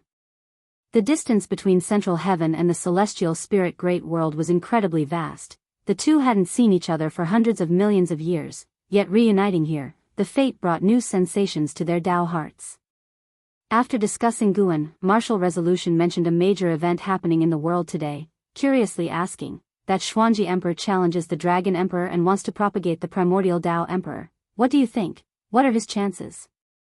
The Primordial Tao Emperor is a kind of great Tao destiny, influenced by Guan, which Martial Resolution and Liya unintentionally embarked upon. They never associated the Primordial Tao Emperor with Guan because the Primordial Tao Emperor was so profound, akin to the immortal position of the immortal gods, as if it was the great Tao itself, naturally existing. Liya restrained his smile, contemplating seriously, and said, I've met both the Dragon Emperor and the Xuanji Emperor. Although the Dragon Emperor's talent is daunting, I feel Xuanji Emperor has a higher chance of winning. After all, that guy once traversed the path of the great Tao, leaving behind a great reputation in the 3,000 great worlds, his battle experience incomparable to the Dragon Emperor. Martial Resolution nodded and said, I also hope he can win. If the Primordial Tao Emperor spreads in central heaven, it will be beneficial to your and my cultivation. The Primordial Tao Emperor is a kind of great Tao destiny. The more cultivators, the stronger they are, the stronger it becomes, and the more it helps the cultivators in return. The Primordial Tao Emperor can aid them in better enlightenment, making it an important support in their cultivation, both holding great anticipation for it. Just then, a flake of golden snow descended from the sky, landing between them. They looked up, discovering a sky filled with red clouds was snowing a golden snow. The golden snow fell on the table, transforming into golden chi and dissipating, soundlessly.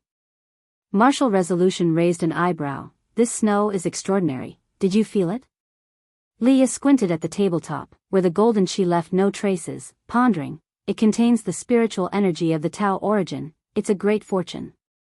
Both immediately sat cross-legged, beginning to cultivate energy and perceive it. This golden snow fell increasingly heavily, covering all central heaven, with its scope expanding and growing denser. Inch Island. Xuanwu meditated alone on the beach, looking up to feel the golden snow, murmuring, could it be another prodigy is born?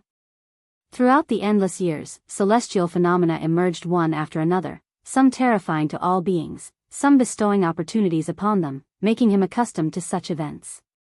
If you find any errors, ads pop up, ads redirect, broken links, non-standard content, etc., please let us know each report so we can fix it as soon as possible. Chapter 929, Transcending the Heavenly Tao. The golden snow fell for 7 days and 7 nights. Upon landing, it transformed into mist and dissipated without a trace, no water, no other marks, and the earth remained unchanged, but all living beings between heaven and earth were blessed by its grace. Some beings, through this opportunity, broke through the bottlenecks in their realms that had been stagnant for so long. Some were severely injured, on the brink of death, and were saved by this golden snow. Many others gained insights to create cultivation techniques and divine skills. The myriad creations surging forth in the world made all living beings rejoice, and they were filled with gratitude toward the creator of this miracle. In central heaven, every being bathed in the golden snow knew a name. True Yuan Ancestor. This true Yuan Ancestor did not call out to all living beings, yet this name emerged in their hearts, and they could even glimpse his blurred silhouette. Because of this miracle, the true Yuan Ancestor instantly became the supreme great power in the hearts of all beings, for throughout history, no great power has ever bestowed such a miracle on all living beings. The vast majority of beings believed true Yuan Ancestor to be either an immortal god descending to earth or an outer heaven great power arriving. Central heaven could actually nurture such a great power, indeed a talent of primordial profound venerable immortal quality. Guan rested under a tree, a leaf covering his face, whispering softly. He was alone in this grove, unafraid of being overheard. This true Yuan Ancestor is a newly born being of central heaven, and this miracle was bestowed in celebration of his birth, also letting all beings know of his existence and power. True Yuan Ancestor was born as a heaven-opening Daluo immortal, surpassing all beings in talent. He carried a mission, upholding the will of heaven and earth, and Guan could see a trace of the celestial emperors while surrounding him. He did not have such talent because of the celestial emperor, rather, it was his extraordinary talent that attracted the Celestial Emperor's attention. The Celestial Emperor was still in a state of reincarnation but could sense any changes in the heavenly Tao if they occurred. Guan lay under the tree, enjoying the quiet environment while observing this true Yuan ancestor. Due to the Celestial Emperor's attention, the fate of the true Yuan ancestor was constantly changing, with various destinies, some good and some bad. Finally, the Celestial Emperor's indecisive mind was settled, but unfortunately, what was decided for the true Yuan ancestor was not a path of enlightenment, but a path of abandonment. Guan felt sympathy for the true Yuan ancestor, but with no personal ties, he would not help him. He pondered the relationship between the Celestial Emperor and the Heavenly Tao, wondering if the Celestial Emperor had never become a saint because of too deep an obsession. The Celestial Emperor's desire to control the myriad things of the Heavenly Tao was exceedingly strong. Although he seemed to be above all, distant from all beings, in reality, the fate of all beings lay in his hands. Even though Guan had attained sainthood, he found that the Holy Tao was not fixed. During the growth of his lifespan, he contemplated the different paths to sainthood. Even as a saint, he could not help others achieve sainthood. The primordial Tai true saint transcends even the great Tao. Every saint is equivalent to an entirely new great Tao, a stronger great Tao. Observing the path to sainthood is about observing how to create the great Tao. True Yuan ancestor is the greatest talent in the history of Central Heaven, but the future may not be so. Guan watched True Yuan ancestor, peering into the myriad things of all beings, seeing things even the Celestial Emperor could not see. The Heavenly Tao creates heavens and earth create living beings, and among these beings hides a power that surpasses the Heavenly Tao. This is a very deep force, not cause and effect or destiny, but an enigmatic power. This profound power gives all beings the hope to transcend the Heavenly Tao. Guan immersed himself, entering the consciousness of the Heavenly Tao. To him, the Heavenly Tao now posed no obstacle. He could enter the Heavenly Tao itself, see everything within it, and even access every corner of the Heavenly Tao. In the valley, long willows with pink petals swayed in the wind, countless petals danced, and colorful butterflies circled. A stream ran through the valley, and beside it stood a white-haired elder in golden clothes, tall and with an ethereal aura. He gazed at his reflection in the water, brows furrowed. He was the true Yuan ancestor that all beings remembered. At this moment, the true Yuan ancestor had just taken his first step 7 days ago. He looked at his face, contemplating the meaning of his existence. Heavenly Tao. Heaven and earth. Immortal, his eyes flickered as he muttered softly as if asking himself. In these 7 days, he had consolidated his cultivation level, becoming a true heaven-opening Daluo immortal, but he had received many memories in his mind as if they were innate. He was born with a mission, but he felt a deep resistance to this mission from within. He was filled with curiosity about heaven and earth, and this curiosity broke through all shackles. He understood what a Daluo immortal was, and precisely because of this, he could not accept having any mission, seeing it as a form of bondage. Is it truly my own thoughts, or has heaven and earth, even the Heavenly Tao, imposed them upon me? These words of the true Yuan ancestor were not spoken aloud. He felt that doing so would bring trouble. For some reason, from the moment he first opened his eyes, although he was curious about heaven and earth, there was also a deep-seated vigilance. He felt the presence of countless atmospheres on earth, but none were the same as his own, none felt akin. He even wanted to obliterate those atmospheres because they caused him discomfort. After much thought, True Yuan ancestor turned and walked out of the valley. He walked slowly, contemplating every step. True Yuan ancestor bestowed Fuyuan upon all beings, yet they did not know of his resistance toward them. In the years that followed, those grateful to him continually sang his praises, revered him like a god, and he heard these remarks while among the world, but he took no joy in them, becoming more vigilant instead.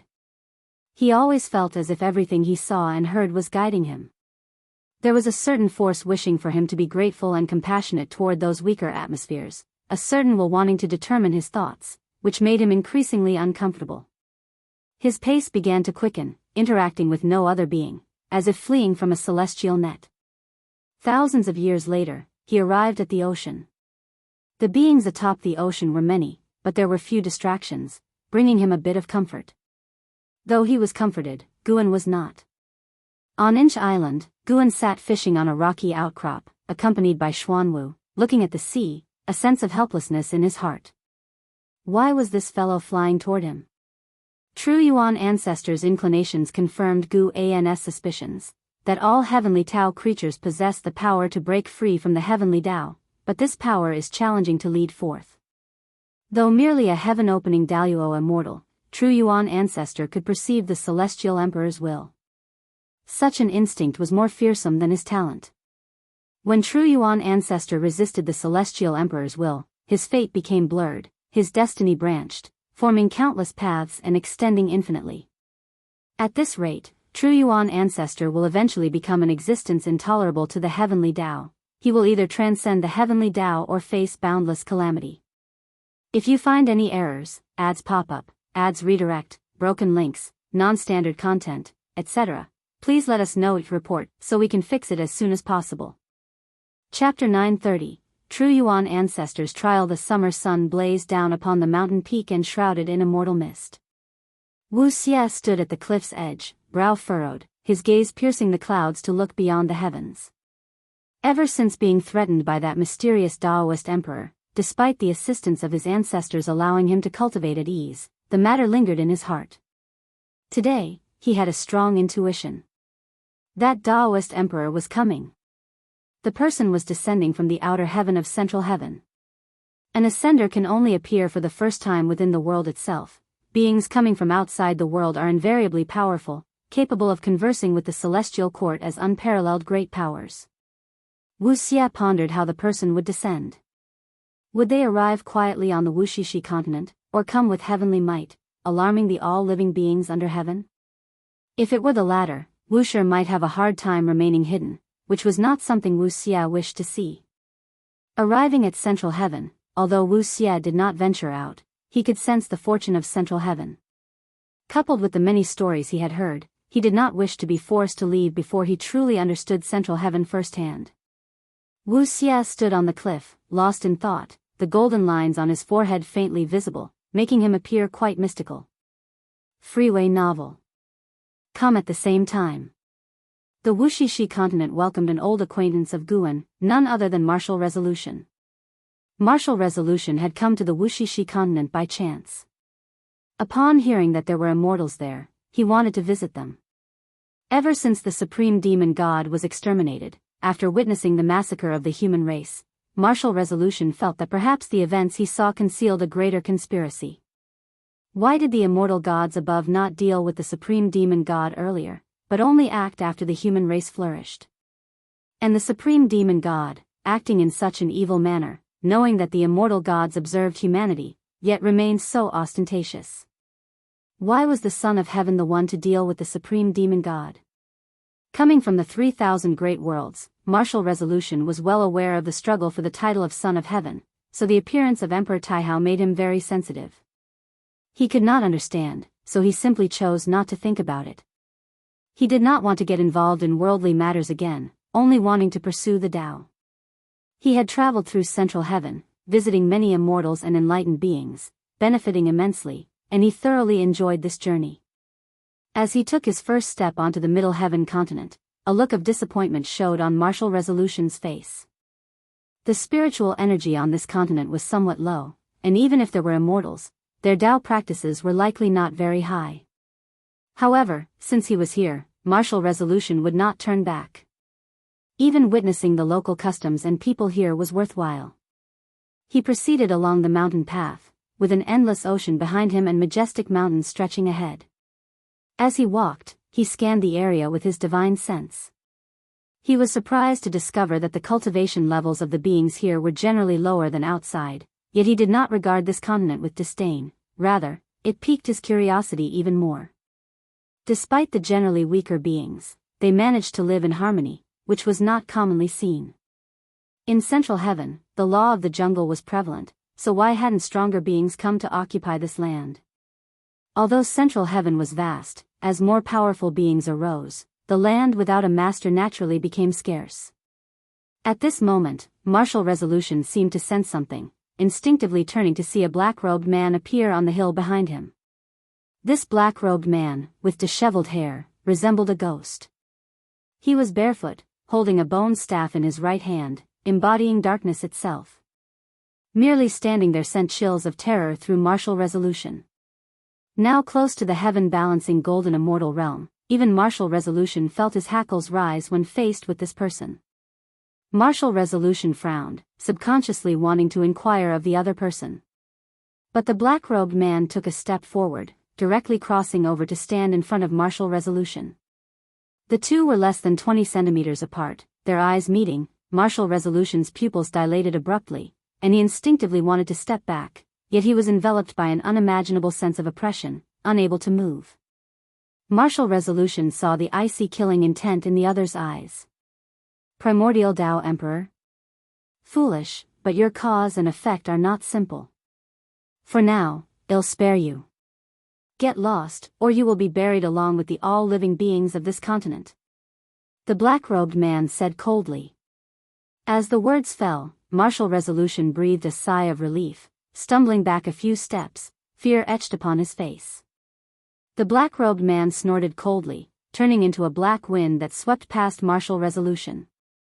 Martial resolution instinctively turned to look, only able to see him disappear into the distant forest, unable to trace his movements. Buried? Martial resolution recalled the man's words, his heart pounding in terror. Judging from the suppression earlier, he was by no means a match for this person. He had no cause and effect with the creatures of this continent and naturally would not be buried for them. All he felt was a sigh in his heart. Such a harmonious land was about to be destroyed. Indeed, every place in central heaven was filled with savagery and killing intent. Martial resolution stopped thinking about it, leaping into the air towards the distance. At the same time, in the forest, the black-robed man's neck was held by a hand, raised high, both his hands clutching that hand, a look of fear and despair on his face, entirely different from when he faced Guan earlier. Who exactly are you? The black-robed man asked with a trembling voice. Facing the person before him, he had no power to resist. The other appeared so quickly that he was captured before he could react. Guan held the black-robed man, an amused smile on his face as if discovering an interesting toy. He was too lazy to converse with the black-robed man, directly snapping his neck. Crack! The black-robed man's eyes bulged, and then he quickly shrank, falling into Guan's hand, transforming into a crooked-necked wooden figurine clad in black clothes, resembling a puppet. Guan hung this wooden figure on his belt, then turned to leave. As for martial resolution's departure, Guan felt no regret. He did not want to meet martial resolution just yet. Since the supreme demon god was exterminated, martial resolution's mood had remained heavy, and amid such emotions, his limit on lifespan continued to increase, with his future Tao practice limit also rapidly rising. This was martial resolution's own fortune. Before he walked out of it himself, Guan would not meet him. After taking 7 steps, Guan arrived at Inch Island. He stood on the cliff of Inch Island, his gaze fixed on the distant ocean. Under his watch, rolling thunderclouds gathered over the ocean, as if a storm was imminent. He smiled, tossing the wooden figure hanging from his waist lightly in that direction. I give you a test to see if you can pass through him. Guan murmured softly. He spoke of the true Yuan ancestor. The true Yuan ancestor had come because he felt that the heavenly Tao suppression was weak here at Inch Mountain, which would undoubtedly bring some trouble to Inch Island.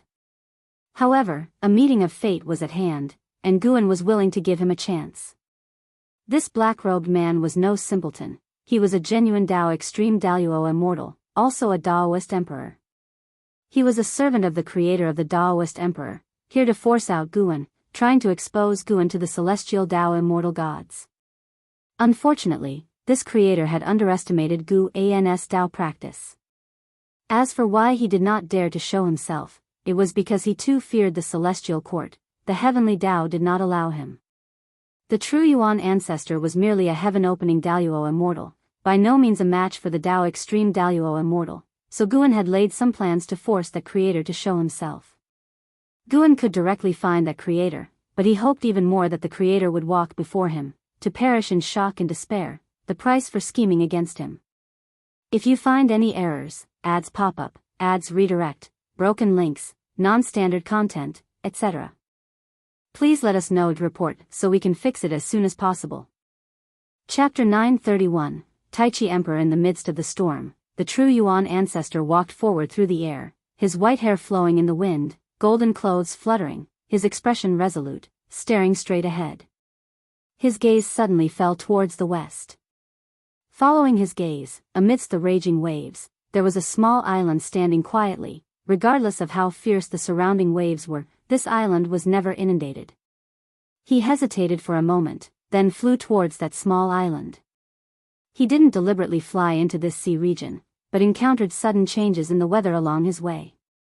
At first, he didn't pay attention, but later he couldn't fly out of this sea region, realizing that he might have inadvertently entered a forbidden area set by the rules of heaven and earth. There are many such forbidden areas, created by the rules, causing creatures to lose direction, or to sink into decadence and rot, with effects that vary. Having traveled extensively, the true Yuan ancestor remained calm, believing he could break through with his abilities. However, reality was not what he expected. After a long time without being able to break free, the true Yuan ancestor became cautious. Now, finally seeing an island, he had to investigate. Perhaps the exit lay on the island. He quickly flew onto the island, hovering in the air, frowning as he inspected, soon drawn to a particular spot on the island. He raised his right hand, commanding from a distance. A wooden figure swiftly flew to him. He didn't touch it, keeping a distance of 20 centimeters from his palm. He furrowed his brows, carefully examining the wooden figure. Across the entire island, only this wooden figure emitted life energy, making him very uncomfortable. His intuition told him that the formation of this forbidden area was related to the wooden figure before him. He probed the wooden figure with his divine sense, and his expression changed dramatically, immediately releasing the figure, letting it drop. Watching the figure fall into the forest below, he tightly frowned. He turned and flew into the distance, afterward exerting all his strength, flying in various directions, yet he couldn't escape the sea domain. He couldn't even expel the storm clouds, as if trapped in a boundless world of torrential rain, without a way out. Several hours later, the true Yuan ancestor returned to the island, entering the forest, found the wooden figure fallen among the grass. His eyes became resolute, deciding to release the terrifying presence within the wooden figure. Born as a heaven-opening Daluo immortal, he had never fought before. He disliked fighting because since birth, he wanted to destroy the energies that displeased him, fearing submission to such instincts. But now, perhaps it was time to test his power, to break barriers with his strength. He still had untapped greater power. The true Yuan ancestor cast a spell on the wooden figure, smashing it instantly. A surge of black fog erupted, swiftly engulfing the entire forest. Amid the dazzling and strange chaos void, a vast star cloud concealed countless realms. These realms appeared like continents, surrounded by various lights, as if stones encased in bubbles. Above these realms, a piece of curved wood pierced through the star cloud, and on the curved wood, stood a figure. This was a man dressed in a dark red robe, his features youthful and handsome, hair black and white intertwined, loosely draped, surrounded by multicolored streams of air, causing his robes to gently flutter. He sat on the curved wood, body leaning against a small table, one hand supporting his cheek, posture lazy. He slowly opened his eyes, his gaze emitted brilliant light, akin to two appearing suns, brightening the entire void. That feeling again, unable to deduce, what divine presence are you? F-R-E-E-W-E-B-N-O-V-L. C-O-M. The man in the red robe murmured, his tone bewildered. He was the presence referred to as the Creation Tao Emperor, with the Tao name Taichi. Taichi Emperor was born from the heavenly Tao, forced into chaos due to some special reasons. He left behind his great Tao destiny in the heavenly Tao, rooting and sprouting as more cultivators emerged, with his own Tao practice also strengthening. Until one day, he noticed the growth speed of his Tao practice slowing. Through deduction, he discovered a new great Tao destiny emerging within the heavenly Tao, known as Primordial Tao Emperor, puzzling him. Didn't the Celestial Emperor promise only a single great Tao destiny would exist? Due to apprehension about the Celestial Emperor, he could only secretly observe Primordial Tao Emperor. Later, he understood why the Celestial Court allowed Primordial Tao Emperor's existence. Unlike his Great Tao Emperor, which strengthened through slaughter and mutual devouring of destiny, his Great Tao destiny was utilitarian and aggressive, but Primordial Tao Emperor was purer, not threatening any destiny, compatible with other Great Tao destinies. When he saw a Great Tao Emperor concurrently cultivating Primordial Tao Emperor, he realized Primordial Tao Emperor was different.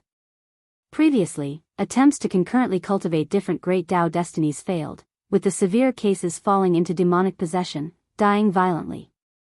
Due to Primordial Tao Emperor's uniqueness, the Great Tao Emperor was fearful. What kind of existence could create such a Great Tao destiny? What was its purpose? When some Great Tao Emperors began doubting, thinking Great Tao Emperor might be inferior to Primordial Tao Emperor, he understood the ambition behind it. He felt he couldn't sit idly by. He dispatched his servant, the Black Desire Emperor, appearing confident but secretly considering Black Desire Emperor as expendable. He hoped to force the existence to reveal itself with Black Desire Emperor's strength. Over countless years, he used the destiny created through Great Tao Destiny Emperors to infiltrate the cause and effect of Primordial Tao Emperor, investing years into it. Tai Chi Emperor's gaze turned to the heavenly Tao, reflecting the scene of central heaven in his pupils.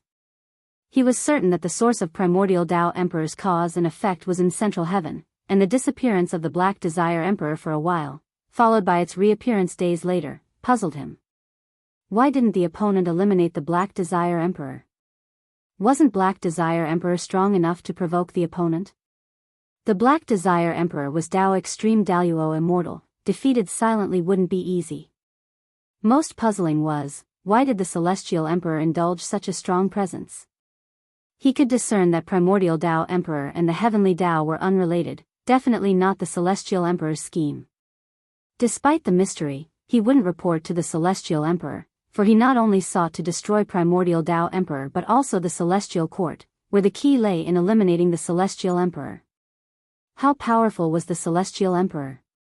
Tai Chi Emperor lurked within chaos, waiting for an opportunity. As Tai Chi Emperor pondered, his expression subtly changed.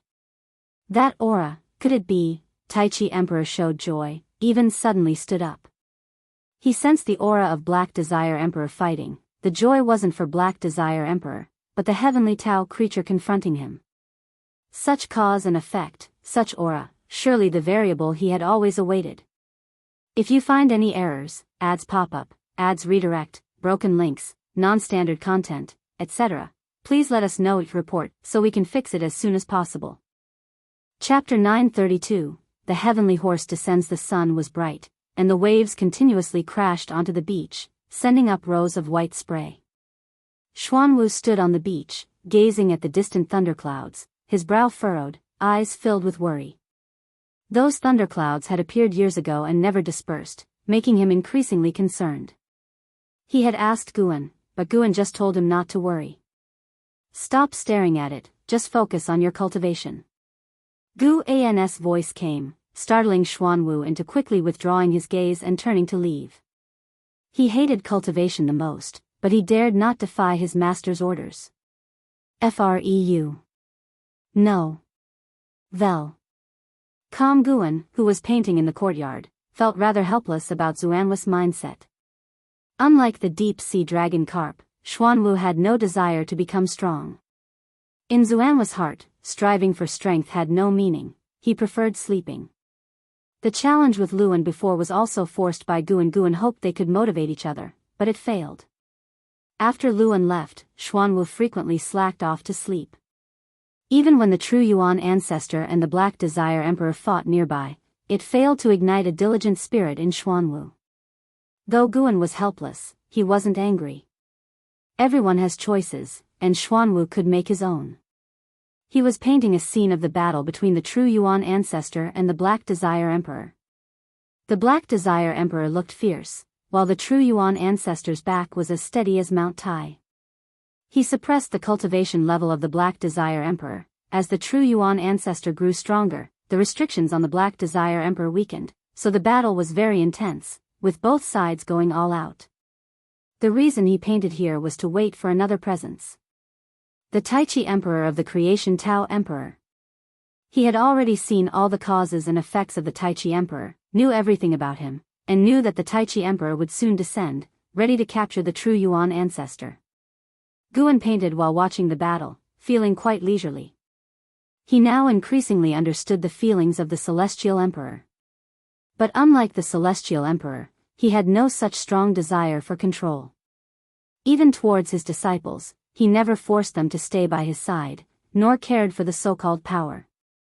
Whinny, suddenly, a loud whinny echoed across the sky, causing Xuanwu, who was dragging himself towards his cultivation site, to look up.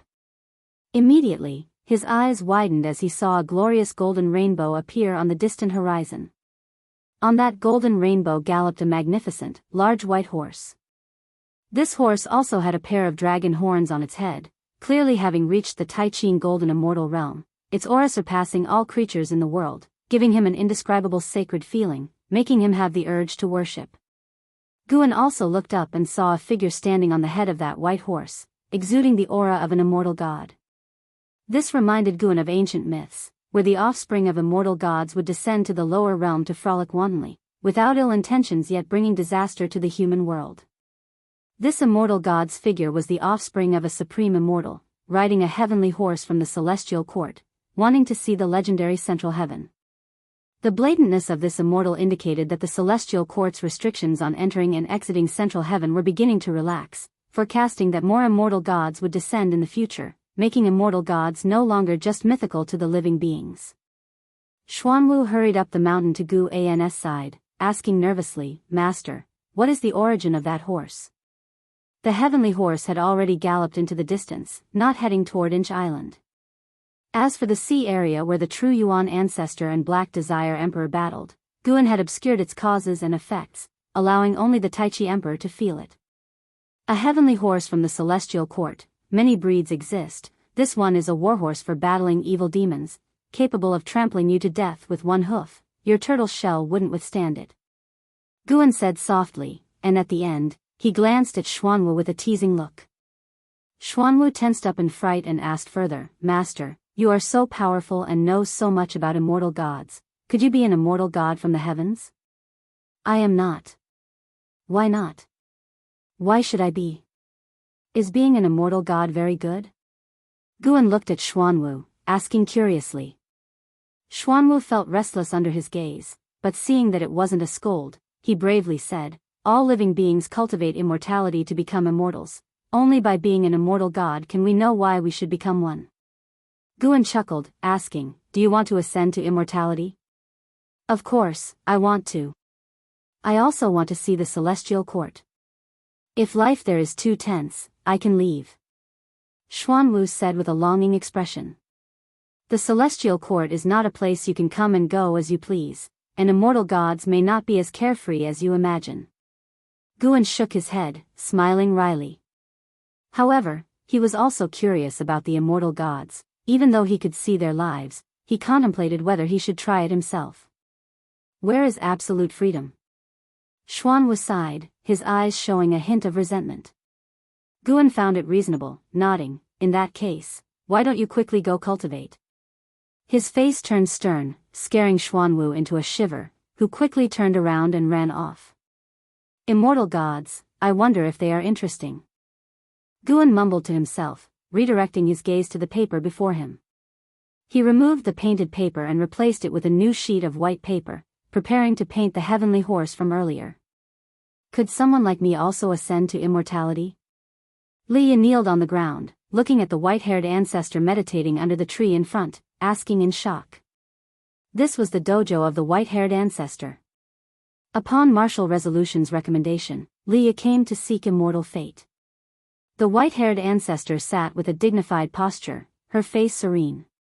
She calmly gazed at Leah, saying, "You have accumulated merit over time, and the Taoist lineage you wish to create benefits the development of the heavenly Tao, so you possess the qualifications to ascend to immortality." Leah naturally wanted to ascend to immortality. It was for this reason that he came to Central Heaven, yet he didn't expect to encounter an opportunity with the immortal god so soon, knowing that the white-haired ancestor before him was a bona fide immortal god.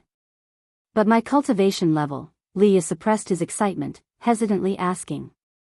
The white-haired ancestor replied, whether you can ascend to immortality, cultivation level is the least important. After ascending, you will naturally become stronger, surpassing all living beings. Li Ya's heart began to race, suddenly unsure of what to say next. However, the white-haired ancestor's tone shifted, and these words quickly disappointed Li Ya. Indeed, ascending to immortality is not that easy. The white-haired ancestor said, what you need to do now is continue your previous endeavors, take in disciples, create your Taoist lineage, travel the world, establish merit, and one day, an immortal official will descend, personally find you, and take you to the celestial court. Immortal official? Li Ya's hope reignited once more. Just as he was about to inquire further, the white-haired ancestor closed her eyes and said, Go, you should have already received the answer you sought. Hearing this, Li Ya gave her one last deep look, then respectfully bowed and stood up to leave. Turning towards the mouth of the valley, Li Ya's eyes were filled with anticipation and determination. This meeting at least confirmed the path he was to follow was the correct one. If you find any errors, ads pop up, ads redirect, broken links, non-standard content, etc., please let us know each report so we can fix it as soon as possible.